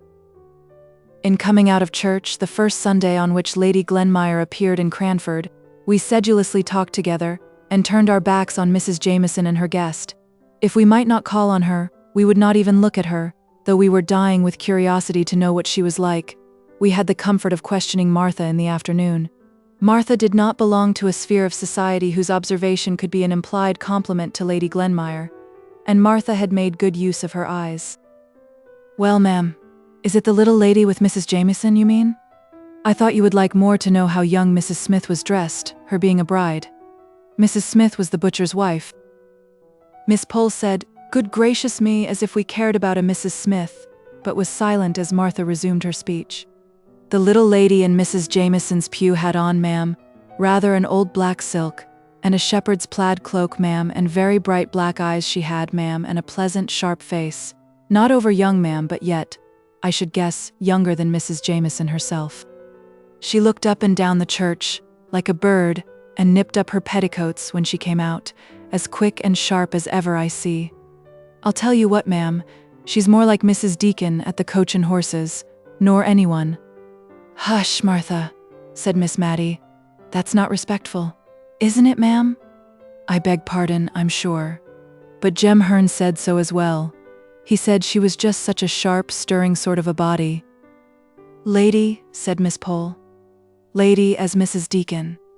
Another Sunday passed away, and we still averted our eyes from Mrs. Jameson and her guest, and made remarks to ourselves that we thought were very severe, almost too much so. Miss Matty was evidently uneasy at our sarcastic manner of speaking. Perhaps by this time Lady Glenmire had found out that Mrs. Jameson's was not the gayest, liveliest house in the world. Perhaps Mrs. Jameson had found out that most of the county families were in London, and that those who remained in the country were not so alive as they might have been to the circumstance of Lady Glenmire being in their neighbourhood. Great events spring out of small causes, so I will not pretend to say what induced Mrs. Jameson to alter her determination of excluding the Cranford ladies, and send notes of invitation all round for a small party on the following Tuesday. Mr. Mulliner himself brought them round. He would always ignore the fact of there being a back door to any house, and gave a louder rat-tat than his mistress, Mrs. Jameson. He had 3 little notes which he carried in a large basket, in order to impress his mistress with an idea of their great weight, though they might easily have gone into his waistcoat pocket. Miss Matty and I quietly decided that we would have a previous engagement at home. It was the evening on which Miss Matty usually made candle-lighters of all the notes and letters of the week, for on Mondays her accounts were always made straight, not a penny owing from the week before, so, by a natural arrangement, making candle-lighters fell upon a Tuesday evening, and gave us a legitimate excuse for declining Mrs. Jameson's invitation. But before our answer was written, in came Miss Pole, with an open note in her hand. "So," she said, "ah, I see you have got your note too. Better late than never. I could have told my Lady Glenmire she would be glad enough of our society before a fortnight was over." "Yes," said Miss Matty, "we're asked for Tuesday evening, and perhaps you would just kindly bring your work across and drink tea with us that night. It is my usual regular time for looking over the last week's bills and notes and letters and making candle-lighters of them, but that does not seem quite reason enough for saying I have a previous engagement at home, though I meant to make it do. Now, if you would come, my conscience would be quite at ease, and luckily the note is not written yet." I saw Miss Pole's countenance change while Miss Matty was speaking. "Don't you mean to go then?" asked she. "Oh no," said Miss Matty quietly. "You don't either, I suppose?" "I don't know," replied Miss Pole. "Yes, I think I do," said she, rather briskly, and on seeing Miss Matty look surprised, she added, "You see, one would not like Mrs. Jameson to think that anything she could do or say was of consequence enough to give offense. It would be a kind of letting down of ourselves that I, for one, should not like. It would be too flattering to Mrs. Jameson if we allowed her to suppose that what she had said affected us a week, nay 10 days afterwards. Well, I suppose it is wrong to be hurt and annoyed so long about anything, and perhaps after all she did not mean to vex us. But I must say, I could not have brought myself to say the things Mrs. Jameson did about our not calling. I really don't think I shall go." "Oh, come, Miss Mattie, you must go. You know our friend Mrs. Jameson is much more phlegmatic than most people, and does not enter into the little delicacies of feeling which you possess in so remarkable a degree. I thought you possessed them too that day Mrs. Jameson called to tell us not to go," said Miss Mattie innocently. But Miss Pole, in addition to her delicacies of feeling, possessed a very smart cap, which she was anxious to show to an admiring world, and so she seemed to forget all her angry words uttered not a fortnight before, and to be ready to act on what she called the great Christian principle of forgive and forget. And she lectured dear Miss Mattie so long on this head that she absolutely ended by assuring her it was her duty, as a deceased rector's daughter, to buy a new cap and go to the party at Mrs. Jameson's, so we were most happy to accept, instead of regretting that we were obliged to decline. The expenditure on dress in Cranford was principally in that one article referred to. If the heads were buried in smart new caps, the ladies were like ostriches and cared not what became of their bodies. Old gowns, white and venerable collars, any number of brooches up and down and everywhere, some with dogs' eyes painted in them, some that were like small picture frames with mausoleums and weeping willows neatly executed in hair inside, some, again, with miniatures of ladies and gentlemen sweetly smiling out of a nest of stiff muslin, old brooches for a permanent ornament, and new caps to suit the fashion of the day. The ladies of Cranford always dressed with chaste elegance and propriety, as Miss Barker once prettily expressed it. And with 3 new caps and a greater array of brooches than had ever been seen together at one time since Cranford was a town, did Mrs. Forrester and Miss Mattie and Miss Pole appear on that memorable Tuesday evening. I counted 7 brooches myself on Miss Pole's dress. 2 were fixed negligently in her cap. One was a butterfly made of Scotch pebbles, which a vivid imagination might believe to be the real insect. One fastened her net neckerchief, one her collar, one ornamented the front of her gown, midway between her throat and waist, and another adorned the point of her stomacher. Where the 7th was I have forgotten, but it was somewhere about her, I am sure. But I am getting on too fast in describing the dresses of the company. I should first relate the gathering on the way to Mrs. Jameson's. That lady lived in a large house just outside the town. A road which had known what it was to be a street ran right before the house, which opened out upon it without any intervening garden or court. Whatever the sun was about, he never shone on the front of that house. To be sure, the living rooms were at the back, looking on to a pleasant garden. The front windows only belonged to kitchens and housekeepers' rooms and pantries, and in one of them Mr. Mulliner was reported to sit. Indeed, looking askance, we often saw the back of a head covered with hair powder, which also extended itself over his coat collar down to his very waist, and this imposing back was always engaged in reading the St. James's Chronicle, opened wide, which, in some degree, accounted for the length of time the said newspaper was in reaching us, equal subscribers with Mrs. Jameson, though, in right of her honorableness, she always had the reading of it first. This very Tuesday, the delay in forwarding the last number had been particularly aggravating, just when both Miss Pole and Miss Mattie, the former more especially, had been wanting to see it, in order to coach up the court news ready for the evening's interview with aristocracy.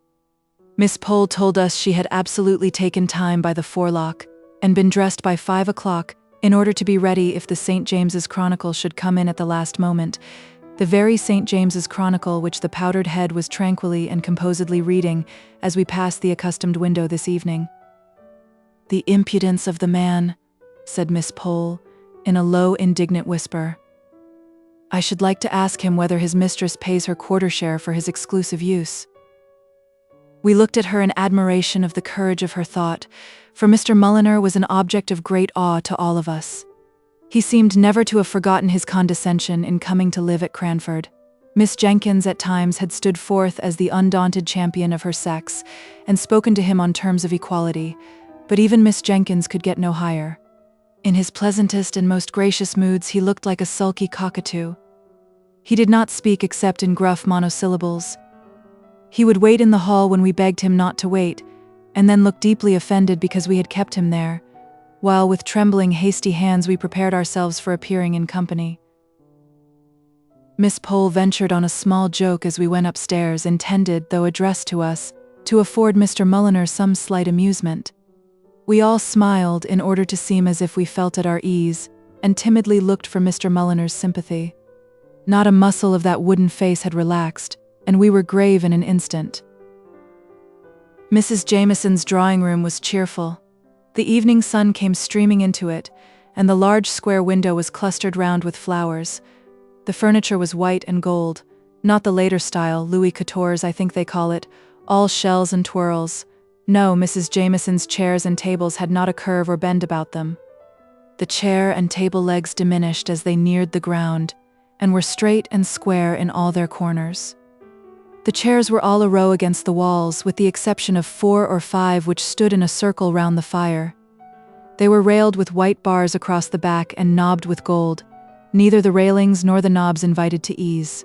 There was a japanned table devoted to literature on which lay a Bible, a peerage, and a prayer book.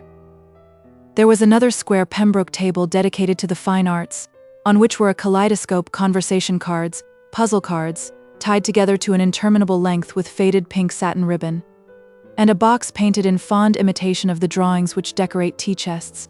Carlo lay on the worsted-worked rug and ungraciously barked at us as we entered. Mrs. Jameson stood up, giving us each a torpid smile of welcome, and looking helplessly beyond us at Mr. Mulliner, as if she hoped he would place us in chairs, for, if he did not, she never could. I suppose he thought we could find our way to the circle round the fire, which reminded me of Stonehenge. I don't know why. Lady Glenmire came to the rescue of our hostess, and, somehow or other, we found ourselves for the first time placed agreeably, and not formally, in Mrs. Jameson's house. Lady Glenmire, now we had time to look at her, proved to be a bright little woman of middle age, who had been very pretty in the days of her youth, and who was even yet very pleasant-looking.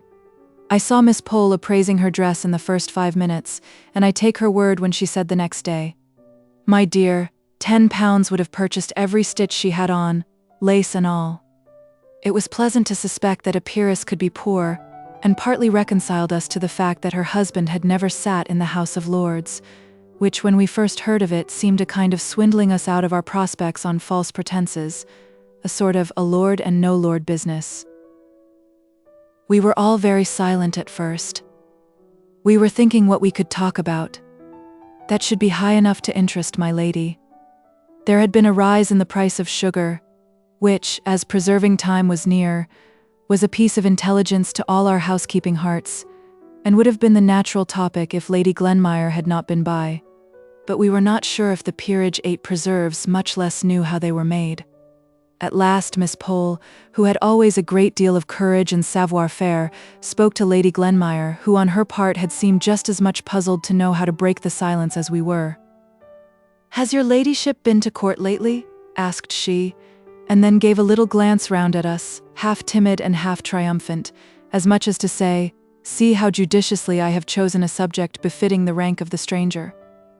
"I never was there in my life," said Lady Glenmire, with a broad Scotch accent, but in a very sweet voice, and then, as if she had been too abrupt, she added, "We very seldom went to London, only twice, in fact, during all my married life, and before I was married my father had far too large a family. 5th daughter of Mr. Campbell was in all our minds, I am sure, to take us often from our home, even to Edinburgh. You'll have been in Edinburgh, maybe?" said she, suddenly brightening up with the hope of a common interest. We had none of us been there, but Miss Pole had an uncle who once had passed a night there, which was very pleasant. Mrs. Jameson, meanwhile, was absorbed in wonder why Mr. Mulliner did not bring the tea, and at length the wonder oozed out of her mouth. "I had better ring the bell, my dear, had not I?" said Lady Glenmire briskly. "No, I think not. Mulliner does not like to be hurried." We should have liked our tea, for we dined at an earlier hour than Mrs. Jameson. I suspect Mr. Mulliner had to finish the St. James's Chronicle before he chose to trouble himself about tea. His mistress fidgeted and kept saying, "I can't think why Mulliner does not bring tea. I can't think what he can be about." And Lady Glenmire at last grew quite impatient, but it was a pretty kind of impatience after all. And she rang the bell rather sharply, on receiving a half permission from her sister-in-law to do so. Mr. Mulliner appeared in dignified surprise. "Oh," said Mrs. Jameson, "Lady Glenmire rang the bell. I believe it was for tea." In a few minutes tea was brought. Very delicate was the china, very old the plate, very thin the bread and butter, and very small the lumps of sugar. Sugar was evidently Mrs. Jameson's favorite economy. I question if the little filigree sugar tongs, made something like scissors, could have opened themselves wide enough to take up an honest, vulgar, good-sized piece, and when I tried to seize 2 little minikin pieces at once, so as not to be detected in too many returns to the sugar basin, they absolutely dropped one, with a little sharp clatter, quite in a malicious and unnatural manner. But before this happened, we had had a slight disappointment. In the little silver jug was cream, in the larger one was milk. As soon as Mr. Mulliner came in, Carlo began to beg, which was a thing our manners forbade us to do, though I am sure we were just as hungry, and Mrs. Jameson said she was certain we would excuse her if she gave her poor dumb Carlo his tea first. She accordingly mixed a saucerful for him, and put it down for him to lap, and then she told us how intelligent and sensible the dear little fellow was. He knew cream quite well, and constantly refused tea with only milk in it, so the milk was left for us. But we silently thought we were quite as intelligent and sensible as Carlo, and felt as if insult were added to injury when we were called upon to admire the gratitude evinced by his wagging his tail for the cream which should have been ours. After tea we thawed down into common life subjects. We were thankful to Lady Glenmire for having proposed some more bread and butter, and this mutual want made us better acquainted with her than we should ever have been with talking about the court, though Miss Pole did say she had hoped to know how the dear Queen was from someone who had seen her. The friendship begun over bread and butter extended onto cards. Lady Glenmire played preference to admiration, and was a complete authority as to ombre and quadrille. Even Miss Pole quite forgot to say my lady and your ladyship, and said basto. Ma'am, you have spadille, I believe, just as quietly as if we had never held the great Cranford Parliament on the subject of the proper mode of addressing a peeress. As a proof of how thoroughly we had forgotten that we were in the presence of one who might have sat down to tea with a coronet, instead of a cap on her head, Mrs. Forrester related a curious little fact to Lady Glenmire, an anecdote known to the circle of her intimate friends, but of which even Mrs. Jameson was not aware.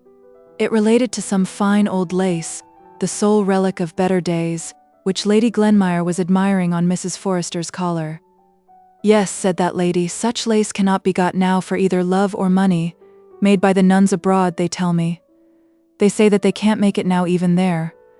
But perhaps they can, now they've passed the Catholic Emancipation Bill.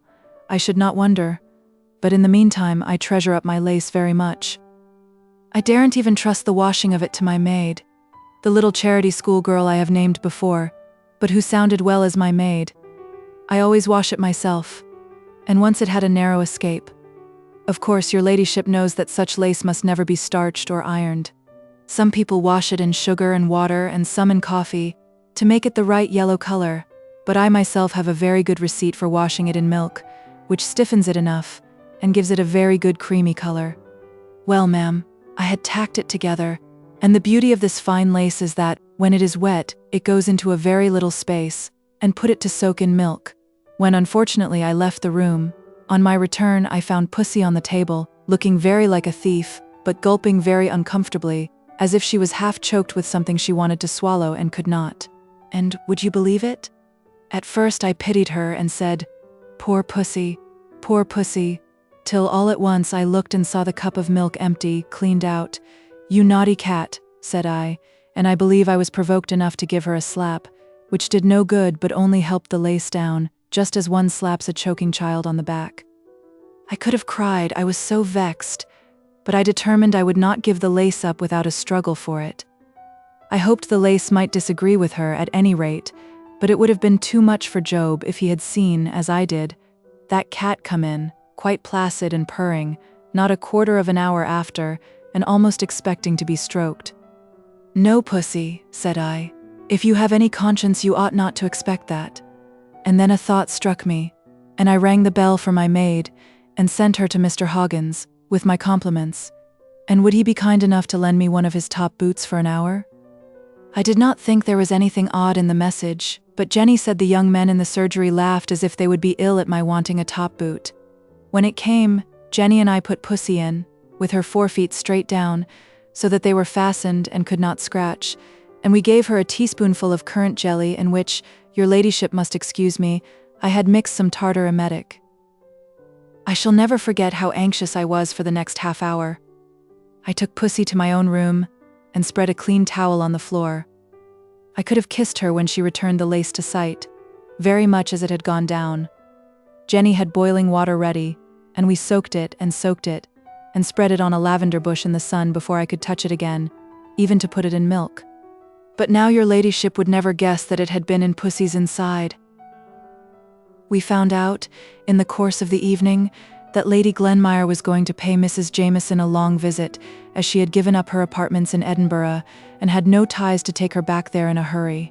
On the whole, we were rather glad to hear this, for she had made a pleasant impression upon us, and it was also very comfortable to find, from things which dropped out in the course of conversation, that, in addition to many other genteel qualities, she was far removed from the vulgarity of wealth. "Don't you find it very unpleasant walking?" asked Mrs. Jameson, as our respective servants were announced. It was a pretty regular question from Mrs. Jameson, who had her own carriage in the coach-house, and always went out in a sedan chair to the very shortest distances. The answers were nearly as much a matter of course. "Oh dear, no. It is so pleasant and still at night. Such a refreshment after the excitement of a party. The stars are so beautiful." This last was from Miss Matty. "Are you fond of astronomy?" Lady Glenmire asked. "Not very," replied Miss Matty, rather confused at the moment to remember which was astronomy and which was astrology, but the answer was true under either circumstance, for she read and was slightly alarmed at Francis Moore's astrological predictions, and as to astronomy, in a private and confidential conversation, she had told me she never could believe that the earth was moving constantly, and that she would not believe it if she could. It made her feel so tired and dizzy whenever she thought about it. In our pattens we picked our way home with extra care that night. So refined and delicate were our perceptions after drinking tea with my lady. Chapter 9. Signor Brunoni. Soon after the events of which I gave an account in my last paper, I was summoned home by my father's illness, and for a time I forgot, in anxiety about him, to wonder how my dear friends at Cranford were getting on, or how Lady Glenmire could reconcile herself to the dullness of the long visit which she was still paying to her sister-in-law, Mrs. Jameson. When my father grew a little stronger, I accompanied him to the seaside, so that altogether I seemed banished from Cranford, and was deprived of the opportunity of hearing any chance intelligence of the dear little town for the greater part of that year. Late in November, when we had returned home again, and my father was once more in good health, I received a letter from Miss Matty, and a very mysterious letter it was. She began many sentences without ending them, running them one into another, in much the same confused sort of way in which written words run together on blotting paper. All I could make out was that, if my father was better, which she hoped he was, and would take warning and wear a great coat from Michaelmas to Lady Day, if turbans were in fashion, could I tell her? Such a piece of gaiety was going to happen as had not been seen or known of since Womwell's lions came, when one of them ate a little child's arm, and she was, perhaps, too old to care about dress, but a new cap she must have, and having heard that turbans were worn, and some of the county families likely to come, she would like to look tidy. If I would bring her a cap from the milliner I employed. And oh dear, how careless of her to forget that she wrote to beg I would come and pay her a visit next Tuesday, when she hoped to have something to offer me in the way of amusement, which she would not now more particularly describe, only sea green was her favorite color. So she ended her letter, but in a postscript she added, she thought she might as well tell me what was the peculiar attraction to Cranford just now. Signor Brunoni was going to exhibit his wonderful magic in the Cranford Assembly Rooms on Wednesday and Friday evening in the following week. I was very glad to accept the invitation from my dear Miss Matty, independently of the conjurer, and most particularly anxious to prevent her from disfiguring her small, gentle, mousy face with a great Saracen's head turban, and accordingly, I bought her a pretty, neat, middle-aged cap, which, however, was rather a disappointment to her when, on my arrival, she followed me into my bedroom, ostensibly to poke the fire, but in reality I do believe to see if the sea-green turban was not inside the cap-box with which I had traveled. It was in vain that I twirled the cap round on my hand to exhibit back and side fronts. Her heart had been set upon a turban, and all she could do was to say, with resignation in her look and voice, "I am sure you did your best, my dear. It is just like the caps all the ladies in Cranford are wearing, and they have had theirs for a year, I dare say.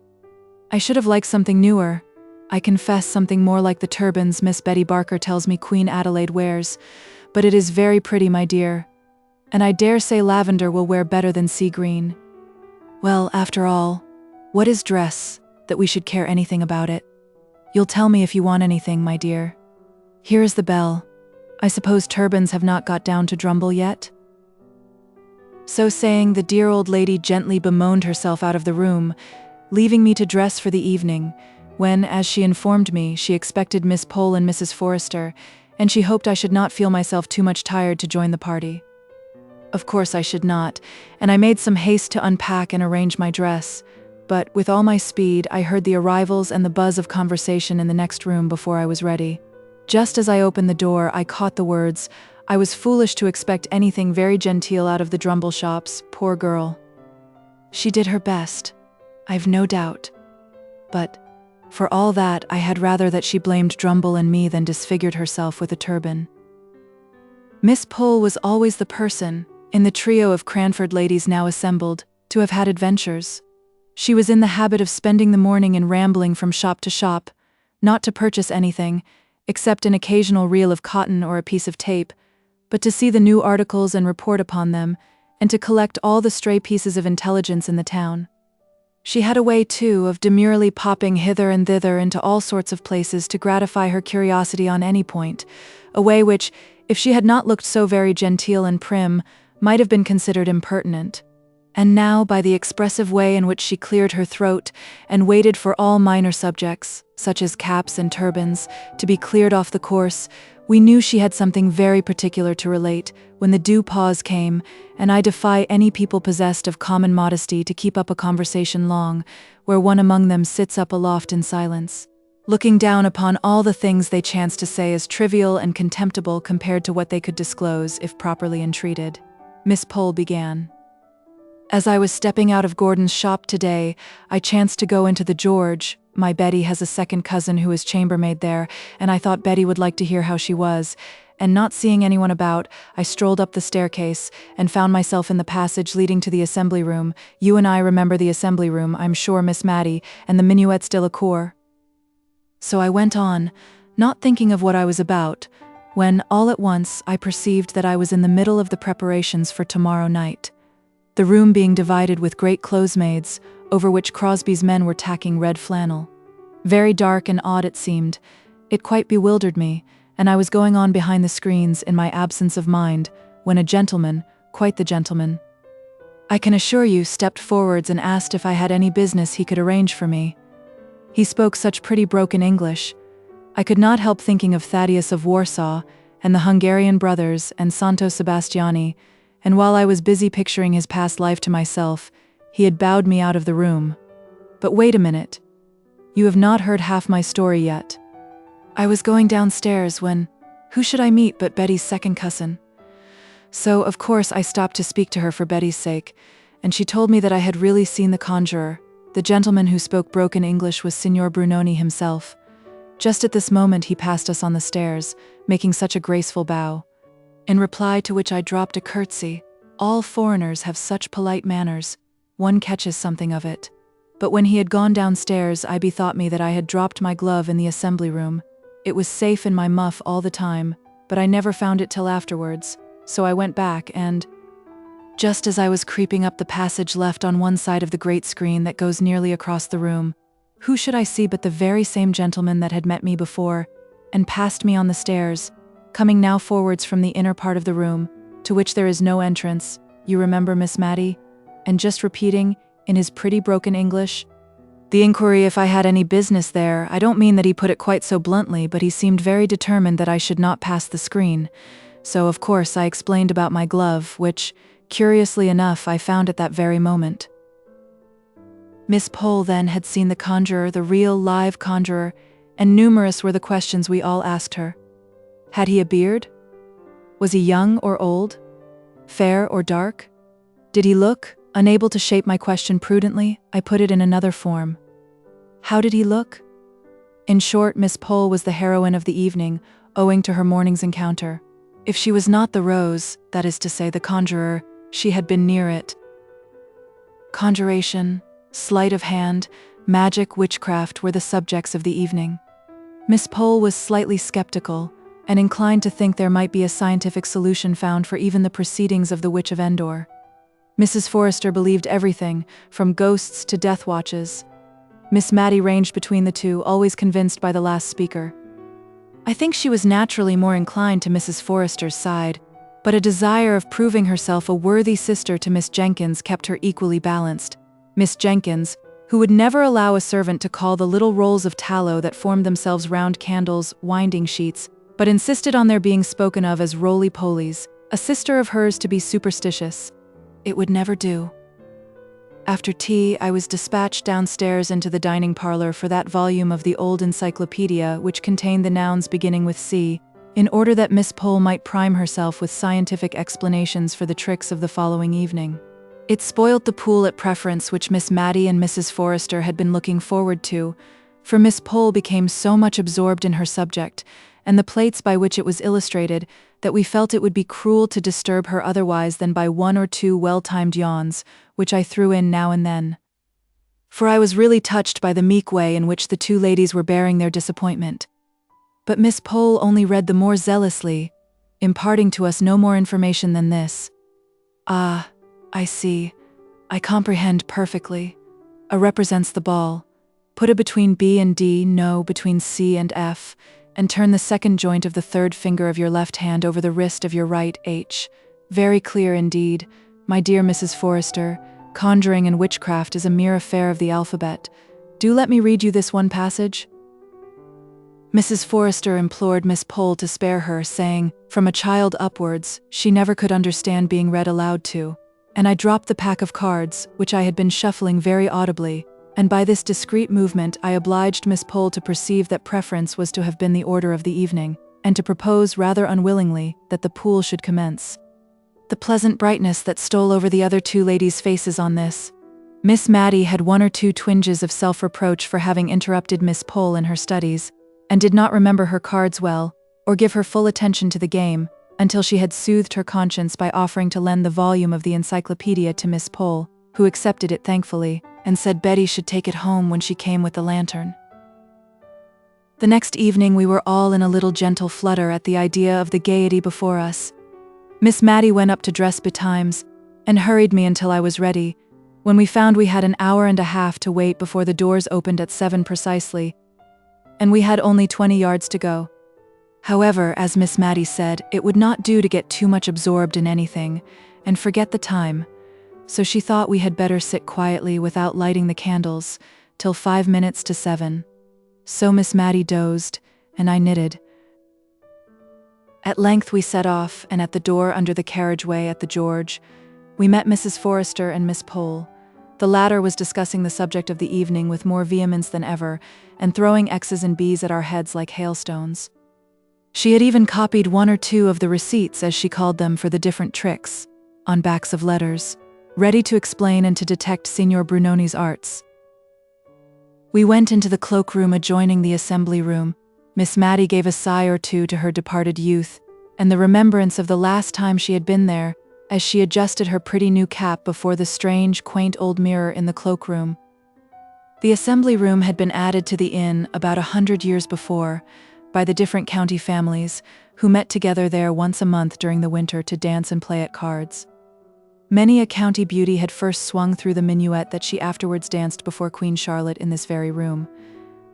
It was said that one of the Gunnings had graced the apartment with her beauty. It was certain that a rich and beautiful widow, Lady Williams, had here been smitten with the noble figure of a young artist, who was staying with some family in the neighborhood for professional purposes, and accompanied his patrons to the Cranford assembly. And a pretty bargain poor Lady Williams had of her handsome husband, if all tales were true. Now no beauty blushed and dimpled along the sides of the Cranford assembly room. No handsome artist won hearts by his bow, chapeau bras in hand. The old room was dingy, the salmon-colored paint had faded into a drab. Great pieces of plaster had chipped off from the fine wreaths and festoons on its walls. But still a moldy odor of aristocracy lingered about the place, and a dusty recollection of the days that were gone made Miss Matty and Mrs. Forrester bridle up as they entered, and walk mincingly up the room as if there were a number of genteel observers, instead of two little boys with a stick of toffee between them with which to beguile the time. We stopped short at the second front row.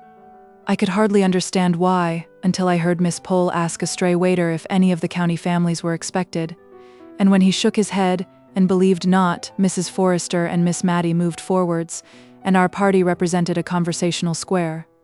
The front row was soon augmented and enriched by Lady Glenmire and Mrs. Jameson. We 6 occupied the 2 front rows, and our aristocratic seclusion was respected by the groups of shopkeepers who strayed in from time to time and huddled together on the back benches. At least I conjectured so from the noise they made, and the sonorous bumps they gave in sitting down. But when, in weariness of the obstinate green curtain that would not draw up, but would stare at me with 2 odd eyes, seen through holes as in the old tapestry story, I would fain have looked round at the merry chattering people behind me, Miss Pole clutched my arm, and begged me not to turn, for it was not the thing. What the thing was I never could find out, but it must have been something eminently dull and tiresome. However, we all sat eyes right, square front, gazing at the tantalizing curtain, and hardly speaking intelligibly. We were so afraid of being caught in the vulgarity of making any noise in a place of public amusement. Mrs. Jameson was the most fortunate, for she fell asleep. At length the eyes disappeared. The curtain quivered, one side went up before the other, which stuck fast. It was dropped again, and with a fresh effort and a vigorous pull from some unseen hand, it flew up, revealing to our sight a magnificent gentleman in the Turkish costume, seated before a little table, gazing at us, I should have said, with the same eyes that I had last seen through the hole in the curtain, with calm and condescending dignity, like a being of another sphere, as I heard a sentimental voice ejaculate behind me. "That's not Signor Brunoni," said Miss Pole decidedly, and so audibly that I'm sure he heard, for he glanced down over his flowing beard at our party with an air of mute reproach. Signor Brunoni had no beard, but perhaps he'll come soon. So she lulled herself into patience. Meanwhile, Miss Matty had reconnoitered through her eyeglass, wiped it, and looked again. Then she turned round and said to me, in a kind, mild, sorrowful tone, "You see, my dear, turbans are worn." But we had no time for more conversation. The Grand Turk, as Miss Pole chose to call him, arose and announced himself as Signor Brunoni. "I don't believe him," exclaimed Miss Pole, in a defiant manner. He looked at her again, with the same dignified upbraiding in his countenance. "I don't," she repeated more positively than ever. Signor Brunoni had not got that muffy sort of thing about his chin, but looked like a close-shaved Christian gentleman. Miss Pole's energetic speeches had the good effect of wakening up Mrs. Jameson, who opened her eyes wide, in sign of the deepest attention, a proceeding which silenced Miss Pole and encouraged the Grand Turk to proceed, which he did in very broken English, so broken that there was no cohesion between the parts of his sentences, a fact which he himself perceived at last, and so left off speaking and proceeded to action. Now we were astonished. How he did his tricks I could not imagine. No, not even when Miss Pole pulled out her pieces of paper and began reading aloud, or at least in a very audible whisper, the separate receipts for the most common of his tricks. If ever I saw a man frown and look enraged, I saw the Grand Turk frown at Miss Pole. But as she said, what could be expected but unchristian looks from a Mussulman? If Miss Pole were skeptical and more engrossed with her receipts and diagrams than with his tricks, Miss Matty and Mrs. Forrester were mystified and perplexed to the highest degree. Mrs. Jameson kept taking her spectacles off and wiping them, as if she thought it was something defective in them which made the legerdemain, and Lady Glenmire, who had seen many curious sights in Edinburgh, was very much struck with the tricks, and would not at all agree with Miss Pole, who declared that anybody could do them with a little practice, and that she would, herself, undertake to do all he did, with 2 hours given to study the encyclopedia and make her third finger flexible. At last Miss Matty and Mrs. Forrester became perfectly awe-stricken. They whispered together. I sat just behind them, so I could not help hearing what they were saying. Miss Matty asked Mrs. Forrester if she thought it was quite right to have come to see such things. She could not help fearing they were lending encouragement to something that was not quite. A little shake of the head filled up the blank. Mrs. Forrester replied that the same thought had crossed her mind. She too was feeling very uncomfortable. It was so very strange. She was quite certain that it was her pocket handkerchief which was in that loaf just now, and it had been in her own hand not 5 minutes before. She wondered who had furnished the bread. She was sure it could not be Dakin because he was the churchwarden. Suddenly Miss Mattie half turned towards me. "Will you look, my dear? You are a stranger in the town, and it won't give rise to unpleasant reports. Will you just look round and see if the rector is here? If he is, I think we may conclude that this wonderful man is sanctioned by the church, and that will be a great relief to my mind." I looked, and I saw the tall, thin, dry, dusty rector, sitting surrounded by national schoolboys, guarded by troops of his own sex from any approach of the many Cranford spinsters. His kind face was all agape with broad smiles, and the boys around him were in chinks of laughing. I told Miss Mattie that the church was smiling approval, which set her mind at ease. I have never named Mr. Hayter, the rector, because I, as a well-to-do and happy young woman, never came in contact with him. He was an old bachelor, but as afraid of matrimonial reports getting abroad about him as any girl of 18, and he would rush into a shop or dive down an entry sooner than encounter any of the Cranford ladies in the street. And, as for the preference parties, I did not wonder at his not accepting invitations to them. To tell the truth, I always suspected Miss Pole of having given very vigorous chase to Mr. Hayter when he first came to Cranford, and not the less because now she appeared to share so vividly in his dread lest her name should ever be coupled with his. He found all his interests among the poor and helpless. He had treated the national schoolboys this very night to the performance, and virtue was for once its own reward, for they guarded him right and left, and clung round him as if he had been the queen bee and they the swarm. He felt so safe in their environment that he could even afford to give our party a bow as we filed out. Miss Pole ignored his presence and pretended to be absorbed in convincing us that we had been cheated and had not seen Signor Brunoni after all. Chapter 10. The Panic. I think a series of circumstances dated from Signor Brunoni's visit to Cranford, which seemed at the time connected in our minds with him, though I don't know that he had anything really to do with them. All at once all sorts of uncomfortable rumors got afloat in the town. There were 1 or 2 robberies, real bona fide robberies, men had up before the magistrates and committed for trial, and that seemed to make us all afraid of being robbed, and for a long time at Miss Mattie's, I know, we used to make a regular expedition all round the kitchens and cellars every night, Miss Mattie leading the way, armed with the poker, I following with the hearth brush, and Martha carrying the shovel and fire irons with which to sound the alarm. And by the accidental hitting together of them she often frightened us so much that we bolted ourselves up, all 3 together, in the back kitchen, or storeroom or wherever we happened to be, till, when our affright was over, we recollected ourselves and set out afresh with double valiance. By day we heard strange stories from the shopkeepers and cottagers, of carts that went about in the dead of night, drawn by horses shod with felt, and guarded by men in dark clothes, going round the town, no doubt in search of some unwatched house or some unfastened door. Miss Pole, who affected great bravery herself, was the principal person to collect and arrange these reports so as to make them assume their most fearful aspect. But we discovered that she had begged one of Mr. Hoggins's worn-out hats to hang up in her lobby, and we, at least I, had doubts as to whether she really would enjoy the little adventure of having her house broken into, as she protested she should.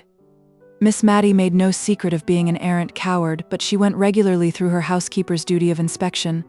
Only the hour for this became earlier and earlier, till at last we went the rounds at 6:30, and Miss Mattie adjourned to bed soon after 7, in order to get the night over the sooner. Cranford had so long piqued itself on being an honest and moral town that it had grown to fancy itself too genteel and well-bred to be otherwise, and felt the stain upon its character at this time doubly. But we comforted ourselves with the assurance which we gave to each other that the robberies could never have been committed by any Cranford person. It must have been a stranger or strangers who brought this disgrace upon the town, and occasioned as many precautions as if we were living among the Red Indians or the French. This last comparison of our nightly state of defense and fortification was made by Mrs. Forrester, whose father had served under General Burgoyne in the American War, and whose husband had fought the French in Spain. She indeed inclined to the idea that, in some way, the French were connected with the small thefts, which were ascertained facts, and the burglaries and highway robberies, which were rumors. She had been deeply impressed with the idea of French spies at some time in her life, and the notion could never be fairly eradicated, but sprang up again from time to time.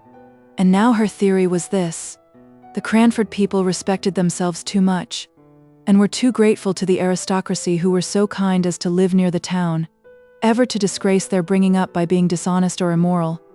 Therefore, we must believe that the robbers were strangers. If strangers, why not foreigners? If foreigners, who so likely as the French? Signor Brunoni spoke broken English like a Frenchman, and though he wore a turban like a Turk, Mrs. Forrester had seen a print of Madame de Staël with a turban on, and another of Mr. Denon in just such a dress as that in which the conjurer had made his appearance, showing clearly that the French, as well as the Turks, wore turbans. There could be no doubt Signor Brunoni was a Frenchman, a French spy come to discover the weak and undefended places of England, and doubtless he had his accomplices.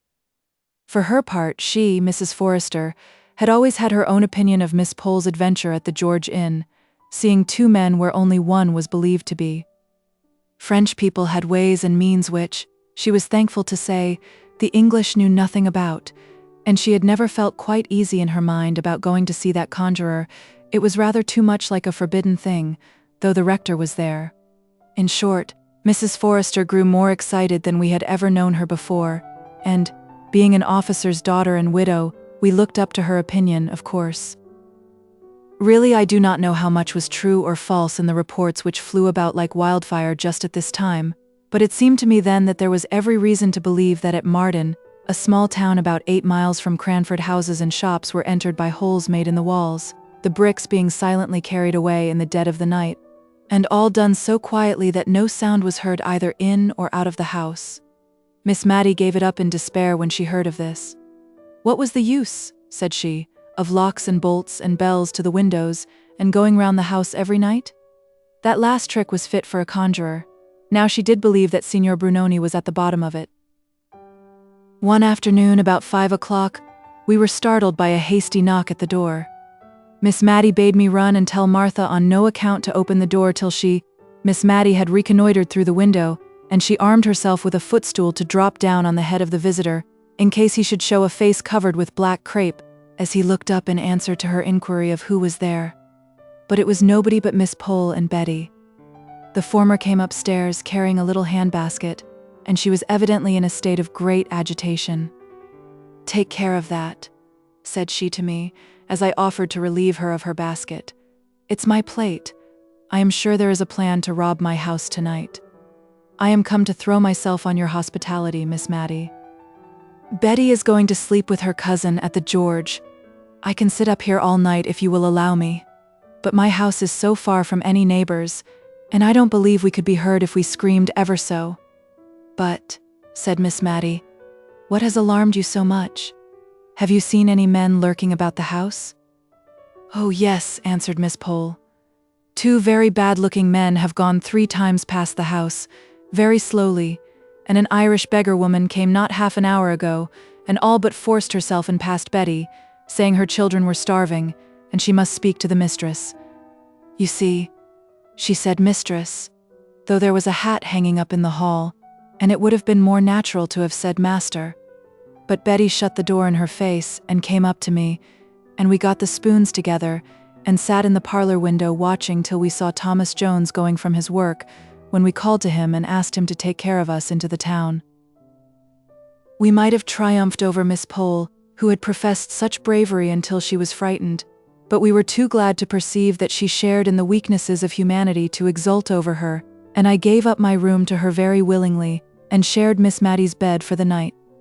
But before we retired, the two ladies rummaged up, out of the recesses of their memory, such horrid stories of robbery and murder that I quite quaked in my shoes. Miss Pole was evidently anxious to prove that such terrible events had occurred within her experience that she was justified in her sudden panic, and Miss Mattie did not like to be outdone, and capped every story with one yet more horrible, till it reminded me oddly enough of an old story I had read somewhere, of a nightingale and a musician, who strove one against the other which could produce the most admirable music, till poor Philomel dropped down dead. One of the stories that haunted me for a long time afterwards was of a girl who was left in charge of a great house in Cumberland on some particular fair day, when the other servants all went off to the gaieties. The family were away in London, and a peddler came by and asked to leave his large and heavy pack in the kitchen, saying he would call for it again at night. And the girl, a gamekeeper's daughter, roaming about in search of amusement, chanced to hit upon a gun hanging up in the hall, and took it down to look at the chasing, and it went off through the open kitchen door, hit the pack, and a slow, dark thread of blood came oozing out. How Miss Pole enjoyed this part of the story, dwelling on each word as if she loved it. She rather hurried over the further account of the girl's bravery, and I have but a confused idea that somehow she baffled the robbers with Italian irons, heated red-hot, and then restored to blackness by being dipped in grease. We parted for the night with an awe-stricken wonder as to what we should hear of in the morning, and, on my part, with a vehement desire for the night to be over and gone. I was so afraid lest the robbers should have seen from some dark lurking place that Miss Pole had carried off her plate, and thus have a double motive for attacking our house. But until Lady Glenmire came to call next day, we heard of nothing unusual. The kitchen fire irons were in exactly the same position against the back door as when Martha and I had skillfully piled them up, like spillikins, ready to fall with an awful clatter if only a cat had touched the outside panels. I had wondered what we should all do if thus awakened and alarmed, and had proposed to Miss Mattie that we should cover up our faces under the bedclothes, so that there should be no danger of the robbers thinking that we could identify them. But Miss Mattie, who was trembling very much, scouted this idea, and said we owed it to society to apprehend them, and that she should certainly do her best to lay hold of them and lock them up in the garret till morning. When Lady Glenmire came, we almost felt jealous of her. Mrs. Jameson's house had really been attacked. At least there were men's footsteps to be seen on the flower borders, underneath the kitchen windows, where nay men should be, and Carlo had barked all through the night as if strangers were abroad. Mrs. Jameson had been awakened by Lady Glenmire, and they had rung the bell which communicated with Mr. Mulliner's room in the third story, and when his night-capped head had appeared over the banisters, in answer to the summons, they had told him of their alarm, and the reasons for it, whereupon he retreated into his bedroom and locked the door, for fear of draughts, as he informed them in the morning, and opened the window, and called out valiantly to say, if the supposed robbers would come to him, he would fight them, but, as Lady Glenmire observed, that was but poor comfort, since they would have to pass by Mrs. Jameson's room and her own before they could reach him, and must be of a very pugnacious disposition indeed, if they neglected the opportunities of robbery presented by the unguarded lower stories, to go up to a garret, and there force a door in order to get at the champion of the house. Lady Glenmire, after waiting and listening for some time in the drawing-room, had proposed to Mrs. Jameson that they should go to bed, but that lady said she should not feel comfortable unless she sat up and watched, and accordingly she packed herself warmly up on the sofa, where she was found by the housemaid, when she came into the room at 6 o'clock, fast asleep. But Lady Glenmire went to bed and kept awake all night. When Miss Pole heard of this, she nodded her head in great satisfaction. She had been sure we should hear of something happening in Cranford that night, and we had heard.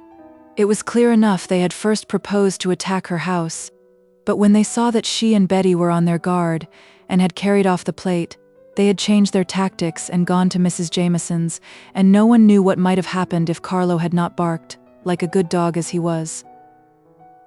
Poor Carlo. His barking days were nearly over. Whether the gang who infested the neighborhood were afraid of him, or whether they were revengeful enough, for the way in which he had baffled them on the night in question, to poison him, or whether, as some among the more uneducated people thought, he died of apoplexy, brought on by too much feeding and too little exercise, at any rate, it is certain that, 2 days after this eventful night, Carlo was found dead, with his poor legs stretched out stiff in the attitude of running, as if by such unusual exertion he could escape the sure pursuer, death. We were all sorry for Carlo, the old familiar friend who had snapped at us for so many years, and the mysterious mode of his death made us very uncomfortable. Could Signor Brunoni be at the bottom of this? He had apparently killed a canary with only a word of command. His will seemed of deadly force. Who knew but what he might yet be lingering in the neighborhood willing all sorts of awful things? We whispered these fancies among ourselves in the evenings, But in the mornings our courage came back with the daylight, and in a week's time we had got over the shock of Carlo's death, all but Mrs. Jameson. She, poor thing, felt it as she had felt no event since her husband's death. Indeed, Miss Pole said that as the Honourable Mr. Jameson drank a good deal and occasioned her much uneasiness, it was possible that Carlo's death might be the greater affliction. But there was always a tinge of cynicism in Miss Pole's remarks. However, one thing was clear and certain. It was necessary for Mrs. Jameson to have some change of scene, and Mr. Mulliner was very impressive on this point, shaking his head whenever we inquired after his mistress, and speaking of her loss of appetite and bad nights very ominously, and with justice too, for if she had two characteristics in her natural state of health, they were a facility of eating and sleeping. If she could neither eat nor sleep, she must be indeed out of spirits and out of health. Lady Glenmire, who had evidently taken very kindly to Cranford, did not like the idea of Mrs. Jameson's going to Cheltenham, and more than once insinuated pretty plainly that it was Mr. Mulliner's doing, who had been much alarmed on the occasion of the house being attacked, and since had said, more than once, that he felt it a very responsible charge to have to defend so many women. Be that as it might, Mrs. Jameson went to Cheltenham, escorted by Mr. Mulliner, and Lady Glenmire remained in possession of the house, her ostensible office being to take care that the maidservants did not pick up followers. She made a very pleasant-looking dragon, and as soon as it was arranged for her stay in Cranford, she found out that Mrs. Jameson's visit to Cheltenham was just the best thing in the world. She had let her house in Edinburgh, and was for the time houseless, so the charge of her sister-in-law's comfortable abode was very convenient and acceptable. Miss Pole was very much inclined to install herself as a heroine because of the decided steps she had taken in flying from the 2 men and 1 woman whom she entitled that murderous gang. She described their appearance in glowing colors, and I noticed that every time she went over the story some fresh trait of villainy was added to their appearance. One was tall. He grew to be gigantic in height before we had done with him. He of course had black hair, and by it hung in elf locks over his forehead and down his back. The other was short and broad, and a hump sprouted out on his shoulder before we heard the last of him. He had red hair which deepened into carroty, and she was almost sure he had a cast in the eye, a decided squint. As for the woman, her eyes glared, and she was masculine-looking, a perfect virago, most probably a man dressed in woman's clothes. Afterwards we heard of a beard on her chin, and a manly voice and a stride.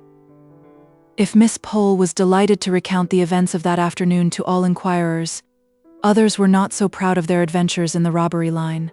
Mr. Hoggins, the surgeon, had been attacked at his own door by 2 ruffians who were concealed in the shadow of the porch, and so effectually silenced him that he was robbed in the interval between ringing his bell and the servants answering it.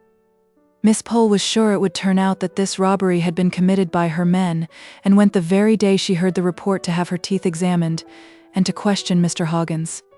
She came to us afterwards, so we heard what she had heard, straight and direct from the source, while we were yet in the excitement and flutter of the agitation caused by the first intelligence, for the event had only occurred the night before. Well, said Miss Pole, sitting down with the decision of a person who has made up her mind as to the nature of life in the world, and such people never tread lightly or seat themselves without a bump. Well, Miss Mattie, men will be men. Every mother's son of them wishes to be considered Samson and Solomon rolled into one, too strong ever to be beaten or discomfited, too wise ever to be outwitted.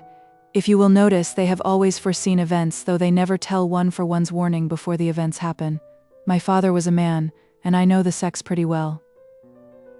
She had talked herself out of breath, and we should have been very glad to fill up the necessary pause as chorus, but we did not exactly know what to say, or which man had suggested this diatribe against the sex, so we only joined in generally with a grave shake of the head and a soft murmur of, "They are very incomprehensible, certainly." "Now, only think," said she. "There, I have undergone the risk of having one of my remaining teeth drawn, for one is terribly at the mercy of any surgeon-dentist, and I, for one, always speak them fair till I have got my mouth out of their clutches. And after all, Mr. Hoggins is too much of a man to own that he was robbed last night." "Not robbed," exclaimed the chorus. "Don't tell me," Miss Pole exclaimed, angry that we could be for a moment imposed upon. "I believe he was robbed, just as Betty told me, and he is ashamed to own it, and, to be sure, it was very silly of him to be robbed just at his own door. I dare say he feels that such a thing won't raise him in the eyes of Cranford society, and is anxious to conceal it, but he need not have tried to impose upon me by saying I must have heard an exaggerated account of some petty theft of a neck of mutton, which, it seems, was stolen out of the safe in his yard last week. He had the impertinence to add, he believed that that was taken by the cat. I have no doubt if I could get at the bottom of it, it was that Irishman dressed up in woman's clothes who came spying about my house with the story about the starving children. After we had duly condemned the want of candor which Mr. Hoggins had evinced and abused men in general, taking him for the representative and type, we got round to the subject about which we had been talking when Miss Pole came in, namely how far, in the present disturbed state of the country, we could venture to accept an invitation which Miss Matty had just received from Mrs. Forrester, to come as usual and keep the anniversary of her wedding day by drinking tea with her at 5 o'clock and playing a quiet pool afterwards. Mrs. Forrester had said that she asked us with some diffidence because the roads were, she feared, very unsafe. But she suggested that perhaps one of us would not object to take the sedan, and that the others, by walking briskly, might keep up with the long trot of the chairman, and so we might all arrive safely at Over Place, a suburb of the town. No, that is too large an expression. A small cluster of houses separated from Cranford by about 200 yards of a dark and lonely lane. There was no doubt but that a similar note was awaiting Miss Pole at home, so her call was a very fortunate affair, as it enabled us to consult together. We would all much rather have declined this invitation, but we felt that it would not be quite kind to Mrs. Forrester, who would otherwise be left to a solitary retrospect of her not very happy or fortunate life. Miss Matty and Miss Pole had been visitors on this occasion for many years, and now they gallantly determined to nail their colors to the mast and to go through Darkness Lane rather than fail in loyalty to their friend. But when the evening came, Miss Matty, for it was she who was voted into the chair as she had a cold, before being shut down in the sedan like Jack-in-a-Box, implored the chairman, whatever might befall, not to run away and leave her fastened up there to be murdered, and even after they had promised, I saw her tighten her features into the stern determination of a martyr, and she gave me a melancholy and ominous shake of the head through the glass. However, we got there safely, only rather out of breath, for it was who could trot hardest through Darkness Lane, and I am afraid poor Miss Matty was sadly jolted. Mrs. Forrester had made extra preparations, in acknowledgement of our exertion in coming to see her through such dangers. The usual forms of genteel ignorance as to what her servants might send up were all gone through, and harmony and preference seemed likely to be the order of the evening, but for an interesting conversation that began, I don't know how, but which had relation, of course, to the robbers who infested the neighborhood of Cranford. Having braved the dangers of Darkness Lane, and thus having a little stock of reputation for courage to fall back upon, and also, I dare say, desirous of proving ourselves superior to men, videlicet Mr. Hoggins, in the article of candor, we began to relate our individual fears, and the private precautions we each of us took. I owned that my pet apprehension was eyes looking at me, and watching me, glittering out from some dull, flat wooden surface, and that if I dared to go up to my looking-glass when I was panic-stricken, I should certainly turn it round, with its back towards me for fear of seeing eyes behind me looking out of the darkness. I saw Miss Matty nerving herself up for a confession, and at last out it came. She owned that, ever since she had been a girl, she had dreaded being caught by her last leg, just as she was getting into bed, by someone concealed under it. She said when she was younger and more active, she used to take a flying leap from a distance, and so bring both her legs up safely into bed at once, but that this had always annoyed Deborah, who piqued herself upon getting into bed gracefully, and she had given it up in consequence. But now the old terror would often come over her, especially since Miss Pole's house had been attacked. We had got quite to believe in the fact of the attack having taken place, and yet it was very unpleasant to think of looking under a bed, and seeing a man concealed with a great fierce face staring out at you. So she had bethought herself of something. Perhaps I had noticed that she had told Martha to buy her a penny ball, such as children play with, and now she rolled this ball under the bed every night. If it came out on the other side, well and good. If not, she always took care to have her hand on the bell rope, and meant to call out John and Harry, just as if she expected men servants to answer her ring. We all applauded this ingenious contrivance, and Miss Matty sank back into satisfied silence, with a look at Mrs. Forrester as if to ask for her private weakness. Mrs. Forrester looked askance at Miss Pole and tried to change the subject a little by telling us that she had borrowed a boy from one of the neighboring cottages and promised his parents 100 weight of coals at Christmas and his supper every evening for the loan of him at nights. She had instructed him in his possible duties when he first came, and finding him sensible, she had given him the Major's sword — the Major was her late husband — and desired him to put it very carefully behind his pillow at night, turning the edge towards the head of the pillow.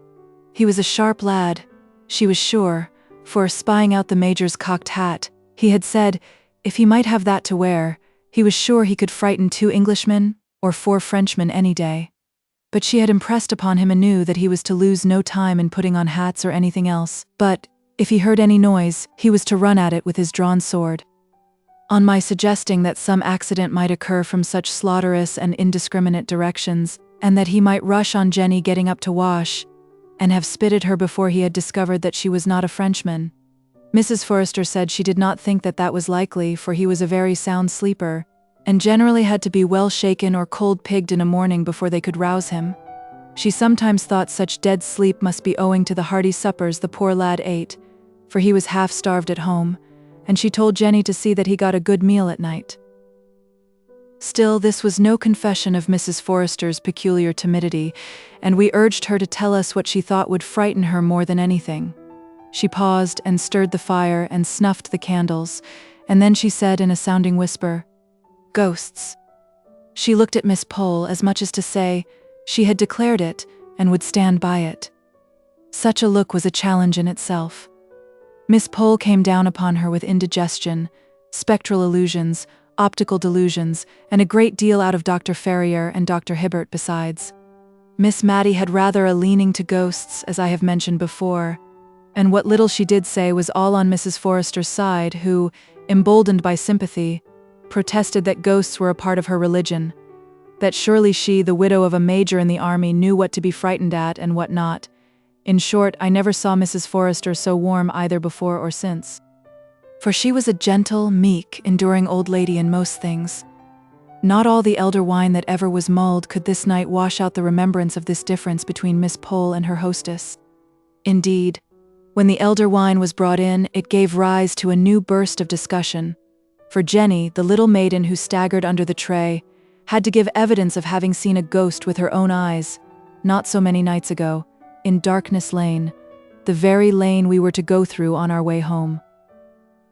In spite of the uncomfortable feeling which this last consideration gave me, I could not help being amused at Jenny's position, which was exceedingly like that of a witness being examined and cross-examined by 2 counsel, who are not at all scrupulous about asking leading questions. The conclusion I arrived at was that Jenny had certainly seen something beyond what a fit of indigestion would have caused. A lady all in white, and without her head, was what she deposed and adhered to, supported by a consciousness of the secret sympathy of her mistress, under the withering scorn with which Miss Pole regarded her. And not only she, but many others had seen this headless lady, who sat by the roadside wringing her hands as in deep grief. Mrs. Forrester looked at us from time to time with an air of conscious triumph, but then she had not to pass through Darkness Lane before she could bury herself beneath her own familiar bedclothes. We preserved a discreet silence as to the headless lady while we were putting on our things to go home, for there was no knowing how near the ghostly head and ears might be, or what spiritual connection they might be keeping up with the unhappy body in Darkness Lane, and therefore even Miss Pole felt that it was as well not to speak lightly on such subjects, for fear of vexing or insulting that woebegone trunk, at least, so I conjecture, for, instead of the busy clatter usual in the operation, we tied on our cloaks as sadly as mutes at a funeral. Miss Mattie drew the curtains round the windows of the chair to shut out disagreeable sights, and the men, either because they were in spirits that their labors were so nearly ended, or because they were going downhill, set off at such a round and merry pace that it was all Miss Pole and I could do to keep up with them. She had breath for nothing beyond an imploring "Don't leave me," uttered as she clutched my arm so tightly that I could not have quitted her. Ghost or no ghost, what a relief it was when the men, weary of their burden and their quick trot, stopped just where Headingley Causeway branches off from Darkness Lane. Miss Pole unloosed me and caught at one of the men. Could not you take Miss Mattie round by Headingley Causeway? The pavement in Darkness Lane jolts so, and she is not very strong." A smothered voice was heard from the inside of the chair. "Oh, pray go on. What is the matter? What is the matter? I will give you 6 pence more to go on very fast. Pray don't stop here." "And I'll give you a shilling," said Miss Pole, with tremulous dignity, "if you'll go by Headingley Causeway." The two men grunted acquiescence and took up the chair and went along the causeway, which certainly answered Miss Pole's kind purpose of saving Miss Mattie's bones, for it was covered with soft, thick mud, and even a fall there would have been easy till the getting up came, when there might have been some difficulty in extrication. Chapter 11. Samuel Brown. The next morning I met Lady Glenmire and Miss Pole setting out on a long walk to find some old woman who was famous in the neighborhood for her skill in knitting woolen stockings. Miss Pole said to me with a smile half kindly and half contemptuous upon her countenance, "I have been just telling Lady Glenmire of our poor friend Mrs. Forrester, and her terror of ghosts. It comes from living so much alone, and listening to the bugaboo stories of that Jenny of hers." She was so calm and so much above superstitious fears herself that I was almost ashamed to say how glad I had been of her Headingley Causeway proposition the night before, and turned off the conversation to something else. In the afternoon, Miss Pole called on Miss Mattie to tell her of the adventure, the real adventure they had met with on their morning's walk. They had been perplexed about the exact path which they were to take across the fields in order to find the knitting old woman, and had stopped to inquire at a little wayside public house, standing on the high road to London, about 3 miles from Cranford. The good woman had asked them to sit down and rest themselves while she fetched her husband, who could direct them better than she could. And, while they were sitting in the sanded parlor, a little girl came in. They thought that she belonged to the landlady, and began some trifling conversation with her, but on Mrs. Roberts's return, she told them that the little thing was the only child of a couple who were staying in the house. And then she began a long story, out of which Lady Glenmire and Miss Pole could only gather 1 or 2 decided facts, which were that, about 6 weeks ago, a light spring cart had broken down just before their door, in which there were 2 men, 1 woman, and this child. One of the men was seriously hurt, no bones broken, only shaken, the landlady called it. But he had probably sustained some severe internal injury, for he had languished in their house ever since, attended by his wife, the mother of this little girl. Miss Pole had asked what he was, what he looked like. And Mrs. Roberts had made answer that he was not like a gentleman, nor yet like a common person. If it had not been that he and his wife were such decent, quiet people, she could almost have thought he was a mountebank, or something of that kind, for they had a great box in the cart, full of she did not know what. She had helped to unpack it, and take out their linen and clothes, when the other man, his twin brother, she believed he was, had gone off with the horse and cart. Miss Pole had begun to have her suspicions at this point, and expressed her idea that it was rather strange that the box and cart and horse and all should have disappeared. But good Mrs. Roberts seemed to have become quite indignant at Miss Pole's implied suggestion. In fact, Miss Pole said she was as angry as if Miss Pole had told her that she herself was a swindler. As the best way of convincing the ladies, she bethought her of begging them to see the wife, and as Miss Pole said, there was no doubting the honest, worn, bronzed face of the woman, who at the first tender word from Lady Glenmire burst into tears, which she was too weak to check until some word from the landlady made her swallow down her sobs, in order that she might testify to the Christian kindness shown by Mr. and Mrs. Roberts. Miss Pole came round with a swing to as vehement a belief in the sorrowful tale as she had been skeptical before, and as a proof of this, her energy in the poor sufferer's behalf was nothing daunted when she found out that he, and no other, was our Signor Brunoni, to whom all Cranford had been attributing all manner of evil this 6 weeks past. Yes, his wife said his proper name was Samuel Brown, Sam, she called him. But to the last we preferred calling him the Signor, it sounded so much better.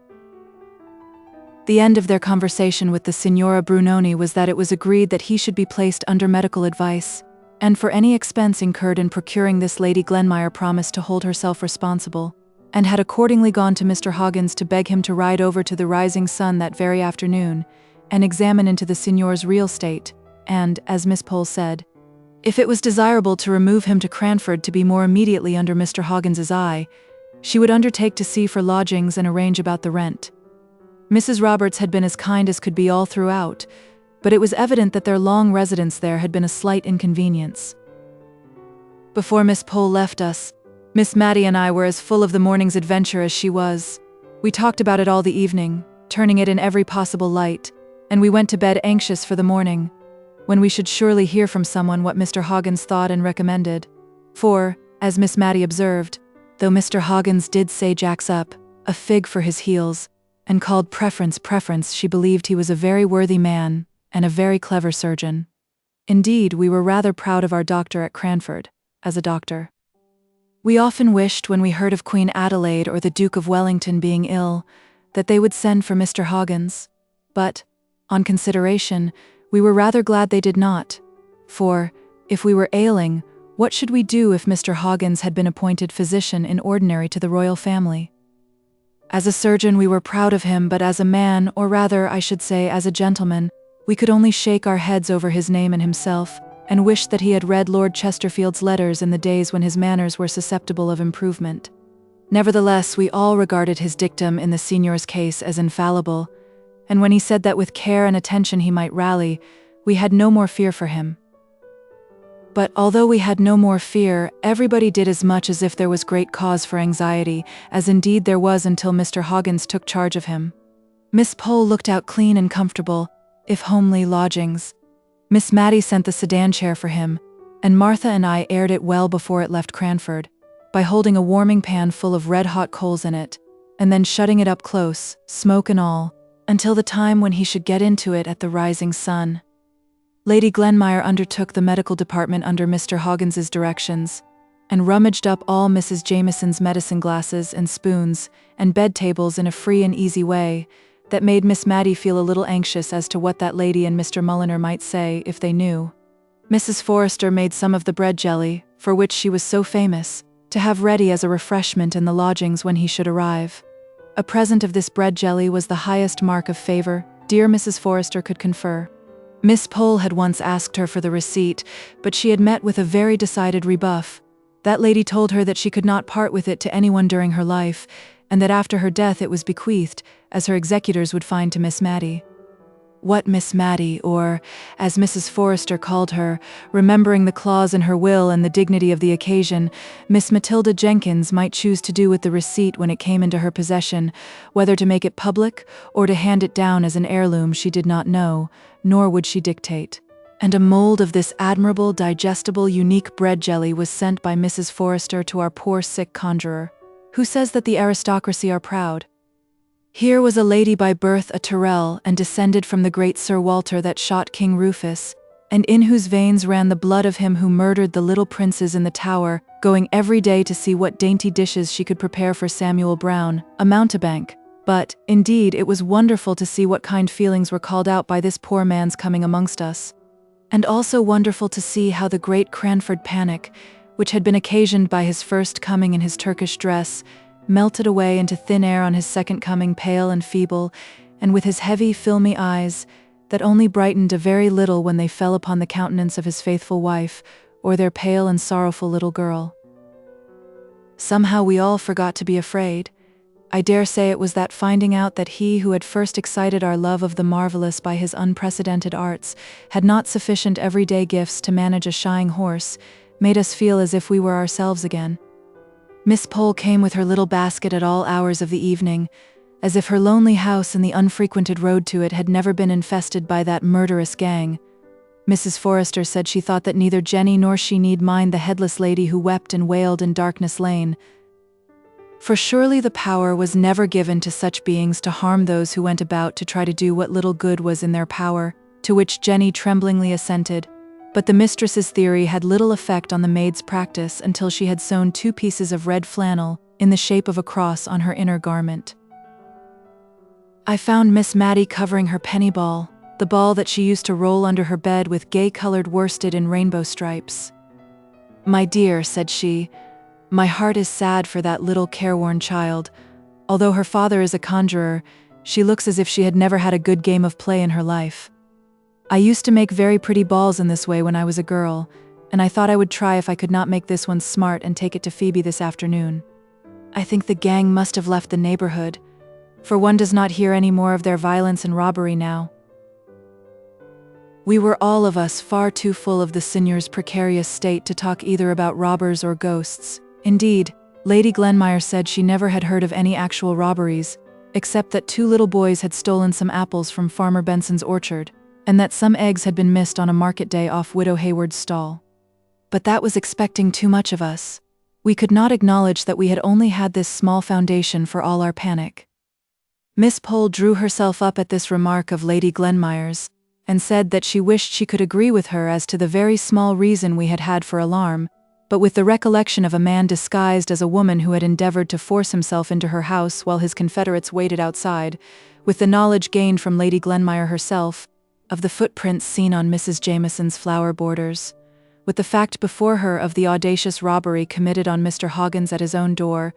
But here Lady Glenmire broke in with a very strong expression of doubt as to whether this last story was not an entire fabrication founded upon the theft of a cat. She grew so red while she was saying all this that I was not surprised at Miss Pole's manner of bridling up, and I am certain, if Lady Glenmire had not been her ladyship, we should have had a more emphatic contradiction than the "well, to be sure," and similar fragmentary ejaculations, which were all that she ventured upon in my lady's presence. But when she was gone, Miss Pole began a long congratulation to Miss Matty, that so far they had escaped marriage, which she noticed always made people credulous to the last degree. Indeed, she thought it argued great natural credulity in a woman if she could not keep herself from being married. And in what Lady Glenmire had said about Mr. Hoggins's robbery, we had a specimen of what people came to if they gave way to such a weakness. Evidently Lady Glenmire would swallow anything if she could believe the poor vamped-up story about a neck of mutton and a pussy, with which he had tried to impose on Miss Pole. Only she had always been on her guard against believing too much of what men said. We were thankful, as Miss Pole desired us to be, that we had never been married, but I think, of the two, we were even more thankful that the robbers had left Cranford. At least I judge so from a speech of Miss Matty's that evening, as we sat over the fire, in which she evidently looked upon a husband as a great protector against thieves, burglars, and ghosts, and said that she did not think that she should dare to be always warning young people against matrimony, as Miss Pole did continually, to be sure. Marriage was a risk, as she saw, now she had had some experience, but she remembered the time when she had looked forward to being married as much as anyone. "Not to any particular person, my dear," said she, hastily checking herself up, as if she were afraid of having admitted too much. "Only the old story, you know, of ladies always saying, 'When I marry,' and gentlemen, 'If I marry.'" It was a joke spoken in rather a sad tone, and I doubt if either of us smiled, but I could not see Miss Matty's face by the flickering firelight. In a little while she continued, "But after all, I have not told you the truth. It is so long ago, and no one ever knew how much I thought of it at the time, unless, indeed, my dear mother guessed. But I may say that there was a time when I did not think I should have been only Miss Matty Jenkins all my life, for even if I did meet with anyone who wished to marry me now, and as Miss Pole says, one is never too safe, I could not take him. I hope he would not take it too much to heart, but I could not take him or anyone but the person I once thought I should be married to, and he is dead and gone, and he never knew how it all came about that I said no, when I had thought many and many a time, well, it's no matter what I thought. God ordains it all, and I am very happy, my dear. No one has such kind friends as I," continued she, taking my hand and holding it in hers. If I had never known of Mr. Holbrook, I could have said something in this pause, but as I had, I could not think of anything that would come in naturally, and so we both kept silence for a little time. "My father once made us," she began, "keep a diary in 2 columns. On one side we were to put down in the morning what we thought would be the course and events of the coming day, and at night we were to put down on the other side what really had happened. It would be to some people rather a sad way of telling their lives." A tear dropped upon my hand at these words. "I don't mean that mine has been sad, only so very different to what I expected. I remember one winter's evening sitting over our bedroom fire with Deborah. I remember it as if it were yesterday, and we were planning our future lives. Both of us were planning, though only she talked about it. She said she should like to marry an archdeacon and write his charges. And you know, my dear, she never was married, and for aught I know, she never spoke to an unmarried archdeacon in her life. I never was ambitious, nor could I have written charges, but I thought I could manage a house. My mother used to call me her right hand. And I was always so fond of little children. The shyest babies would stretch out their little arms to come to me. When I was a girl, I was half my leisure time nursing in the neighboring cottages. But I don't know how it was. When I grew sad and grave, which I did a year or two after this time, the little things drew back from me, and I am afraid I lost the knack, though I am just as fond of children as ever, and have a strange yearning at my heart whenever I see a mother with her baby in her arms. Nay, my dear, and by a sudden blaze which sprang up from a fall of the unstirred coals, I saw that her eyes were full of tears, gazing intently on some vision of what might have been. Do you know I dream sometimes that I have a little child, always the same, a little girl of about 2 years old? She never grows older, though I have dreamt about her for many years. I don't think I ever dream of any words or sound she makes. She is very noiseless and still, but she comes to me when she is very sorry or very glad, and I have wakened with the clasp of her dear little arms round my neck. Only last night, perhaps because I had gone to sleep thinking of this ball for Phoebe, my little darling came in my dream and put up her mouth to be kissed, just as I have seen real babies do to real mothers before going to bed. But all this is nonsense, dear, only don't be frightened by Miss Pole from being married. I can fancy it may be a very happy state, and a little credulity helps one on through life very smoothly, better than always doubting and seeing difficulties and disagreeables in everything. If I had been inclined to be daunted from matrimony, it would not have been Miss Pole to do it. It would have been the lot of poor Signor Brunoni and his wife. And yet again, it was an encouragement to see how, through all their cares and sorrows, they thought of each other and not of themselves, and how keen were their joys if they only passed through each other or through the little Phoebe. The Signora told me one day a good deal about their lives up to this period. It began by my asking her whether Miss Pole's story of the twin brothers were true. It sounded so wonderful a likeness that I should have had my doubts if Miss Pole had not been unmarried. But the Signora, or as we found out she preferred to be called Mrs. Brown, said it was quite true, that her brother-in-law was by many taken for her husband, which was of great assistance to them in their profession. Though, she continued, how people can mistake Thomas for the real Signor Brunoni, I can't conceive, but he says they do, so I suppose I must believe him. Not but what he is a very good man. I am sure I don't know how we should have paid our bill at the Rising Sun but for the money he sends. But people must know very little about art if they can take him for my husband. Why, miss, in the ball trick, where my husband spreads his fingers wide and throws out his little finger with quite an air and a grace, Thomas just clumps up his hand like a fist, and might have ever so many balls hidden in it. Besides, he has never been in India, and knows nothing of the proper sit of a turban. Have you been in India? Said I, rather astonished. Oh, yes. Many a year, ma'am. Sam was a sergeant in the 31st, and when the regiment was ordered to India, I drew a lot to go, and I was more thankful than I can tell, for it seemed as if it would only be a slow death to me to part from my husband. But, indeed, ma'am, if I had known all, I don't know whether I would not rather have died there and then than gone through what I have done since. To be sure, I've been able to comfort Sam, and to be with him, but, ma'am, I've lost 6 children, said she, looking up at me with those strange eyes that I've never noticed but in mothers of dead children, with a kind of wild look in them as if seeking for what they never more might find. Yes, 6 children died off like little buds nipped untimely in that cruel India. I thought, as each died, I never could, I never would, love a child again, and when the next came, it had not only its own love, but the deeper love that came from the thoughts of its little dead brothers and sisters. And when Phoebe was coming, I said to my husband, Sam, when the child is born, and I am strong, I shall leave you. It will cut my heart cruel, but if this baby dies too, I shall go mad.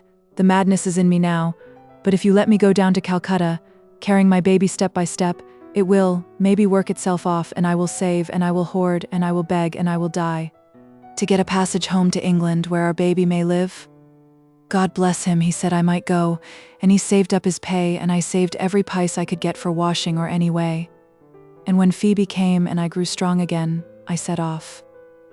It was very lonely, through the thick forests, dark again with their heavy trees, along by the river's side, but I had been brought up near the Avon in Warwickshire, so that flowing noise sounded like home.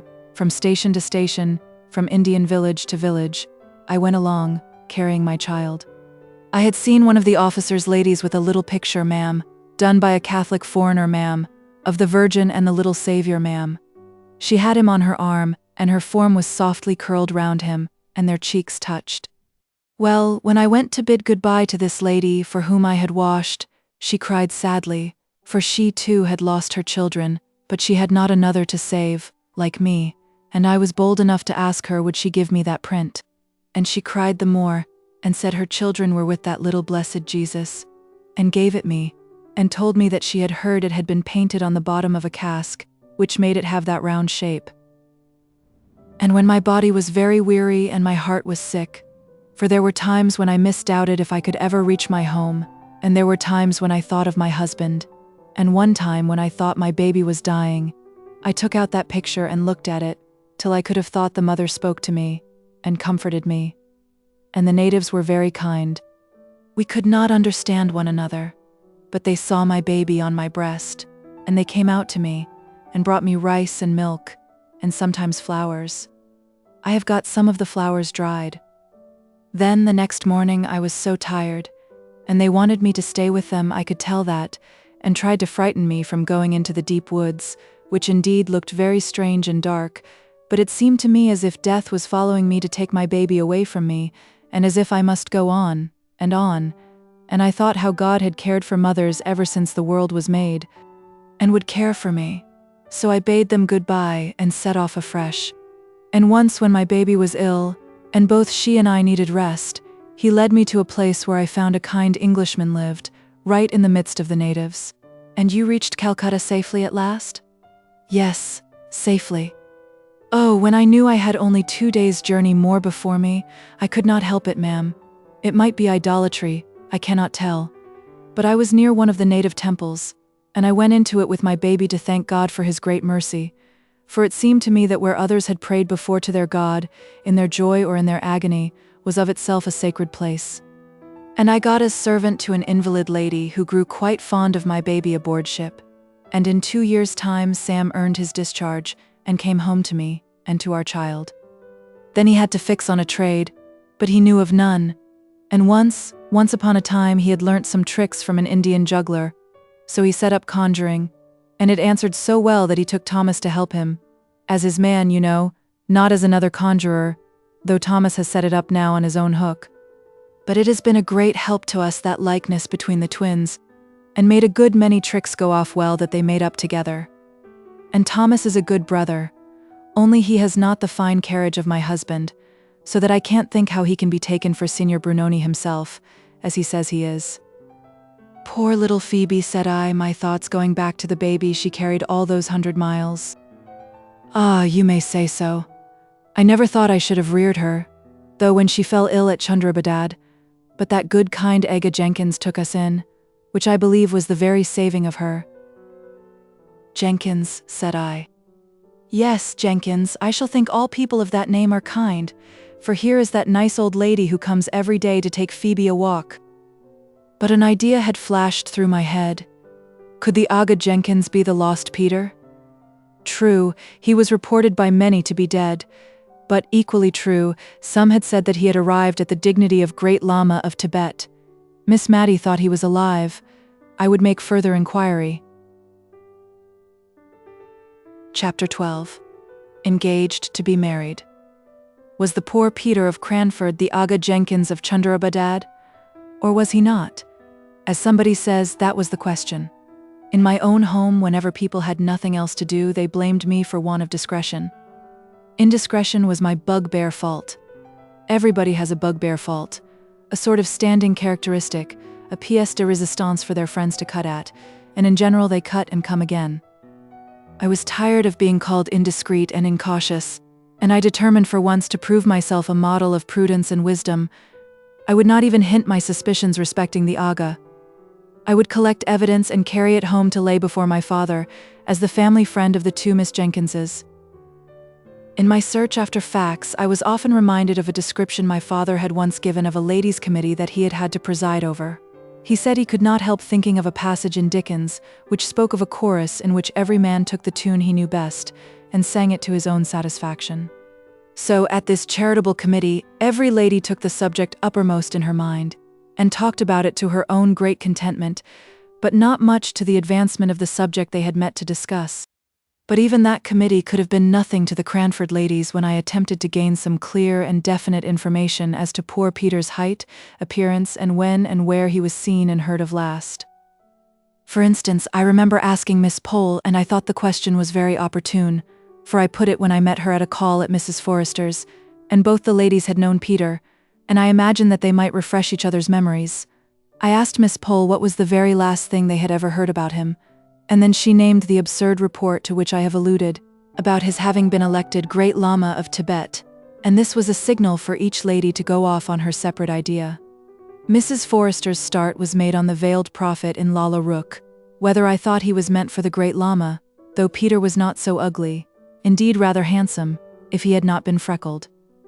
I was thankful to see her double upon Peter, but in a moment the delusive lady was off upon Roland's Calidore, and the merits of cosmetics and hair oils in general, and holding forth so fluently that I turned to listen to Miss Pole, who through the llamas, the beasts of burden, had got to Peruvian bonds, and the share market and her poor opinion of joint stock banks in general, and of that one in particular in which Miss Maddie's money was invested.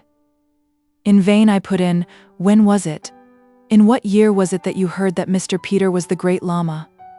They only joined issue to dispute whether llamas were carnivorous animals or not, in which dispute they were not quite on fair grounds, as Mrs. Forrester, after they had grown warm and cool again, acknowledged that she always confused carnivorous and graminivorous together, just as she did horizontal and perpendicular, but then she apologized for it very prettily, by saying that in her day the only use people made of four-syllabled words was to teach how they should be spelt.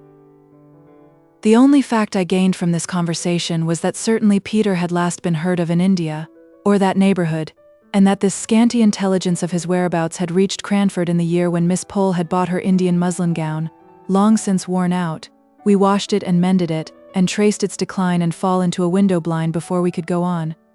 And in a year when Wombwell came to Cranford, because Miss Maddie had wanted to see an elephant in order that she might the better imagine Peter riding on one, and had seen a boa constrictor too, which was more than she wished to imagine in her fancy pictures of Peter's locality.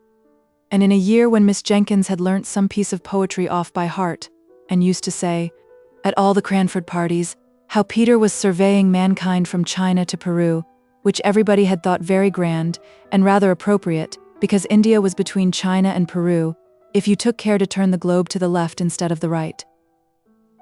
I suppose all these inquiries of mine, and the consequent curiosity excited in the minds of my friends, made us blind and deaf to what was going on around us. It seemed to me as if the sun rose and shone, and as if the rain rained on Cranford, just as usual, and I did not notice any sign of the times that could be considered as a prognostic of any uncommon event, and, to the best of my belief, not only Miss Maddie and Mrs. Forrester, but even Miss Pole herself, whom we looked upon as a kind of prophetess, from the knack she had of foreseeing things before they came to pass, although she did not like to disturb her friends by telling them her foreknowledge. Even Miss Pole herself was breathless with astonishment when she came to tell us of the astounding piece of news. But I must recover myself. The contemplation of it, even at this distance of time, has taken away my breath and my grammar, and unless I subdue my emotion, my spelling will go too. We were sitting, Miss Maddie and I, much as usual, she in the blue chintz easy-chair with her back to the light, and her knitting in her hand, I reading aloud the St. James's Chronicle. A few minutes more, and we should have gone to make the little alterations in dress usual before calling time, 12 o'clock in Cranford. I remember the scene and the date well. We had been talking of the signor's rapid recovery since the warmer weather had set in, and praising Mr. Hoggins's skill, and lamenting his want of refinement and manner. It seems a curious coincidence that this should have been our subject, but so it was. When a knock was heard, a caller's knock, 3 distinct taps, and we were flying. That is to say, Miss Maddie could not walk very fast, having had a touch of rheumatism, to our rooms, to change cap and collars, when Miss Pole arrested us by calling out, as she came up the stairs, "Don't go, I can't wait. It is not 12, I know, but never mind your dress. I must speak to you." We did our best to look as if it was not we who had made the hurried movement, the sound of which she had heard, for of course, we did not like to have it supposed that we had any old clothes that it was convenient to wear out in the sanctuary of home, as Miss Jenkins once prettily called the back parlor, where she was tying up preserves, So we threw our gentility with double force into our manners, and very genteel we were for 2 minutes while Miss Pole recovered breath, and excited our curiosity strongly by lifting up her hands in amazement, and bringing them down in silence, as if what she had to say was too big for words, and could only be expressed by pantomime. "What do you think, Miss Mattie? What do you think Lady Glenmire is to marry? Is to be married? I mean Lady Glenmire, Mr. Hoggins. Mr. Hoggins is going to marry Lady Glenmire." "Marry," said we. "Marry. Madness." "Marry," said Miss Pole, with the decision that belonged to her character. I said marry as you do, and I also said, "What a fool my lady is going to make of herself." I could have said madness, but I controlled myself, for it was in a public shop that I heard of it. Where feminine delicacy is gone to, I don't know. You and I, Miss Mattie, would have been ashamed to have known that our marriage was spoken of in a grocer's shop, in the hearing of shopmen. "But," said Miss Mattie, sighing as one recovering from a blow, "perhaps it is not true. Perhaps we are doing her injustice." "No," said Miss Pole. "I have taken care to ascertain that.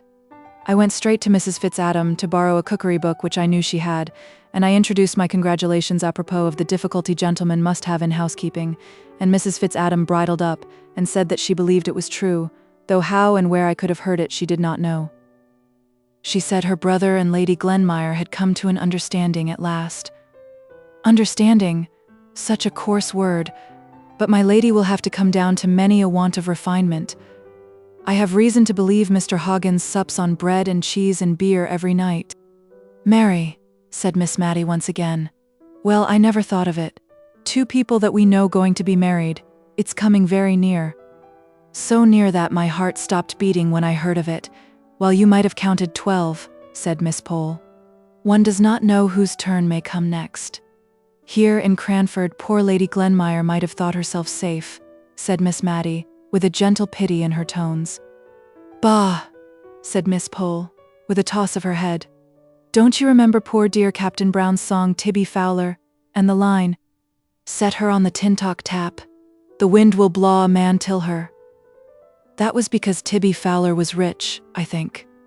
"Well, there was a kind of attraction about Lady Glenmire that I, for one, should be ashamed to have," I put in my wonder.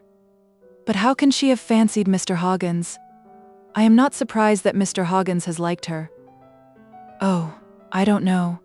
Mr. Hoggins is rich and very pleasant-looking," said Miss Mattie, "and very good-tempered and kind-hearted. She has married for an establishment. That's it." "I suppose she takes the surgery with it," said Miss Pole, with a little dry laugh at her own joke. But like many people who think they have made a severe and sarcastic speech, which yet is clever of its kind, she began to relax in her grimness from the moment when she made this allusion to the surgery, and we turned to speculate on the way in which Mrs. Jameson would receive the news. The person whom she had left in charge of her house to keep off followers from her maids to set up a follower of her own. And that follower a man whom Mrs. Jameson had tabooed as vulgar and inadmissible to Cranford society, not merely on account of his name, but because of his voice, his complexion, his boots, smelling of the stable, and himself smelling of drugs. Had he ever been to see Lady Glenmire at Mrs. Jameson's? Chloride of lime would not purify the house in its owner's estimation if he had? Or had their interviews been confined to the occasional meetings in the chamber of the poor sick conjurer, to whom, with all our sense of the mésalliance, we could not help allowing that they had both been exceedingly kind? And now it turned out that a servant of Mrs. Jameson's had been ill, and Mr. Hoggins had been attending her for some weeks. So the wolf had got into the fold, and now he was carrying off the shepherdess. What would Mrs. Jameson say? We looked into the darkness of futurity as a child gazes after a rocket up in the cloudy sky, full of wondering expectation of the rattle, the discharge, and the brilliant shower of sparks and light.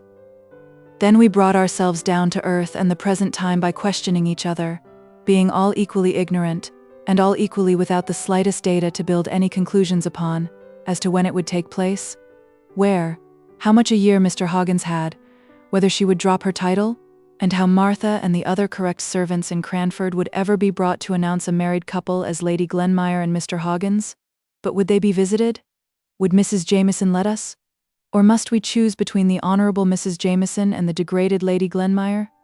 We all liked Lady Glenmire the best. She was bright and kind and sociable and agreeable, and Mrs. Jamieson was dull and inert and pompous and tiresome. But we had acknowledged the sway of the latter so long that it seemed like a kind of disloyalty now even to meditate disobedience to the prohibition we anticipated. Mrs. Forrester surprised us in our darned caps and patched collars, and we forgot all about them in our eagerness to see how she would bear the information, which we honorably left to Miss Pole to impart, although if we had been inclined to take unfair advantage, we might have rushed in ourselves, for she had a most out-of-place fit of coughing for 5 minutes after Mrs. Forrester entered the room. I shall never forget the imploring expression of her eyes as she looked at us over her pocket handkerchief. They said, as plain as words could speak, "Don't let nature deprive me of the treasure which is mine, although for a time I can make no use of it." And we did not. Mrs. Forrester's surprise was equal to ours, and her sense of injury rather greater, because she had to feel for her order, and saw more fully than we could do how such conduct brought stains on the aristocracy. When she and Miss Pole left us, we endeavored to subside into calmness, but Miss Mattie was really upset by the intelligence she had heard. She reckoned it up, and it was more than 15 years since she had heard of any of her acquaintance going to be married, with the one exception of Miss Jessie Brown, and as she said, it gave her quite a shock, and made her feel as if she could not think what would happen next. I don't know whether it is a fancy of mine, or a real fact, but I have noticed that, just after the announcement of an engagement in any set, the unmarried ladies in that set flutter out in an unusual gaiety and newness of dress, as much as to say, in a tacit and unconscious manner, "We also are spinsters." Miss Mattie and Miss Pole talked and thought more about bonnets, gowns, caps, and shawls, during the fortnight that succeeded this call, than I had known them do for years before. But it might be the spring weather, for it was a warm and pleasant March, and merinos and beavers and woolen materials of all sorts were but ungracious receptacles of the bright sun's glancing rays. It had not been Lady Glenmire's dress that had won Mr. Hoggins's heart, for she went about on her errands of kindness more shabby than ever. Although in the hurried glimpses I caught of her at church or elsewhere she appeared rather to shun meeting any of her friends, her face seemed to have almost something of the flush of youth in it. Her lips looked redder and more trembling full than in their old compressed state, and her eyes dwelt on all things with a lingering light, as if she was learning to love Cranford and its belongings. Mr. Hoggins looked broad and radiant, and creaked up the middle aisle at church in a brand new pair of top boots, an audible, as well as visible sign of his purposed change of state, for the tradition went, that the boots he had worn till now were the identical pair in which he first set out on his rounds in Cranford 25 years ago, only they had been new-pieced, high and low, top and bottom, heel and sole, black leather and brown leather, more times than anyone could tell. None of the ladies in Cranford chose to sanction the marriage by congratulating either of the parties. We wished to ignore the whole affair until our liege lady, Mrs. Jamieson, returned.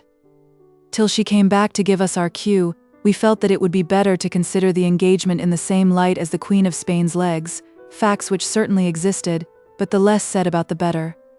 This restraint upon our tongues, for you see if we did not speak about it to any of the parties concerned, how could we get answers to the questions that we longed to ask, was beginning to be irksome, and our idea of the dignity of silence was paling before our curiosity, when another direction was given to our thoughts, by an announcement on the part of the principal shopkeeper of Cranford, who ranged the trades from grocer and cheesemonger to man-milliner, as occasion required, that the spring fashions were arrived, and would be exhibited on the following Tuesday at his rooms in High Street. Now Miss Mattie had been only waiting for this before buying herself a new silk gown. I had offered, it is true, to send to Drumble for patterns, but she had rejected my proposal, gently implying that she had not forgotten her disappointment about the sea-green turban. I was thankful that I was on the spot now, to counteract the dazzling fascination of any yellow or scarlet silk. I must say a word or two here about myself. I have spoken of my father's old friendship for the Jenkins family. Indeed, I'm not sure if there was not some distant relationship. He had willingly allowed me to remain all the winter at Cranford, in consideration of a letter which Miss Mattie had written to him about the time of the panic, in which I suspect she had exaggerated my powers and my bravery as a defender of the house. But now that the days were longer and more cheerful, he was beginning to urge the necessity of my return, and I only delayed in a sort of odd, forlorn hope that if I could obtain any clear information, I might make the account given by the Signora of the Aga Jenkins tally with that of poor Peter, his appearance and disappearance, which I had winnowed out of the conversation of Miss Pole and Mrs. Forrester. Chapter 13. Stopped Payment. The very Tuesday morning on which Mr. Johnson was going to show the fashions, the postwoman brought 2 letters to the house. I say the postwoman, but I should say the postman's wife. He was a lame shoemaker, a very clean, honest man, much respected in the town, but he never brought the letters round except on unusual occasions, such as Christmas Day or Good Friday, and on those days the letters, which should have been delivered at 8 in the morning, did not make their appearance until 2 or 3 in the afternoon, for everyone liked poor Thomas, and gave him a welcome on these festive occasions.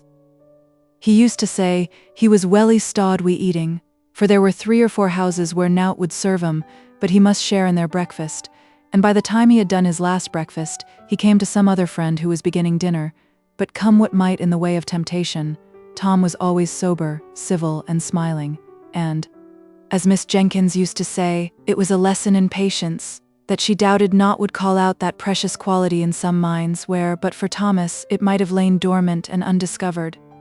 Patience was certainly very dormant in Miss Jenkins's mind. She was always expecting letters, and always drumming on the table till the postwoman had called or gone past. On Christmas Day and Good Friday she drummed from breakfast till church, from church time till 2 o'clock, unless when the fire wanted stirring, when she invariably knocked down the fire irons, and scolded Miss Matty for it. But equally certain was the hearty welcome and the good dinner for Thomas. Miss Jenkins standing over him like a bold dragoon, questioning him as to his children, what they were doing, what school they went to, upbraiding him if another was likely to make its appearance, but sending even the little babies the shilling and the mince pea which was her gift to all the children, with half a crown in addition for both father and mother. The post was not half of so much consequence to dear Miss Matty, but not for the world would she have diminished Thomas's welcome and his dole, though I could see that she felt rather shy over the ceremony, which had been regarded by Miss Jenkins as a glorious opportunity for giving advice and benefiting her fellow creatures. Miss Matty would steal the money all in a lump into his hand, as if she were ashamed of herself. Miss Jenkins gave him each individual coin separate, with a "there, that's for yourself, that's for Jenny," etc. Miss Matty would even beckon Martha out of the kitchen while he ate his food, and once, to my knowledge, winked at its rapid disappearance into a blue cotton pocket handkerchief. Miss Jenkins almost scolded him if he did not leave a clean plate, however heaped it might have been, and gave an injunction with every mouthful. I have wandered a long way from the 2 letters that awaited us on the breakfast table that Tuesday morning. Mine was from my father. Miss Matty's was printed. My father's was just a man's letter. I mean, it was very dull, and gave no information beyond that he was well, that they had had a good deal of rain, that trade was very stagnant, and there were many disagreeable rumors afloat. He then asked me if I knew whether Miss Matty still retained her shares in the town and county bank, as there were very unpleasant reports about it, though nothing more than he had always foreseen and had prophesied to Miss Jenkins years ago when she would invest their little property in it. The only unwise step that clever woman had ever taken. To his knowledge, the only time she ever acted against his advice, I knew. However, if anything had gone wrong, of course I was not to think of leaving Miss Matty while I could be of any use, etc. Who is your letter from, my dear? Mine is a very civil invitation, signed Edwin Wilson, asking me to attend an important meeting of the shareholders of the town and county bank, to be held in Drumble, on Thursday the 21st. I am sure it is very attentive of them to remember me. I did not like to hear of this important meeting, for, though I did not know much about business, I feared it confirmed what my father said. However, I thought ill news always came fast enough, so I resolved to say nothing about my alarm, and merely told her that my father was well and sent his kind regards to her. She kept turning over and admiring her letter. At last she spoke. I remember their sending one to Deborah just like this, but that I did not wonder at, for everybody knew she was so clear-headed. I am afraid I could not help them much. Indeed, if they came to accounts, I should be quite in the way, for I never could do sums in my head. Deborah, I know, rather wished to go and went so far as to order a new bonnet for the occasion, But when the time came, she had a bad cold, so they sent her a very polite account of what they had done. Chosen a director, I think it was. Do you think they want me to help them to choose a director? I am sure I should choose your father at once. My father has no shares in the bank, said I. Oh no, I remember. He objected very much to Deborah's buying any, I believe. But she was quite the woman of business, and always judged for herself. And here, you see, they have paid 8% all these years. It was a very uncomfortable subject to me, with my half-knowledge, so I thought I would change the conversation, and I asked at what time she thought we had better go and see the fashions. Well, my dear, she said, the thing is this. It is not etiquette to go till after 12. But then, you see, all Cranford will be there, and one does not like to be too curious about dress and trimmings and caps with all the world looking on. It is never genteel to be over-curious on these occasions. Deborah had the knack of always looking as if the latest fashion was nothing new to her, a manner she had caught from Lady Arley, who did see all the new modes in London, you know. So I thought we would just slip down this morning, soon after breakfast, for I do want half a pound of tea, and then we could go up and examine the things at our leisure, and see exactly how my new silk gown must be made. And then, after 12, we could go with our minds disengaged, and free from thoughts of dress. We began to talk of Miss Maddie's new silk gown. I discovered that it would be really the first time in her life that she had had to choose anything of consequence for herself, for Miss Jenkins had always been the more decided character, whatever her taste might have been, and it is astonishing how such people carry the world before them by the mere force of will. Miss Maddie anticipated the sight of the glossy folds with as much delight as if the 5 sovereigns, set apart for the purchase, could buy all the silks in the shop, and remembering my own loss of 2 hours in a toy shop before I could tell on what wonder to spend a silver 3p, I was very glad that we were going early, that dear Miss Maddie might have leisure for the delights of perplexity. If a happy sea green could be met with, the gown was to be sea green, if not, she inclined to maize, and I to silver grey, and we discussed the requisite number of breadths until we arrived at the shop door. We were to buy the tea, select the silk, and then clamber up the iron corkscrew stairs that led into what was once a loft, though now a fashion showroom. The young men at Mr. Johnson's had on their best looks, and their best cravats, and pivoted themselves over the counter with surprising activity. They wanted to show us upstairs at once, but on the principle of business first and pleasure afterwards, we stayed to purchase the tea. Here Miss Maddie's absence of mind betrayed itself. If she was made aware that she had been drinking green tea at any time, she always thought it her duty to lie awake half through the night afterward. I have known her take it in ignorance many a time without such effects, and consequently green tea was prohibited the house. Yet today she herself asked for the obnoxious article, under the impression that she was talking about the silk. However, the mistake was soon rectified, and then the silks were unrolled in good truth.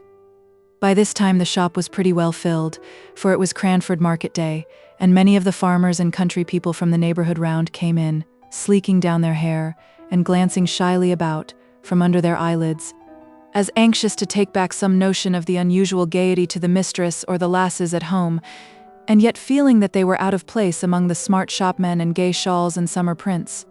One honest-looking man, however, made his way up to the counter at which we stood, and boldly asked to look at a shawl or two. The other country folk confined themselves to the grocery side, but our neighbor was evidently too full of some kind intention towards mistress, wife, or daughter to be shy, and it soon became a question with me whether he or Miss Maddie would keep their shopmen the longest time. He thought each shawl more beautiful than the last, and as for Miss Maddie, she smiled and sighed over each fresh bale that was brought out. One color set off another, and the heap together would, as she said, make even the rainbow look poor. I am afraid, said she, hesitating, whichever I choose I shall wish I had taken another. Look at this lovely crimson. It would be so warm in winter, but spring is coming on, you know. I wish I could have a gown for every season, said she, dropping her voice as we all did in Cranford whenever we talked of anything we wished for but could not afford. However, she continued in a louder and more cheerful tone, it would give me a great deal of trouble to take care of them if I had them, so I think I'll only take one. But which must it be, my dear? And now she hovered over a lilac with yellow spots. while I pulled out a quiet sage green that had faded into insignificance under the more brilliant colors, but which was nevertheless a good silk in its humble way. Our attention was called off to our neighbor. He had chosen a shawl of about 30 shillings value, and his face looked broadly happy, under the anticipation, no doubt, of the pleasant surprise he would give to some Molly or Jenny at home. He had tugged a leathern purse out of his breeches pocket, and had offered a £5 note in payment for the shawl, and for some parcels which had been brought round to him from the grocery counter. And it was just at this point that he attracted our notice. The shopman was examining the note with a puzzled, doubtful air. "Town and County Bank. I am not sure, sir, but I believe we have received a warning against notes issued by this bank only this morning. I will just step and ask Mr. Johnson, sir, but I'm afraid I must trouble you for payment in cash, or in a note of a different bank." I never saw a man's countenance fall so suddenly into dismay and bewilderment. It was almost piteous to see the rapid change. "Dang it," said he, striking his fist down on the table, as if to try which was the harder. "The chap talks as if notes and gold were to be had for the picking up." Miss Matty had forgotten her silk gown in her interest for the man. I don't think she had caught the name of the bank, and in my nervous cowardice I was anxious that she should not. And so I began admiring the yellow-spotted lilac gown that I had been utterly condemning only a minute before, but it was of no use. "What bank was it? I mean, what bank did your note belong to?" "Town and County Bank." "Let me see it," said she quietly to the shopman, gently taking it out of his hand as he brought it back to return it to the farmer. Mr. Johnson was very sorry, but from information he had received, the notes issued by that bank were little better than waste paper. "I don't understand it," said Miss Matty to me in a low voice. "That is our bank, is it not? The Town and County Bank?" "Yes," said I. "This lilac silk will just match the ribbons in your new cap, I believe," I continued, holding up the folds so as to catch the light, and wishing that the man would make haste and be gone, and yet having a new wonder, that had only just sprung up, how far it was wise or right in me to allow Miss Matty to make this expensive purchase. If the affairs of the bank were really so bad as the refusal of the note implied. But Miss Matty put on the soft, dignified manner, peculiar to her, rarely used, and yet which became her so well, and laying her hand gently on mine, she said, "Never mind the silks for a few minutes, dear. I don't understand you, sir," turning now to the shopman, who had been attending to the farmer. "Is this a forged note?" "Oh no, ma'am. It is a true note of its kind.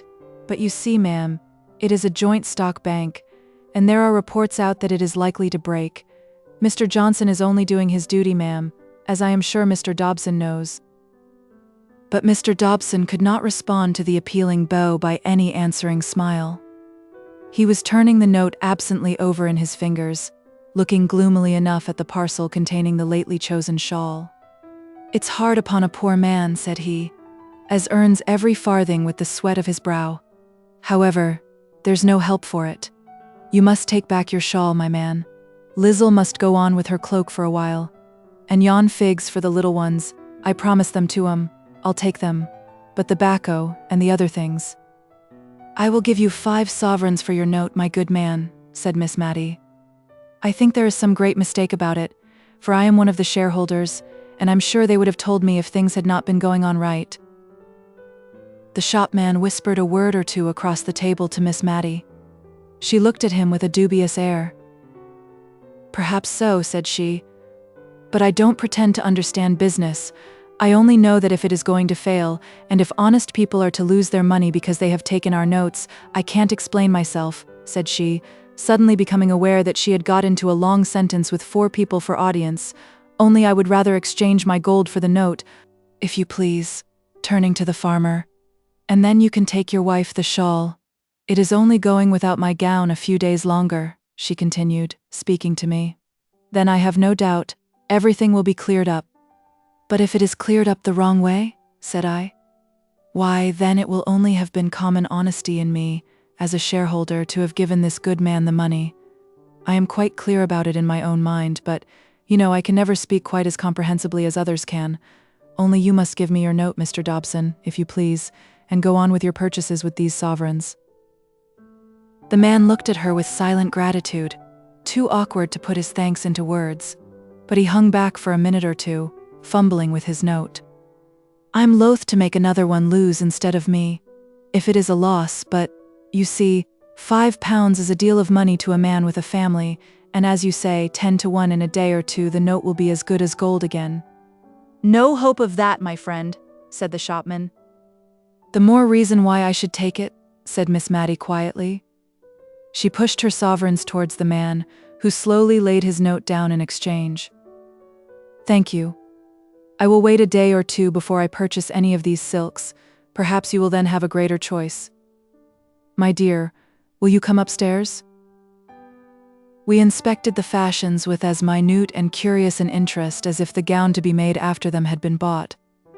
I could not see that the little event in the shop below had in the least damped Miss Matty's curiosity as to the make of sleeves or the sit of skirts. She once or twice exchanged congratulations with me on our private and leisurely view of the bonnets and shawls, but I was, all the time, not so sure that our examination was so utterly private, for I caught glimpses of a figure dodging behind the cloaks and mantles, and by a dexterous move I came face to face with Miss Pole, also in morning costume, the principal feature of which was her being without teeth, and wearing a veil to conceal the deficiency, come on the same errand as ourselves. But she quickly took her departure, because, as she said, she had a bad headache, and did not feel herself up to conversation. As we came down through the shop, the civil Mr. Johnson was awaiting us. He had been informed of the exchange of the note for gold, and with much good feeling and real kindness, but with a little want of tact, he wished to condole with Miss Matty, and impress upon her the true state of the case. I could only hope that he had heard an exaggerated rumor, for he said that her shares were worse than nothing, and that the bank could not pay a shilling in the pound. I was glad that Miss Matty seemed still a little incredulous, but I could not tell how much of this was real or assumed, with that self-control which seemed habitual to ladies of Miss Matty's standing in Cranford, who would have thought their dignity compromised by the slightest expression of surprise, dismay, or any similar feeling to an inferior in station, or in a public shop. However, we walked home very silently. I am ashamed to say I believe I was rather vexed and annoyed at Miss Matty's conduct in taking the note to herself so decidedly. I had so set my heart upon her having a new silk gown, which she wanted sadly. In general, she was so undecided anybody might turn her round. In this case I had felt that it was no use attempting it, but I was not the less put out at the result. Somehow, after 12 o'clock, we both acknowledged to a sated curiosity about the fashions, and to a certain fatigue of body, which was in fact depression of mind, that indisposed us to go out again.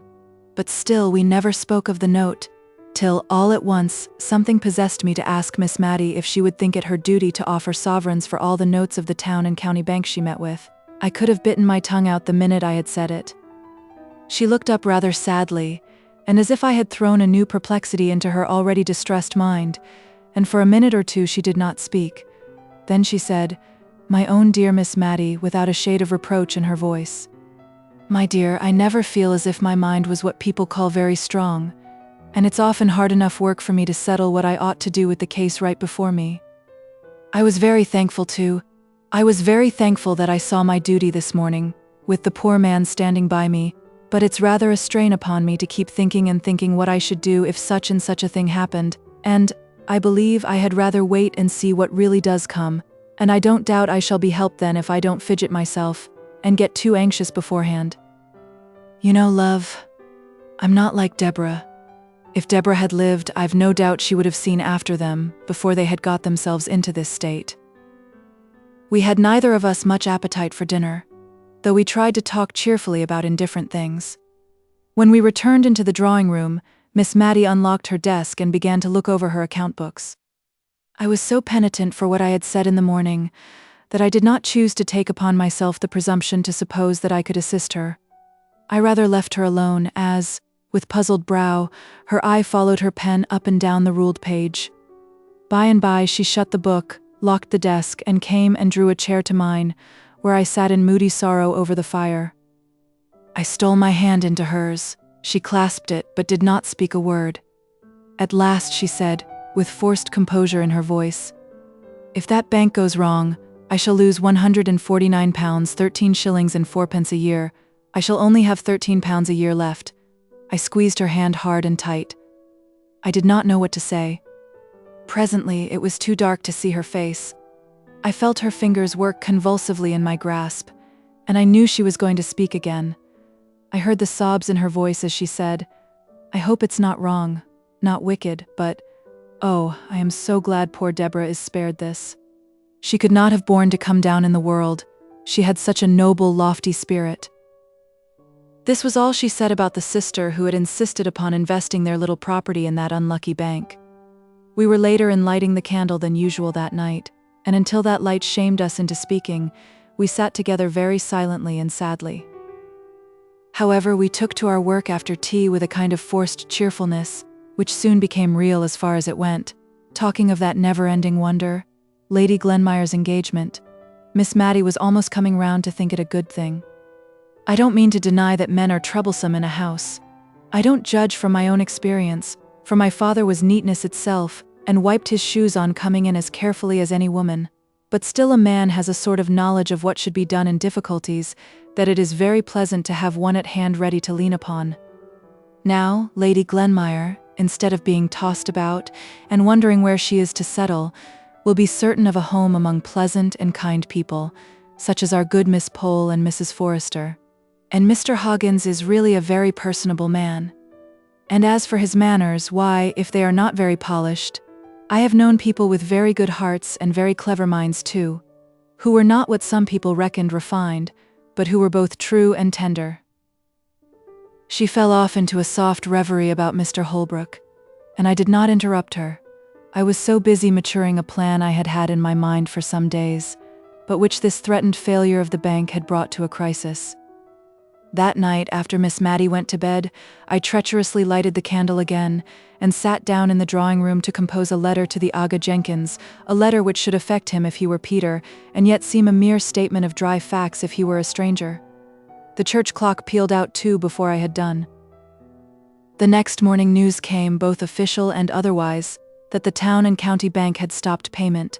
Miss Matty was ruined. She tried to speak quietly to me, but when she came to the actual fact that she would have but about 5 shillings a week to live upon, she could not restrain a few tears. "I am not crying for myself, dear," said she, wiping them away. "I believe I am crying for the very silly thought of how my mother would grieve if she could know. She always cared for us so much more than for herself. But many a poor person has less, and I am not very extravagant, and, thank God, when the neck of mutton and Martha's wages and the rent are paid, I have not a farthing owing. Poor Martha. I think she'll be sorry to leave me." Miss Matty smiled at me through her tears, and she would fain have had me see only the smile, not the tears. Chapter 14. Friends in Need. It was an example to me, and I fancy it might be to many others, to see how immediately Miss Matty set about the retrenchment which she knew to be right under her altered circumstances. While she went down to speak to Martha, and break the intelligence to her, I stole out with my letter to the Aga Jenkins, and went to the signor's lodgings to obtain the exact address. I bound the signora to secrecy, and indeed her military manners had a degree of shortness and reserve in them which made her always say as little as possible, except when under the pressure of strong excitement. Moreover, which made my secret doubly sure, the signor was now so far recovered as to be looking forward to travelling and conjuring again in the space of a few days, when he, his wife, and little Phoebe would leave Cranford. Indeed, I found him looking over a great black and red placard, in which the Signor Brunoni's accomplishments were set forth, and to which only the name of the town where he would next display them was wanting. He and his wife were so much absorbed in deciding where the red letters would come in with most effect, it might have been the rubric for that matter, that it was some time before I could get my question asked privately, and not before I had given several decisions, the wisdom of which I questioned afterwards with equal sincerity as soon as the signor threw in his doubts and reasons on the important subject. At last I got the address, spelt by sound, and very queer it looked. I dropped it in the post on my way home, and then for a minute I stood looking at the wooden pane with a gaping slit which divided me from the letter but a moment ago in my hand. It was gone from me like life, never to be recalled. It would get tossed about on the sea and stained with sea waves perhaps, and be carried among palm trees, and scented with all tropical fragrance. The little piece of paper, but an hour ago so familiar and commonplace, had set out on its race to the strange wild countries beyond the Ganges. But I could not afford to lose much time on this speculation. I hastened home, that Miss Mattie might not miss me. Martha opened the door to me, her face swollen with crying. As soon as she saw me, she burst out afresh, and taking hold of my arm, she pulled me in, and banged the door to, in order to ask me if indeed it was all true that Miss Mattie had been saying. "I'll never leave her." "No, I won't." I told her so, and said I could not think how she could find in her heart to give me warning. I could not have had the face to do it, if I'd been her.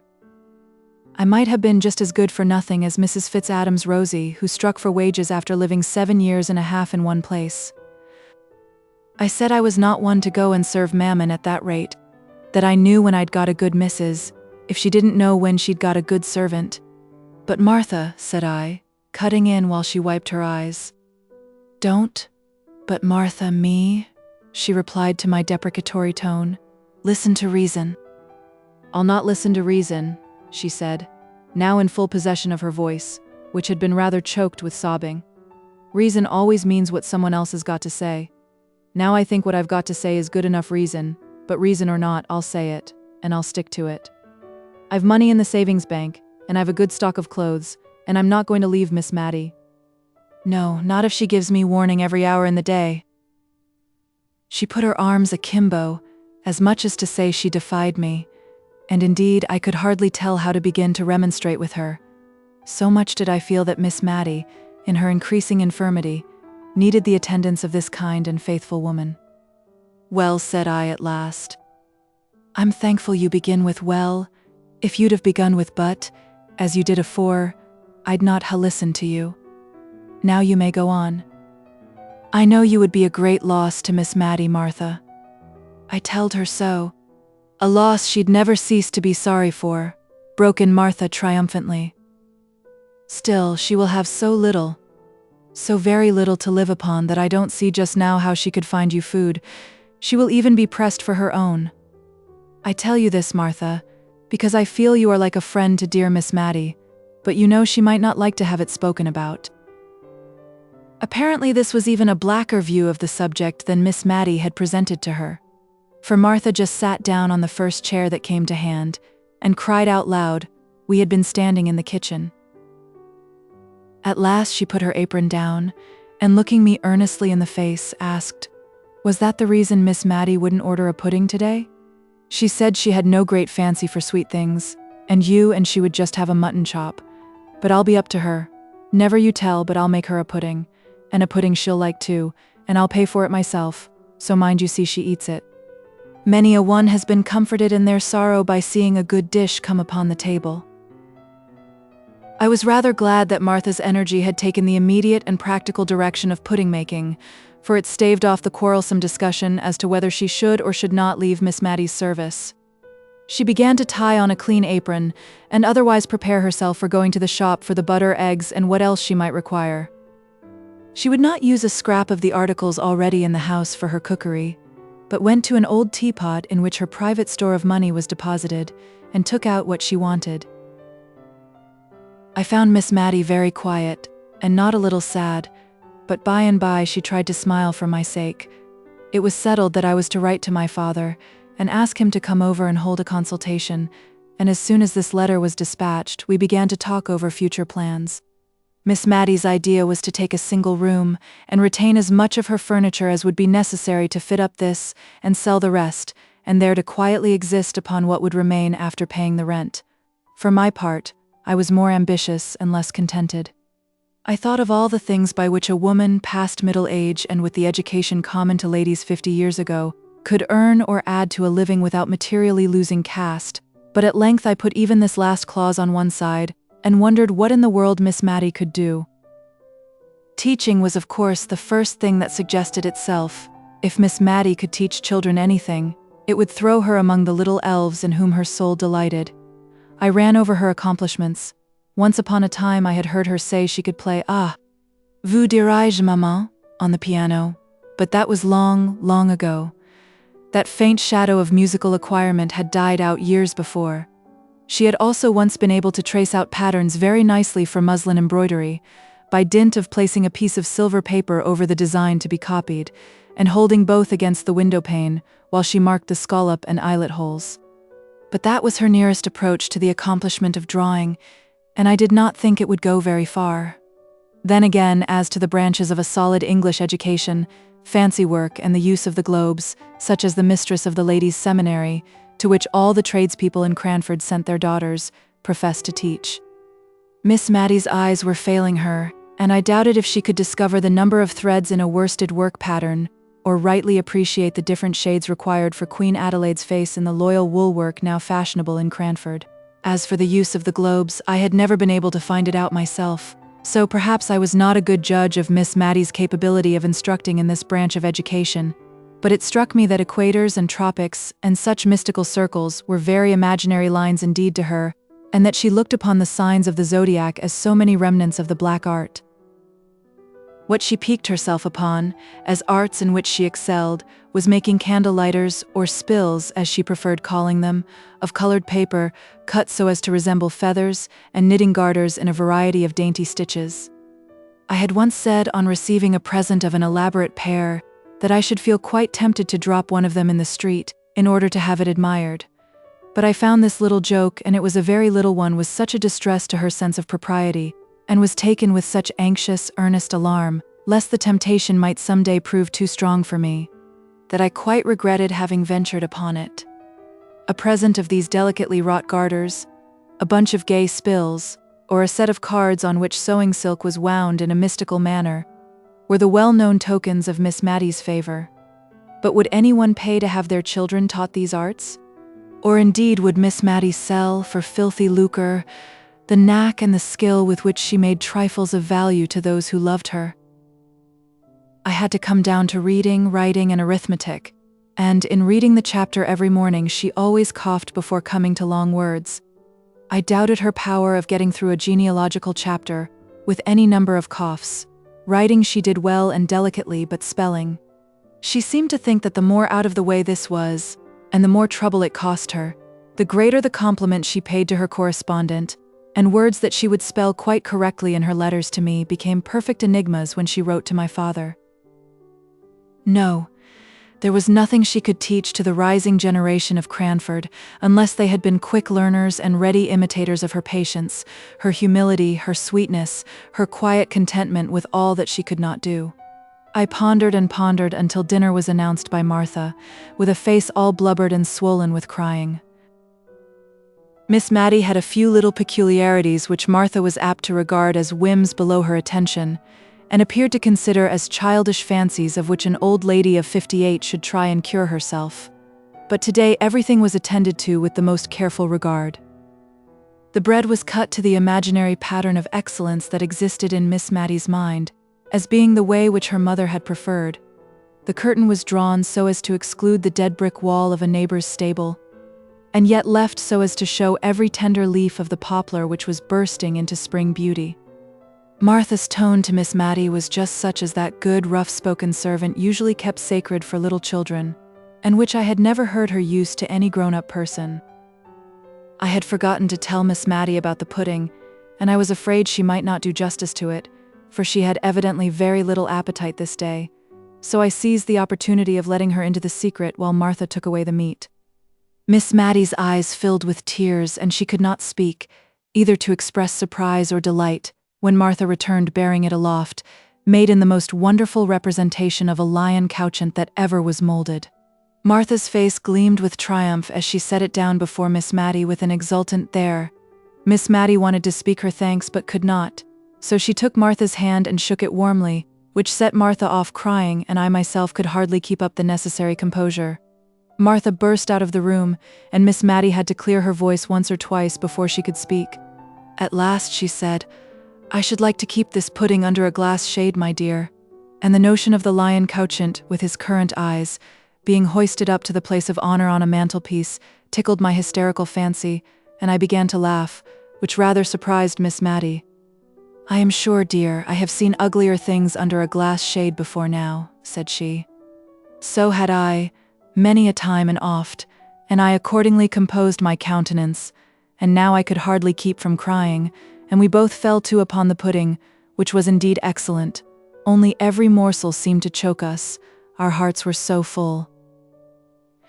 We had too much to think about to talk much that afternoon. It passed over very tranquilly, but when the tea-urn was brought in a new thought came into my head. Why should not Miss Mattie sell tea, be an agent to the East India Tea Company which then existed? I could see no objections to this plan, while the advantages were many, always supposing that Miss Mattie could get over the degradation of condescending to anything like trade. Tea was neither greasy nor sticky, grease and stickiness being two of the qualities which Miss Mattie could not endure. No shop window would be required. A small genteel notification of her being licensed to sell tea would, it is true, be necessary, but I hoped that it could be placed where no one would see it. Neither was tea a heavy article so as to tax Miss Mattie's fragile strength. The only thing against my plan was the buying and selling involved. While I was giving but absent answers to the questions Miss Mattie was putting almost as absently, we heard a clumping sound on the stairs, and a whispering outside the door, which indeed once opened and shut as if by some invisible agency. After a little while Martha came in, dragging after her a great tall young man, all crimson with shyness, and finding his only relief in perpetually sleeking down his hair. "Please, ma'am, he's only Jem Hearn," said Martha, by way of an introduction, and so out of breath was she that I imagined she had had some bodily struggle before she could overcome his reluctance to be presented on the courtly scene of Miss Matilda Jenkins's drawing-room. "And please, ma'am, he wants to marry me offhand, and please, ma'am, we want to take a lodger, just one quiet lodger, to make our two ends meet, and we'd take any house conformable. And, oh dear Miss Mattie, if I may be so bold, would you have any objections to lodging with us? Jem wants it as much as I do. You great oaf. Why can't you back me? But he does want it all the same. Very bad, don't you, Jem? Only you see, he's dazed at being called on to speak before quality." "It's not that," broke in Jem. "It's that you've taken me all on a sudden, and I didn't think for to get married so soon, and such quick words does flabbergast a man. It's not that I'm against it, ma'am," addressing Miss Mattie, "only Martha has such quick ways with her when once she takes a thing into her head, and marriage, ma'am, marriage nails a man, as one may say. I dare say I shan't mind it after it's once over." "Please, ma'am," said Martha, who had plucked at his sleeve and nudged him with her elbow and otherwise tried to interrupt him all the time he had been speaking. "Don't mind him, he'll come to. 'Twas only last night he was annexing me, and all the more because I said I could not think of it for years to come, and now he's only taken aback with the suddenness of the joy. But you know, Jem, you are just as full as me about wanting a lodger." Another great nudge. "Aye, if Miss Mattie would lodge with us, otherwise I've no mind to be cumbered with strange folk in the house," said Jem, with a want of tact which I could see enraged Martha, who was trying to represent a lodger as the great object they wished to obtain, and that, in fact, Miss Mattie would be smoothing their path and conferring a favor, if she would only come and live with them. Miss Mattie herself was bewildered by the pair there, or rather Martha's sudden resolution in favor of matrimony staggered her, and stood between her and the contemplation of the plan which Martha had at heart. Miss Mattie began, "Marriage is a very solemn thing, Martha." "It is indeed, ma'am," quoth Jem. "Not that I've no objections to Martha." "You've never let me a be for asking me for to fix when I would be married," said Martha, her face all afire and ready to cry with vexation, "and now you're shaming me before my missus and all." "Nay now, Martha, don't only a man likes to have breathing time," said Jem, trying to possess himself of her hand, but in vain. Then, seeing that she was more seriously hurt than he had imagined, he seemed to try to rally his scattered faculties, and with more straightforward dignity than, 10 minutes before, I should have thought it possible for him to assume, he turned to Miss Mattie and said, "I hope, ma'am, you know that I am bound to respect everyone who has been kind to Martha. I always looked on her as to be my wife, some time, and she has often and often spoken of you as the kindest lady that ever was. And though the plain truth is, I would not like to be troubled with lodgers of the common run, yet if, ma'am, you'd honor us by living with us, I'm sure Martha would do her best to make you comfortable, and I'd keep out of your way as much as I could." which I reckon would be the best kindness such an awkward chap as me could do." Miss Matty had been very busy with taking off her spectacles, wiping them, and replacing them, but all she could say was, "Don't let any thought of me hurry you into marriage. Pray don't. Marriage is such a very solemn thing." "But Miss Matilda will think of your plan, Martha," said I, struck with the advantages that it offered, and unwilling to lose the opportunity of considering about it. "And I'm sure neither she nor I can ever forget your kindness, nor yours either, Jem." "Why, yes, ma'am. I'm sure I mean kindly, though I'm a bit fluttered by being pushed straight ahead into matrimony, as it were, and mayn't express myself conformable. But I'm sure I'm willing enough, and give me time to get accustomed. So, Martha, wench, what's the use of crying so, and slapping me if I come near?" This last was sotto voce, and had the effect of making Martha bounce out of the room, to be followed and soothed by her lover. Whereupon Miss Matty sat down and cried very heartily, and accounted for it by saying that the thought of Martha being married so soon gave her quite a shock, and that she should never forgive herself if she thought she was hurrying the poor creature. I think my pity was more for Jem of the two, but both Miss Matty and I appreciated to the full the kindness of the honest couple, although we said little about this, and a good deal about the chances and dangers of matrimony. The next morning, very early, I received a note from Miss Pole, so mysteriously wrapped up and with so many seals on it to secure secrecy, that I had to tear the paper before I could unfold it, and when I came to the writing I could hardly understand the meaning, it was so involved and oracular. I made out, however, that I was to go to Miss Pole's at 11 o'clock, the number 11 being written in full length as well as in numerals and AM twice dashed under, as if I were very likely to come at 11 at night, when all Cranford was usually abed and asleep by 10. There was no signature except Miss Pole's initials reversed P.E., but as Martha had given me the note, with Miss Pole's kind regards, it needed no wizard to find out who sent it, and if the writer's name was to be kept secret, it was very well that I was alone when Martha delivered it. I went as requested to Miss Pole's. The door was opened to me by her little maid Lizzie in Sunday trim, as if some grand event was impending over this workday, and the drawing-room upstairs was arranged in accordance with this idea. The table was set out with the best green cardcloth, and writing materials upon it. On the little chiffonier was a tray with a newly decanted bottle of cowslip wine, and some ladies' finger biscuits. Miss Pole herself was in solemn array, as if to receive visitors, although it was only 11 o'clock. Mrs. Forrester was there, crying quietly and sadly, and my arrival seemed only to call forth fresh tears. Before we had finished our greetings, performed with lugubrious mystery of demeanor, there was another rat-tat-tat, and Mrs. Fitz-Adam appeared, crimson with walking and excitement. It seemed as if this was all the company expected, for now Miss Pole made several demonstrations of being about to open the business of the meeting by stirring the fire, opening and shutting the door, and coughing and blowing her nose. Then she arranged us all round the table, taking care to place me opposite to her, and last of all she inquired of me if the sad report was true, as she feared it was, that Miss Matty had lost all her fortune. Of course I had but one answer to make, and I never saw more unaffected sorrow depicted on any countenances than I did there on the three before me. "I wish Mrs. Jameson was here," said Mrs. Forrester at last, but to judge from Mrs. Fitz-Adam's face, she could not second the wish.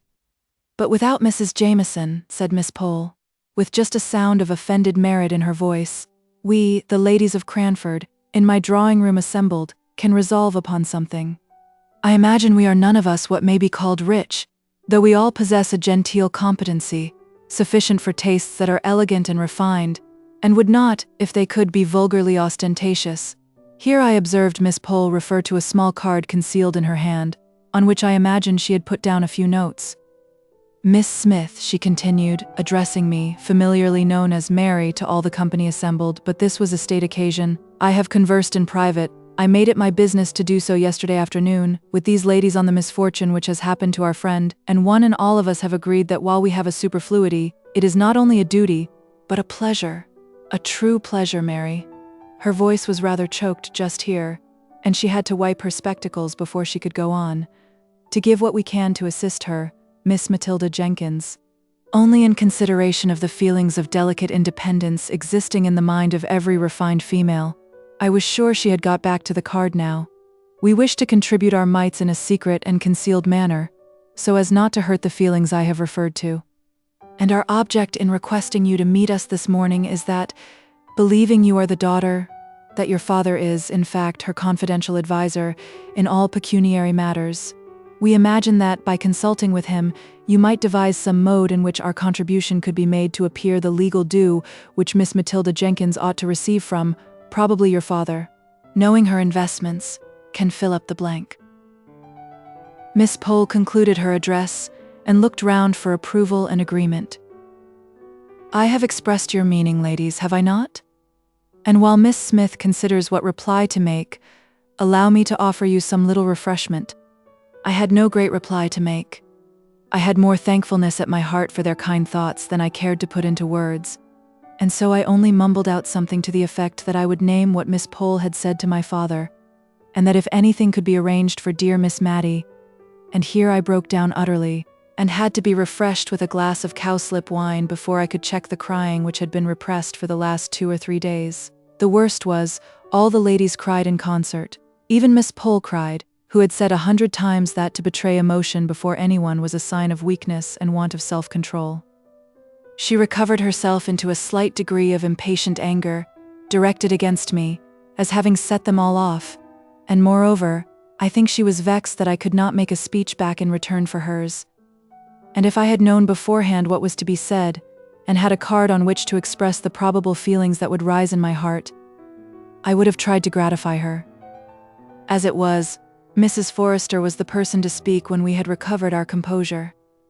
I don't mind among friends stating that I'm not poor exactly, but I don't think I'm what you may call rich. I wish I were, for dear Miss Mattie's sake, but, if you please, I'll write down in a sealed paper what I can give. I only wish it was more, my dear Mary, I do indeed. Now I saw why paper, pens, and ink were provided. Every lady wrote down the sum she could give annually, signed the paper, and sealed it mysteriously. If their proposal was acceded to, my father was to be allowed to open the papers, under pledge of secrecy. If not, they were to be returned to their writers. When the ceremony had been gone through, I rose to depart, but each lady seemed to wish to have a private conference with me. Miss Pole kept me in the drawing-room to explain why, in Mrs. Jameson's absence, she had taken the lead in this movement, as she was pleased to call it, and also to inform me that she had heard from good sources that Mrs. Jameson was coming home directly in a state of high displeasure against her sister-in-law, who was forthwith to leave her house, and was, she believed, to return to Edinburgh that very afternoon. Of course, this piece of intelligence could not be communicated before Mrs. Fitzadam, more especially as Miss Pole was inclined to think that Lady Glenmire's engagement to Mr. Hoggins could not possibly hold against the blaze of Mrs. Jameson's displeasure. A few hearty inquiries after Miss Mattie's health concluded my interview with Miss Pole. On coming downstairs, I found Mrs. Forrester waiting for me at the entrance to the dining parlor. She drew me in, and when the door was shut, she tried 2 or 3 times to begin on some subject, which was so unapproachable apparently, that I began to despair of our ever getting to a clear understanding. At last out it came, the poor old lady trembling all the time as if it were a great crime which she was exposing to daylight, in telling me how very, very little she had to live upon, a confession which she was brought to make from a dread lest we should think that the small contribution named in her paper bore any proportion to her love and regard for Miss Mattie. And yet that sum which she so eagerly relinquished was, in truth, more than a 20th part of what she had to live upon, and keep house, and a little serving maid, all as became one born a Tyrrell. And when the whole income does not nearly amount to £100, to give up a 20th of it will necessitate many careful economies, and many pieces of self-denial, small and insignificant in the world's account, but bearing a different value in another account book that I have heard of. She did so wish she was rich, she said, and this wish she kept repeating, with no thought of herself in it, only with a longing, yearning desire to be able to heap up Miss Mattie's measure of comforts. It was some time before I could console her enough to leave her, and then, on quitting the house, I was waylaid by Mrs. Fitzadam, who had also her confidence to make of pretty nearly the opposite description. She had not liked to put down all that she could afford and was ready to give. She told me she thought she never could look Miss Mattie in the face again if she presumed to be giving her so much as she should like to do. Miss Mattie, continued she, that I thought was such a fine young lady when I was nothing but a country girl, coming to market with eggs and butter and such like things. For my father, though well-to-do, would always make me go on as my mother had done before me, and I had to come into Cranford every Saturday and see after sales and prices and whatnot. And one day, I remember I met Miss Mattie in the lane that leads to Combahurst. She was walking on the footpath, which, is raised a good way above the road, and a gentleman rode beside her, and was talking to her, and she was looking down at some primroses she had gathered, and pulling them all to pieces, and I do believe she was crying. But after she had passed, she turned round and ran after me to ask, oh, so kindly about my poor mother, who lay on her deathbed, and when I cried she took hold of my hand to comfort me, and the gentleman waiting for her all the time, and her poor heart very full of something, I am sure, and I thought it such an honor to be spoken to in that pretty way by the rector's daughter, who visited at Arley Hall. I have loved her ever since, though perhaps I'd no right to do it. But if you can think of any way in which I might be allowed to give a little more without anyone knowing it, I should be so much obliged to you, my dear. And my brother would be delighted to doctor her for nothing, medicines, leeches and all. I know that he and her ladyship, my dear, I little thought in the days I was telling you of that I should ever come to be sister-in-law to a ladyship, would do anything for her. We all would. I told her I was quite sure of it, and promised all sorts of things in my anxiety to get home to Miss Mattie, who might well be wondering what had become of me, absent from her 2 hours without being able to account for it. She had taken very little note of time, however, as she had been occupied in numberless little arrangements preparatory to the great step of giving up her house. It was evidently a relief to her to be doing something in the way of retrenchment, for, as she said, whenever she paused to think, the recollection of the poor fellow with his bad £5 note came over her, and she felt quite dishonest, only if it made her so uncomfortable, what must it not be doing to the directors of the bank, who must know so much more of the misery consequent upon this failure. She almost made me angry by dividing her sympathy between these directors, whom she imagined overwhelmed by self-reproach for the mismanagement of other people's affairs, and those who were suffering like her. Indeed, of the two, she seemed to think poverty a lighter burden than self-reproach, but I privately doubted if the directors would agree with her. Old hoards were taken out and examined as to their money value, which luckily was small, or else I don't know how Miss Mattie would have prevailed upon herself to part with such things as her mother's wedding ring, the strange uncouth brooch with which her father had disfigured his shirt frill, etc. However, we arranged things a little in order as to their pecuniary estimation, and were all ready for my father when he came the next morning. I am not going to weary you with the details of all the business we went through, and one reason for not telling about them is that I did not understand what we were doing at the time, and cannot recollect it now. Miss Mattie and I sat assenting to accounts and schemes and reports and documents, of which I do not believe we either of us understood a word, for my father was clear-headed and decisive, and a capital man of business, and if we made the slightest inquiry or expressed the slightest want of comprehension, he had a sharp way of saying, it's as clear as daylight. What's your objection? And as we had not comprehended anything of what he had proposed, we found it rather difficult to shape our objections. In fact, we never were sure if we had any. So presently Miss Mattie got into a nervously acquiescent state, and said yes and certainly at every pause whether required or not, but when I once joined in as chorus to a decidedly pronounced by Miss Mattie in a tremblingly dubious tone, my father fired round at me and asked me what there was to decide, and I am sure to this day I have never known. But in justice to him, I must say he had come over from Drumble to help Miss Mattie when he could ill spare the time, and when his own affairs were in a very anxious state. While Miss Mattie was out of the room giving orders for luncheon, and sadly perplexed between her desire of honoring my father by a delicate, dainty meal, and her conviction that she had no right, now that all her money was gone, to indulge this desire, I told him of the meeting of the Cranford ladies at Miss Pole's the day before. He kept brushing his hand before his eyes as I spoke, and when I went back to Martha's offer the evening before, of receiving Miss Mattie as a lodger, he fairly walked away from me to the window, and began drumming with his fingers upon it. Then he turned abruptly round and said, "See, Mary, how a good, innocent life makes friends all around. Confound it. I could make a good lesson out of it if I were a parson, but, as it is, I can't get a tail to my sentences, only I'm sure you feel what I want to say. You and I will have a walk after lunch and talk a bit more about these plans." The lunch, a hot savory mutton chop, and a little of the cold loin sliced and fried, was now brought in. Every morsel of this last dish was finished, to Martha's great gratification. Then my father bluntly told Miss Mattie he wanted to talk to me alone, and that he would stroll out and see some of the old places, and then I could tell her what plan we thought desirable. Just before we went out, she called me back and said, "Remember, dear, I'm the only one left. I mean, there's no one to be hurt by what I do. I'm willing to do anything that's right and honest, and I don't think, if Deborah knows where she is, she'll care so very much if I'm not genteel, because, you see, she'll know all, dear. Only let me see what I can do, and pay the poor people as far as I'm able." I gave her a hearty kiss, and ran after my father. The result of our conversation was this. If all parties were agreeable, Martha and Jem were to be married with as little delay as possible, and they were to live on in Miss Mattie's present abode, the sum which the Cranford ladies had agreed to contribute annually being sufficient to meet the greater part of the rent, and leaving Martha free to appropriate what Miss Mattie should pay for her lodgings to any little extra comforts required. About the sale, my father was dubious at first. He said the old rectory furniture, however carefully used and reverently treated, would fetch very little, and that little would be but as a drop in the sea of the debts of the town and county bank.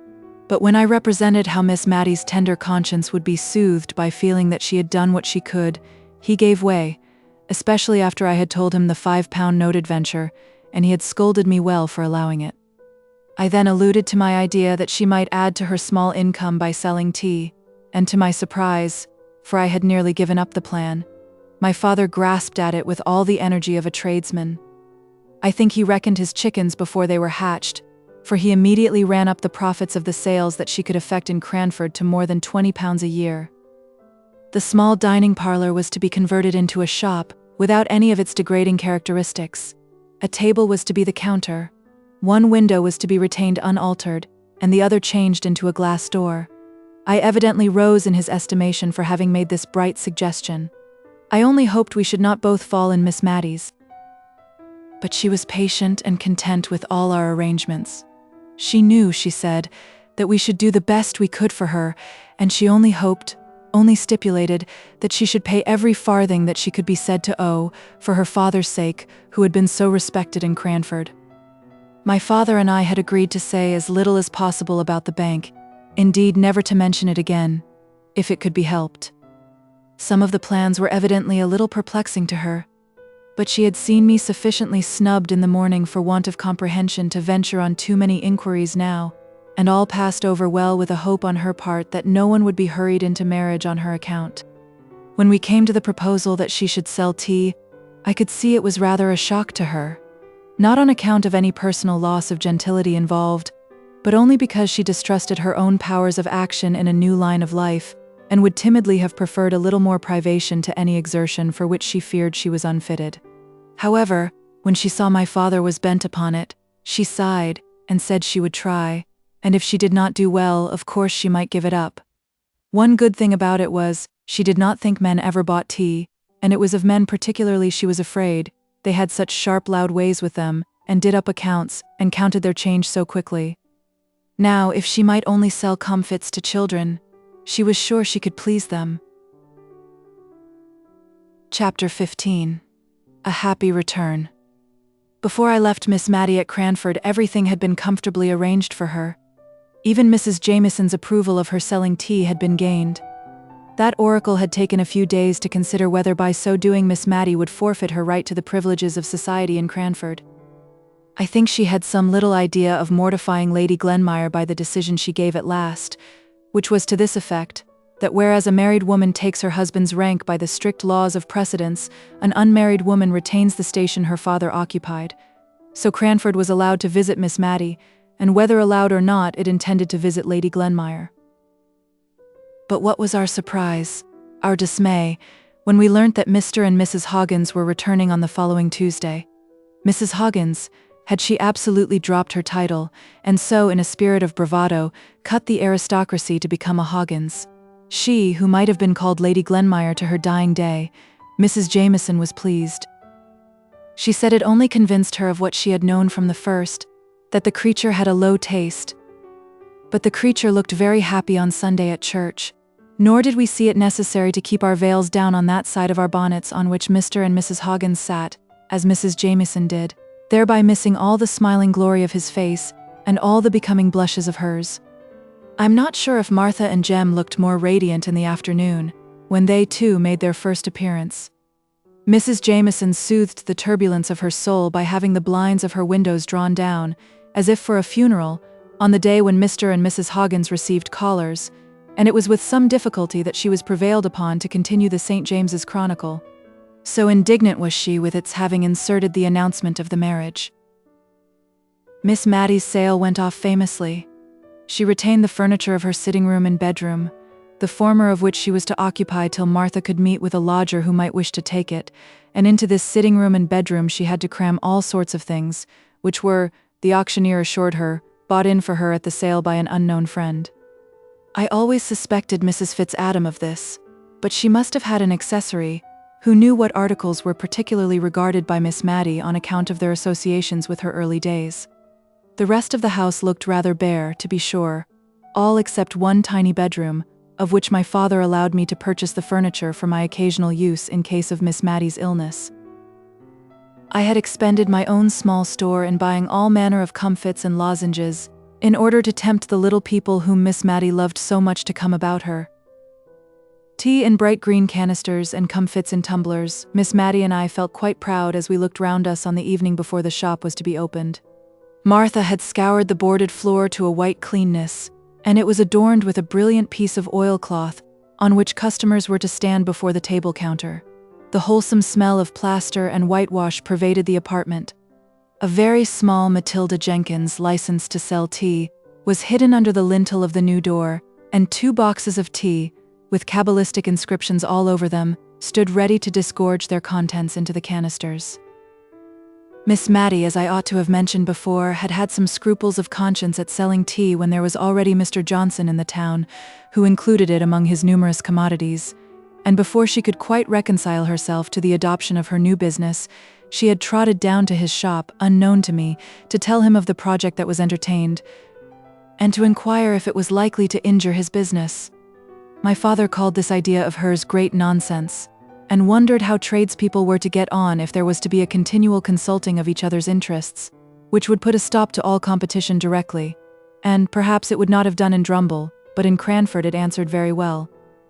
For not only did Mr. Johnson kindly put at rest all Miss Maddie's scruples and fear of injuring his business, but I have reason to know he repeatedly sent customers to her, saying that the teas he kept were of a common kind, but that Miss Jenkins had all the choice sorts, and expensive tea is a very favorite luxury with well-to-do tradespeople and rich farmers' wives, who turn up their noses at the congu and souchong prevalent at many tables of gentility, and will have nothing else than gunpowder and pekoe for themselves.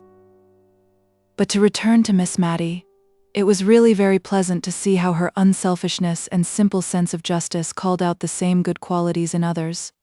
She never seemed to think anyone would impose upon her, because she should be so grieved to do it to them. I have heard her put a stop to the asseverations of the man who brought her coals by quietly saying, "I am sure you would be sorry to bring me wrong weight, and if the coals were short measure that time, I don't believe they ever were again." People would have felt as much ashamed of presuming on her good faith as they would have done on that of a child. But my father says such simplicity might be very well in Cranford, but would never do in the world. And I fancy the world must be very bad, for with all my father's suspicion of everyone with whom he has dealings, and in spite of all his many precautions, he lost upwards of £1,000 by roguery only last year. I just stayed long enough to establish Miss Maddie in her new mode of life, and to pack up the library which the rector had purchased. He had written a very kind letter to Miss Maddie, saying how glad he should be to take a library, so well selected as he knew that the late Mr. Jenkins's must have been, at any valuation put upon them. And when she agreed to this, with a touch of sorrowful gladness that they would go back to the rectory, and be arranged on the accustomed walls once more, he sent word that he feared that he had not room for them all, and perhaps Miss Maddie would kindly allow him to leave some volumes on her shelves. But Miss Maddie said that she had her Bible and Johnson's dictionary, and should not have much time for reading. She was afraid. Still, I retained a few books out of consideration for the rector's kindness. The money which he had paid, and that produced by the sale, was partly expended in the stock of tea, and part of it was invested against a rainy day, that is, old age or illness. It was but a small sum, it is true, and it occasioned a few evasions of truth and white lies, all of which I think very wrong indeed in theory, and would rather not put them in practice, for we knew Miss Matty would be perplexed as to her duty if she were aware of any little reserve fund being made for her, while the debts of the bank remained unpaid. Moreover, she had never been told of the way in which her friends were contributing to pay the rent. I should have liked to tell her this, but the mystery of the affair gave a piquancy to their deed of kindness which the ladies were unwilling to give up, and at first Martha had to shirk many a perplexed question as to her ways and means of living in such a house, but by and by Miss Matty's prudent uneasiness sank down into acquiescence with the existing arrangement. I left Miss Matty with a good heart. Her sales of tea during the first 2 days had surpassed my most sanguine expectations. The whole country round seemed to be all out of tea at once. The only alteration I could have desired in Miss Matty's way of doing business was that she should not have so plaintively entreated some of her customers not to buy green tea, running it down as a slow poison, sure to destroy the nerves and produce all manner of evil. Their pertinacity in taking it, in spite of all her warnings, distressed her so much that I really thought she would relinquish the sale of it, and so lose half her custom, and I was driven to my wits' end for instances of longevity entirely attributable to a persevering use of green tea. But the final argument, which settled the question, was a happy reference of mine to the train oil and tallow candles which the Eskimo not only enjoy but digest. After that she acknowledged that one man's meat might be another man's poison, and contented herself thenceforward with an occasional remonstrance when she thought the purchaser was too young and innocent to be acquainted with the evil effects green tea produced on some constitutions, and an habitual sigh when people old enough to choose more wisely would prefer it. I went over from Drumble once a quarter at least to settle the accounts, and see after the necessary business letters. And, speaking of letters, I began to be very much ashamed of remembering my letter to the Aga Jenkins, and very glad I had never named my writing to anyone. I only hoped the letter was lost. No answer came. No sign was made. About a year after Miss Matty set up shop, I received one of Martha's hieroglyphics, begging me to come to Cranford very soon. I was afraid that Miss Matty was ill, and went off that very afternoon, and took Martha by surprise when she saw me on opening the door.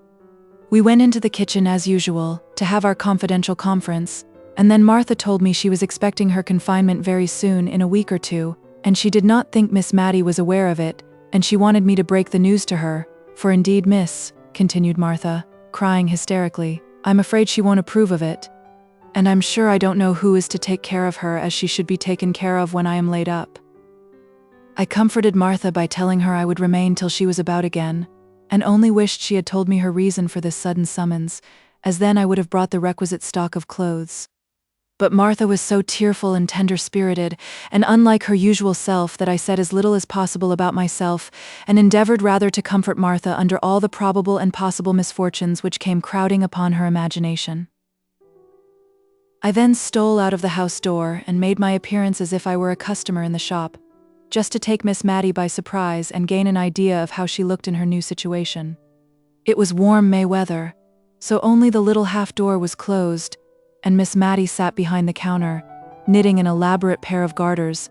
Elaborate they seemed to me, but the difficult stitch was no weight upon her mind, for she was singing in a low voice to herself as her needles went rapidly in and out.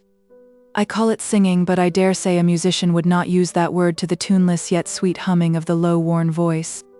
I found out from the words, far more than from the attempt at the tune, that it was the old hundredth she was crooning to herself, but the quiet, continuous sound told of content, and gave me a pleasant feeling, as I stood in the street just outside the door, quite in harmony with that soft May morning. I went in.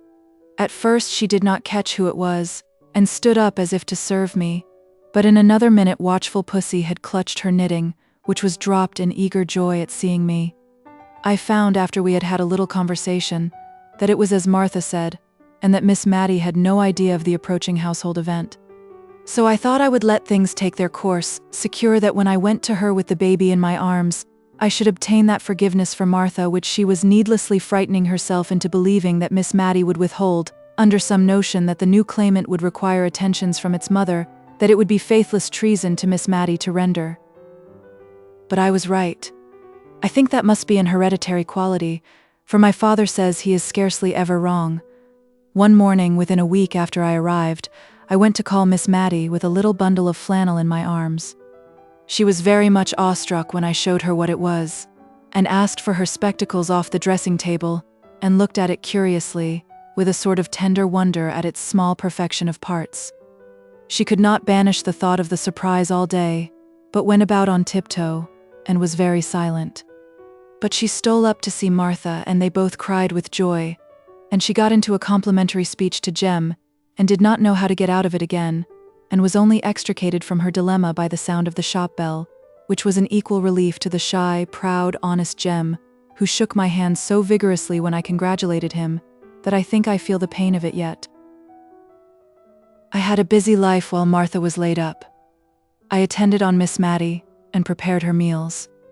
I cast up her accounts, and examined into the state of her canisters and tumblers. I helped her too occasionally in the shop, and it gave me no small amusement, and sometimes a little uneasiness, to watch her ways there. If a little child came in to ask for an ounce of almond comfits, and 4 of the large kind which Miss Mattie sold weighed that much, she always added 1 more by way of make-weight, as she called it, although the scale was handsomely turned before, and when I remonstrated against this, her reply was, "The little things like it so much." There was no use in telling her that the 5th comfit weighed 1/4 of an ounce, and made every sale into a loss to her pocket. So I remembered the green tea and winged my shaft with a feather out of her own plumage. I told her how unwholesome almond comfits were, and how ill excess in them might make the little children. This argument produced some effect, for, henceforward, instead of the 5th comfit, she always told them to hold out their tiny palms, into which she shook either peppermint or ginger lozenges, as a preventive to the dangers that might arise from the previous sale. Altogether, the lozenge trade, conducted on these principles, did not promise to be remunerative, but I was happy to find she had made more than £20 during the last year by her sales of tea, and moreover that now she was accustomed to it, she did not dislike the employment, which brought her into kindly intercourse with many of the people round about. If she gave them good weight, they, in their turn, brought many a little country present to the old rector's daughter, a cream cheese, a few new-laid eggs, a little fresh ripe fruit, a bunch of flowers. The counter was quite loaded with these offerings sometimes, as she told me. As for Cranford in general, it was going on much as usual. The Jameson and Hoggins feud still raged, if a feud it could be called, when only one side cared much about it. Mr. and Mrs. Hoggins were very happy together, and like most very happy people, quite ready to be friendly. Indeed, Mrs. Hoggins was really desirous to be restored to Mrs. Jameson's good graces, because of the former intimacy. But Mrs. Jameson considered their very happiness an insult to the Glenmire family, to which she had still the honor to belong, and she doggedly refused and rejected every advance. Mr. Mulliner, like a faithful clansman, espoused his mistress's side with ardor. If he saw either Mr. or Mrs. Hoggins, he would cross the street, and appear absorbed in the contemplation of life in general, and his own path in particular, until he had passed them by. Miss Pole used to amuse herself with wondering what in the world Mrs. Jameson would do if either she or Mr. Mulliner, or any other member of her household was taken ill. She could hardly have the face to call in Mr. Hoggins after the way she had behaved to them. Miss Pole grew quite impatient for some indisposition or accident to befall Mrs. Jameson or her dependents, in order that Cranford might see how she would act under the perplexing circumstances. Martha was beginning to go about again, and I had already fixed a limit, not very far distant, to my visit, when one afternoon, as I was sitting in the shop parlor with Miss Mattie, I remember the weather was colder now than it had been in May, 3 weeks before, and we had a fire and kept the door fully closed. We saw a gentleman go slowly past the window, and then stand opposite to the door, as if looking out for the name which we had so carefully hidden. He took out a double eyeglass and peered about for some time before he could discover it. Then he came in, and, all on a sudden, it flashed across me that it was the Aga himself, for his clothes had an out-of-the-way foreign cut about them, and his face was deep brown, as if tanned and retanned by the sun. His complexion contrasted oddly with his plentiful snow-white hair, His eyes were dark and piercing, and he had an odd way of contracting them and puckering up his cheeks into innumerable wrinkles when he looked earnestly at objects. He did so to Miss Mattie when he first came in. His glance had first caught and lingered a little upon me, but then turned, with the peculiar searching look I have described, to Miss Mattie. She was a little fluttered and nervous, but no more so than she always was when any man came into her shop. She thought that he would probably have a note, or a sovereign at least, for which she would have to give change, which was an operation she very much disliked to perform. But the present customer stood opposite to her, without asking for anything, only looking fixedly at her as he drummed upon the table with his fingers, just for all the world as Miss Jenkins used to do. Miss Mattie was on the point of asking him what he wanted, as she told me afterwards, when he turned sharp to me. "Is your name Mary Smith?" "Yes," said I. All my doubts as to his identity were set at rest, and I only wondered what he would say or do next, and how Miss Mattie would stand the joyful shock of what he had to reveal. Apparently he was at a loss how to announce himself, for he looked round at last in search of something to buy so as to gain time, and, as it happened, his eye caught on the almond comfits, and he boldly asked for a pound of those things. I doubt if Miss Mattie had a whole pound in the shop, and, besides the unusual magnitude of the order, she was distressed with the idea of the indigestion they would produce, taken in such unlimited quantities. She looked up to remonstrate. Something of tender relaxation in his face struck home to her heart. She said, "It is, oh sir, can you be Peter?" and trembled from head to foot. In a moment he was round the table and had her in his arms, sobbing the tearless cries of old age. I brought her a glass of wine, for indeed her color had changed so as to alarm me and Mr. Peter too. He kept saying, "I have been too sudden for you, Mattie." "I have, my little girl." I proposed that she should go at once up into the drawing room and lie down on the sofa there. She looked wistfully at her brother, whose hand she had held tight, even when nearly fainting, but on his assuring her that he would not leave her, she allowed him to carry her upstairs. I thought that the best I could do was to run and put the kettle on the fire for early tea, and then to attend to the shop, leaving the brother and sister to exchange some of the many thousand things they must have to say. I had also to break the news to Martha, who received it with a burst of tears which nearly infected me. She kept recovering herself to ask if I was sure it was indeed Miss Mattie's brother, for I had mentioned that he had grey hair, and she had always heard that he was a very handsome young man. Something of the same kind perplexed Miss Mattie at tea time, when she was installed in the great easy-chair opposite to Mr. Jenkins in order to gaze her fill. She could hardly drink for looking at him, and as for eating, that was out of the question. "I suppose hot climates age people very quickly," said she, almost to herself.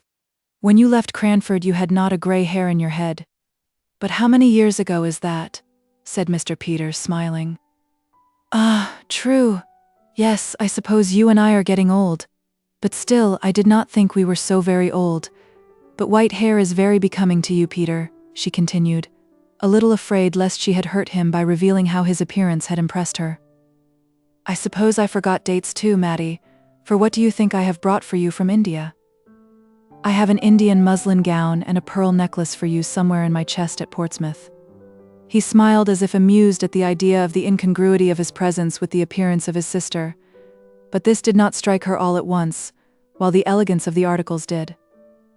I could see that for a moment her imagination dwelt complacently on the idea of herself thus attired, and instinctively she put her hand up to her throat, that little delicate throat which, as Miss Pole had told me, had been one of her youthful charms.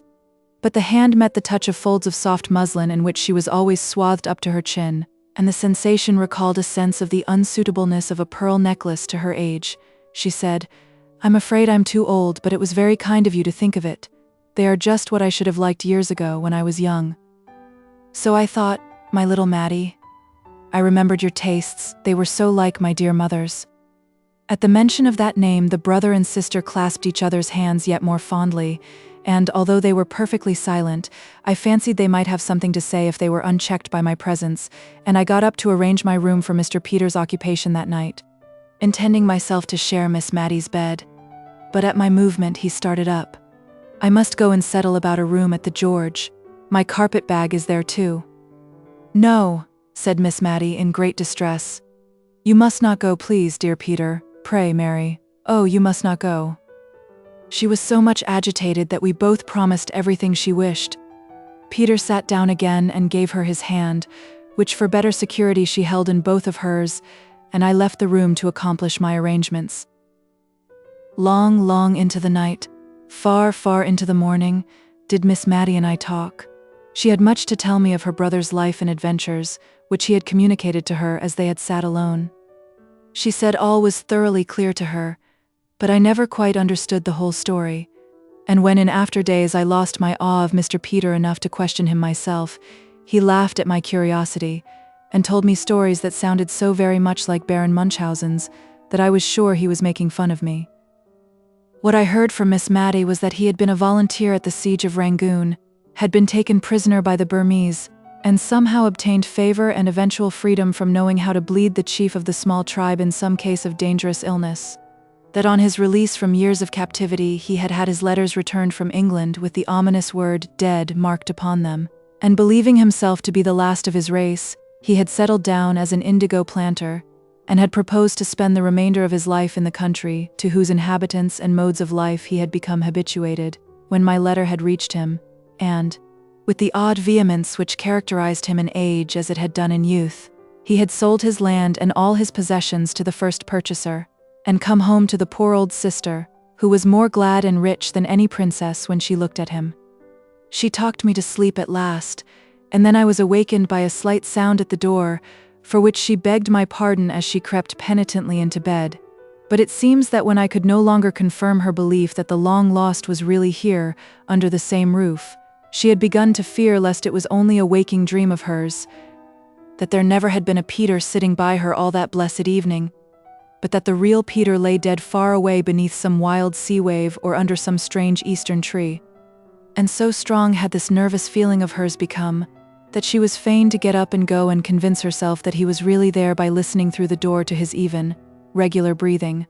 I don't like to call it snoring, but I heard it myself through two closed doors, and by it soothed Miss Matty to sleep.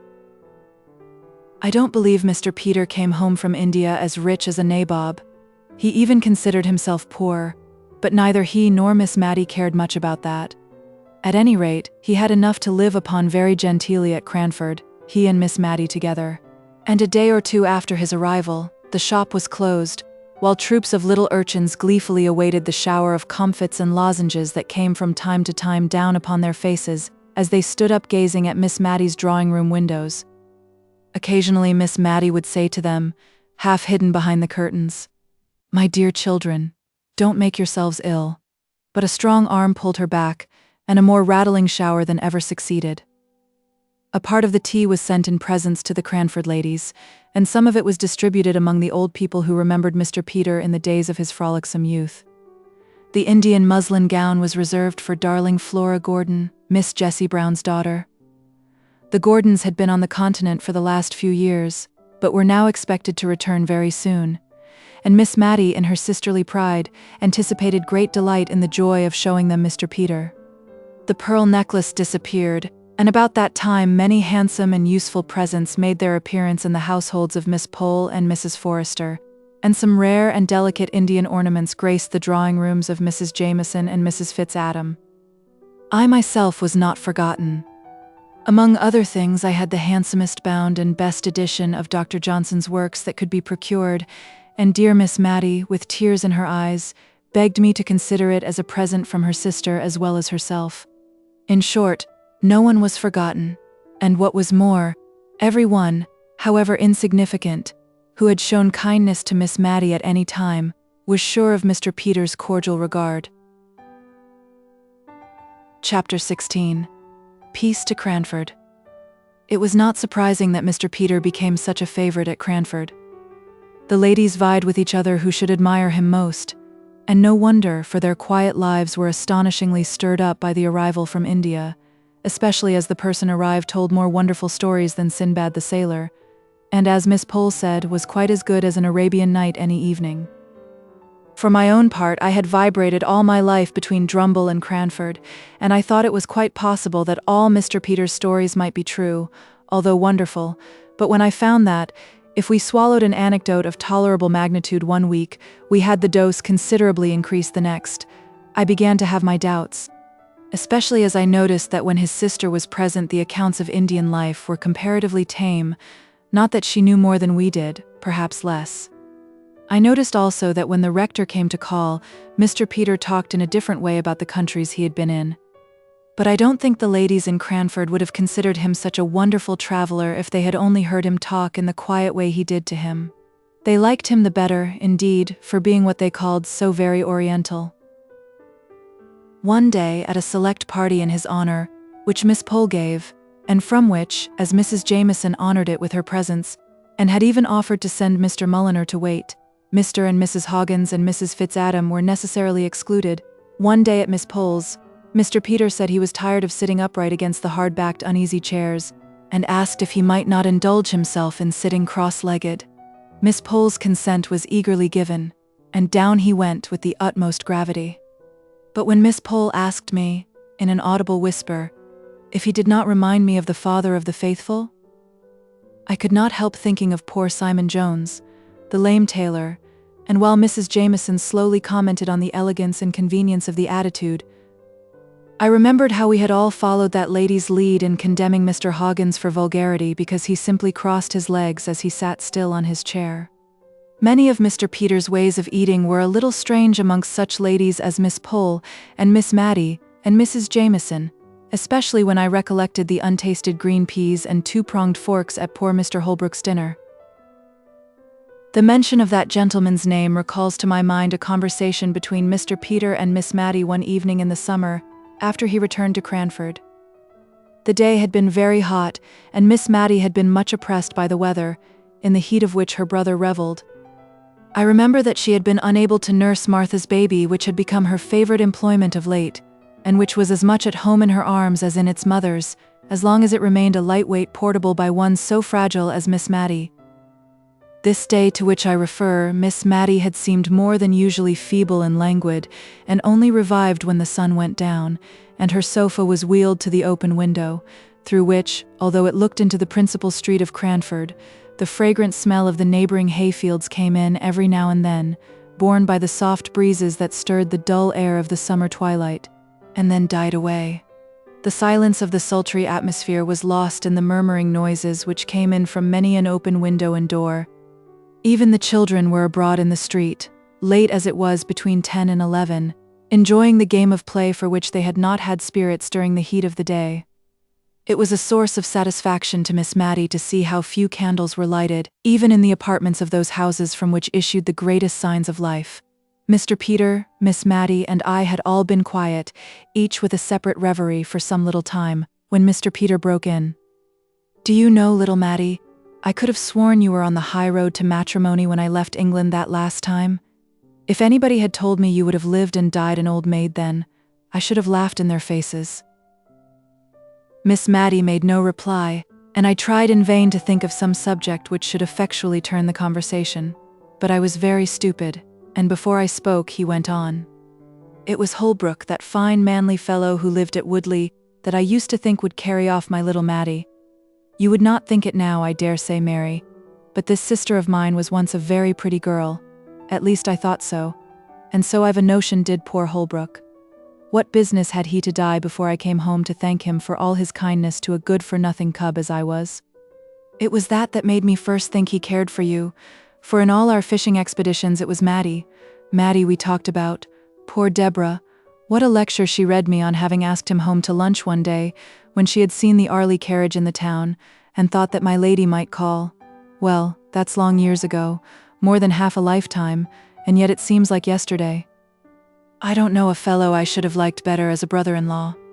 You must have played your cards badly, my little Mattie, somehow or another wanted your brother to be a good go-between, eh, little one?" said he, putting out his hand to take hold of hers as she lay on the sofa. "Why, what's this? You're shivering and shaking, Mattie, with that confounded open window. Shut it, Mary, this minute." I did so, and then stooped down to kiss Miss Mattie, and see if she really were chilled.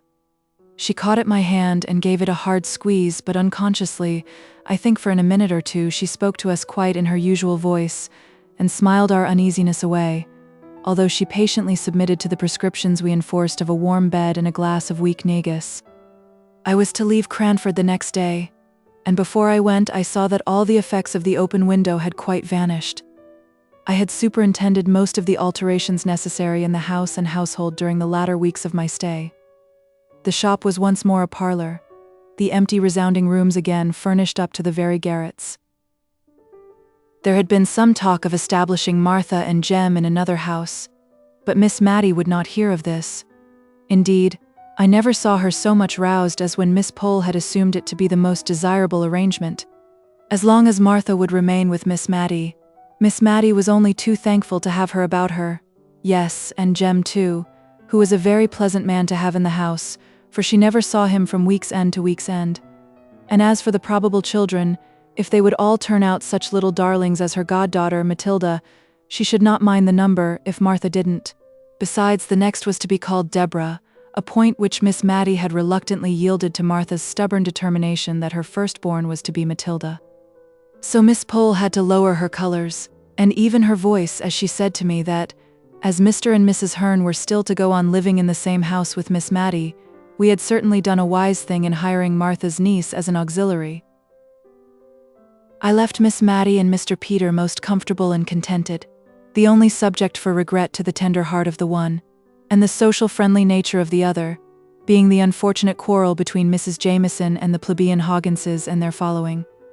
In joke, I prophesied one day that this would only last until Mrs. Jameson or Mr. Mulliner were ill, in which case they would only be too glad to be friends with Mr. Hoggins. But Miss Mattie did not like my looking forward to anything like illness in so light a manner, and before the year was out all had come round in a far more satisfactory way. I received 2 Cranford letters on one auspicious October morning. Both Miss Pole and Miss Mattie wrote to ask me to come over and meet the Gordons, who had returned to England alive and well with their 2 children, now almost grown up. Dear Jessie Brown had kept her old kind nature, although she had changed her name and station, and she wrote to say that she and Major Gordon expected to be in Cranford on the 14th, and she hoped and begged to be remembered to Mrs. Jameson named first, as became her honorable station. Miss Pole and Miss Mattie, could she ever forget their kindness to her poor father and sister? Mrs. Forrester, Mr. Hoggins, and here again came in an allusion to kindness shown to the dead long ago, his new wife, who as such must allow Mrs. Gordon to desire to make her acquaintance, and who was, moreover, an old Scotch friend of her husband's. In short, everyone was named, from the rector who had been appointed to Cranford in the interim between Captain Brown's death and Miss Jessie's marriage, and was now associated with the latter event, down to Miss Betty Barker. All were asked to the luncheon, all except Mrs. Fitzadam, who had come to live in Cranford since Miss Jessie Brown's days, and whom I found rather moping on account of the omission. People wondered at Miss Betty Barker's being included in the honorable list, but then, as Miss Pole said, we must remember the disregard of the genteel proprieties of life in which the poor captain had educated his girls, and for his sake we swallowed our pride. Indeed, Mrs. Jameson rather took it as a compliment, as putting Miss Betty, formerly her maid, on a level with those Hogginses. But when I arrived in Cranford, nothing was as yet ascertained of Mrs. Jameson's own intentions. Would the honorable lady go, or would she not? Mr. Peter declared that she should and she would. Miss Pole shook her head and desponded, but Mr. Peter was a man of resources. In the first place, he persuaded Miss Mattie to write to Mrs. Gordon, and to tell her of Mrs. Fitzadam's existence, and to beg that one so kind and cordial and generous might be included in the pleasant invitation. An answer came back by return of post, with a pretty little note for Mrs. Fitzadam, and a request that Miss Mattie would deliver it herself and explain the previous omission. Mrs. Fitzadam was as pleased as could be and thanked Miss Mattie over and over again. Mr. Peter had said, "Leave Mrs. Jameson to me," so we did, especially as we knew nothing that we could do to alter her determination if once formed. I did not know, nor did Miss Mattie, how things were going on until Miss Pole asked me, just the day before Mrs. Gordon came, if I thought there was anything between Mr. Peter and Mrs. Jameson in the matrimonial line, for that Mrs. Jameson was really going to the lunch at the George. She had sent Mr. Mulliner down to desire that there might be a footstool put to the warmest seat in the room, as she meant to come, and knew that their chairs were very high. Miss Pole had picked this piece of news up, and from it she conjectured all sorts of things and bemoaned yet more. If Peter should marry, what would become of poor dear Miss Mattie, and Mrs. Jameson of all people? Miss Pole seemed to think there were other ladies in Cranford who would have done more credit to his choice, and I think she must have had someone who was unmarried in her head, for she kept saying it was so wanting in delicacy in a widow to think of such a thing. When I got back to Miss Mattie's, I really did begin to think that Mr. Peter might be thinking of Mrs. Jameson for a wife, and I was as unhappy as Miss Pole about it. He had the proof sheet of a great placard in his hand.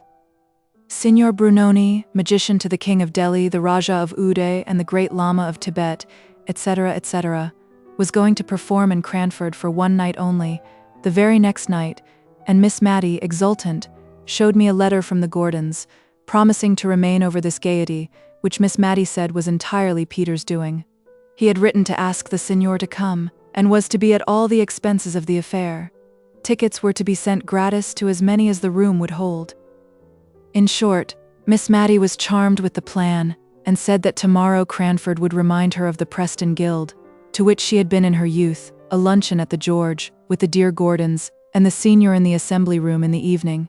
But I looked only at the fatal words. Under the patronage of the Honourable Mrs. Jameson. She then was chosen to preside over this entertainment of Mr. Peters. She was perhaps going to displace my dear Miss Mattie in his heart, and make her life lonely once more. I could not look forward to the morrow with any pleasure, and every innocent anticipation of Miss Mattie's only served to add to my annoyance. So angry and irritated, and exaggerating every little incident which could add to my irritation, I went on till we were all assembled in the great parlour at the George. Major and Mrs. Gordon and pretty Flora and Mr. Ludovic were all as bright and handsome and friendly as could be, but I could hardly attend to them for watching Mr. Peter, and I saw that Miss Pole was equally busy. I had never seen Mrs. Jameson so roused and animated before. Her face looked full of interest in what Mr. Peter was saying. I drew near to listen. My relief was great when I caught that his words were not words of love, but that, for all his grave face, he was at his old tricks. He was telling her of his travels in India, and describing the wonderful height of the Himalaya mountains, one touch after another added to their size, and each exceeded the former in absurdity. But Mrs. Jameson really enjoyed all in perfect good faith. I suppose she required strong stimulants to excite her to come out of her apathy. Mr. Peter wound up his account by saying that, of course, at that altitude there were none of the animals to be found that existed in the lower regions. The game, everything was different. Firing one day at some flying creature, he was very much dismayed when it fell, to find that he had shot a cherubim. Mr. Peter caught my eye at this moment, and gave me such a funny twinkle, that I felt sure he had no thoughts of Mrs. Jameson as a wife from that time. She looked uncomfortably amazed. But, Mr. Peter, shooting a cherubim? Don't you think I'm afraid that was sacrilege? Mr. Peter composed his countenance in a moment, and appeared shocked at the idea, which, as he said truly enough, was now presented to him for the first time. But then Mrs. Jameson must remember that he had been living for a long time among savages, all of whom were heathens. Some of them, he was afraid, were downright dissenters. Then, seeing Miss Mattie draw near, he hastily changed the conversation, and after a little while, turning to me, he said, "Don't be shocked, prim little Mary, at all my wonderful stories. I consider Mrs. Jameson fair game, and besides I am bent on propitiating her, and the first step towards it is keeping her well awake. I bribed her here by asking her to let me have her name as patroness for my poor conjurer this evening, and I don't want to give her time enough to get up her rancor against the Hogginses, who are just coming in. I want everybody to be friends, for it harasses Mattie so much to hear of these quarrels. I shall go at it again by and by, so you need not look shocked. I intend to enter the assembly room tonight with Mrs. Jameson on one side, and my lady, Mrs. Hoggins, on the other. You see if I don't." Somehow or another he did, and fairly got them into conversation together.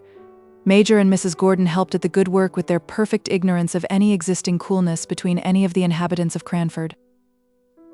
Ever since that day there has been the old friendly sociability in Cranford society, which I am thankful for, because of my dear Miss Mattie's love of peace and kindliness.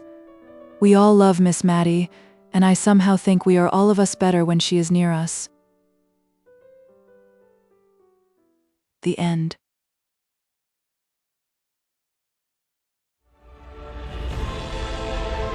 A whole galaxy to go.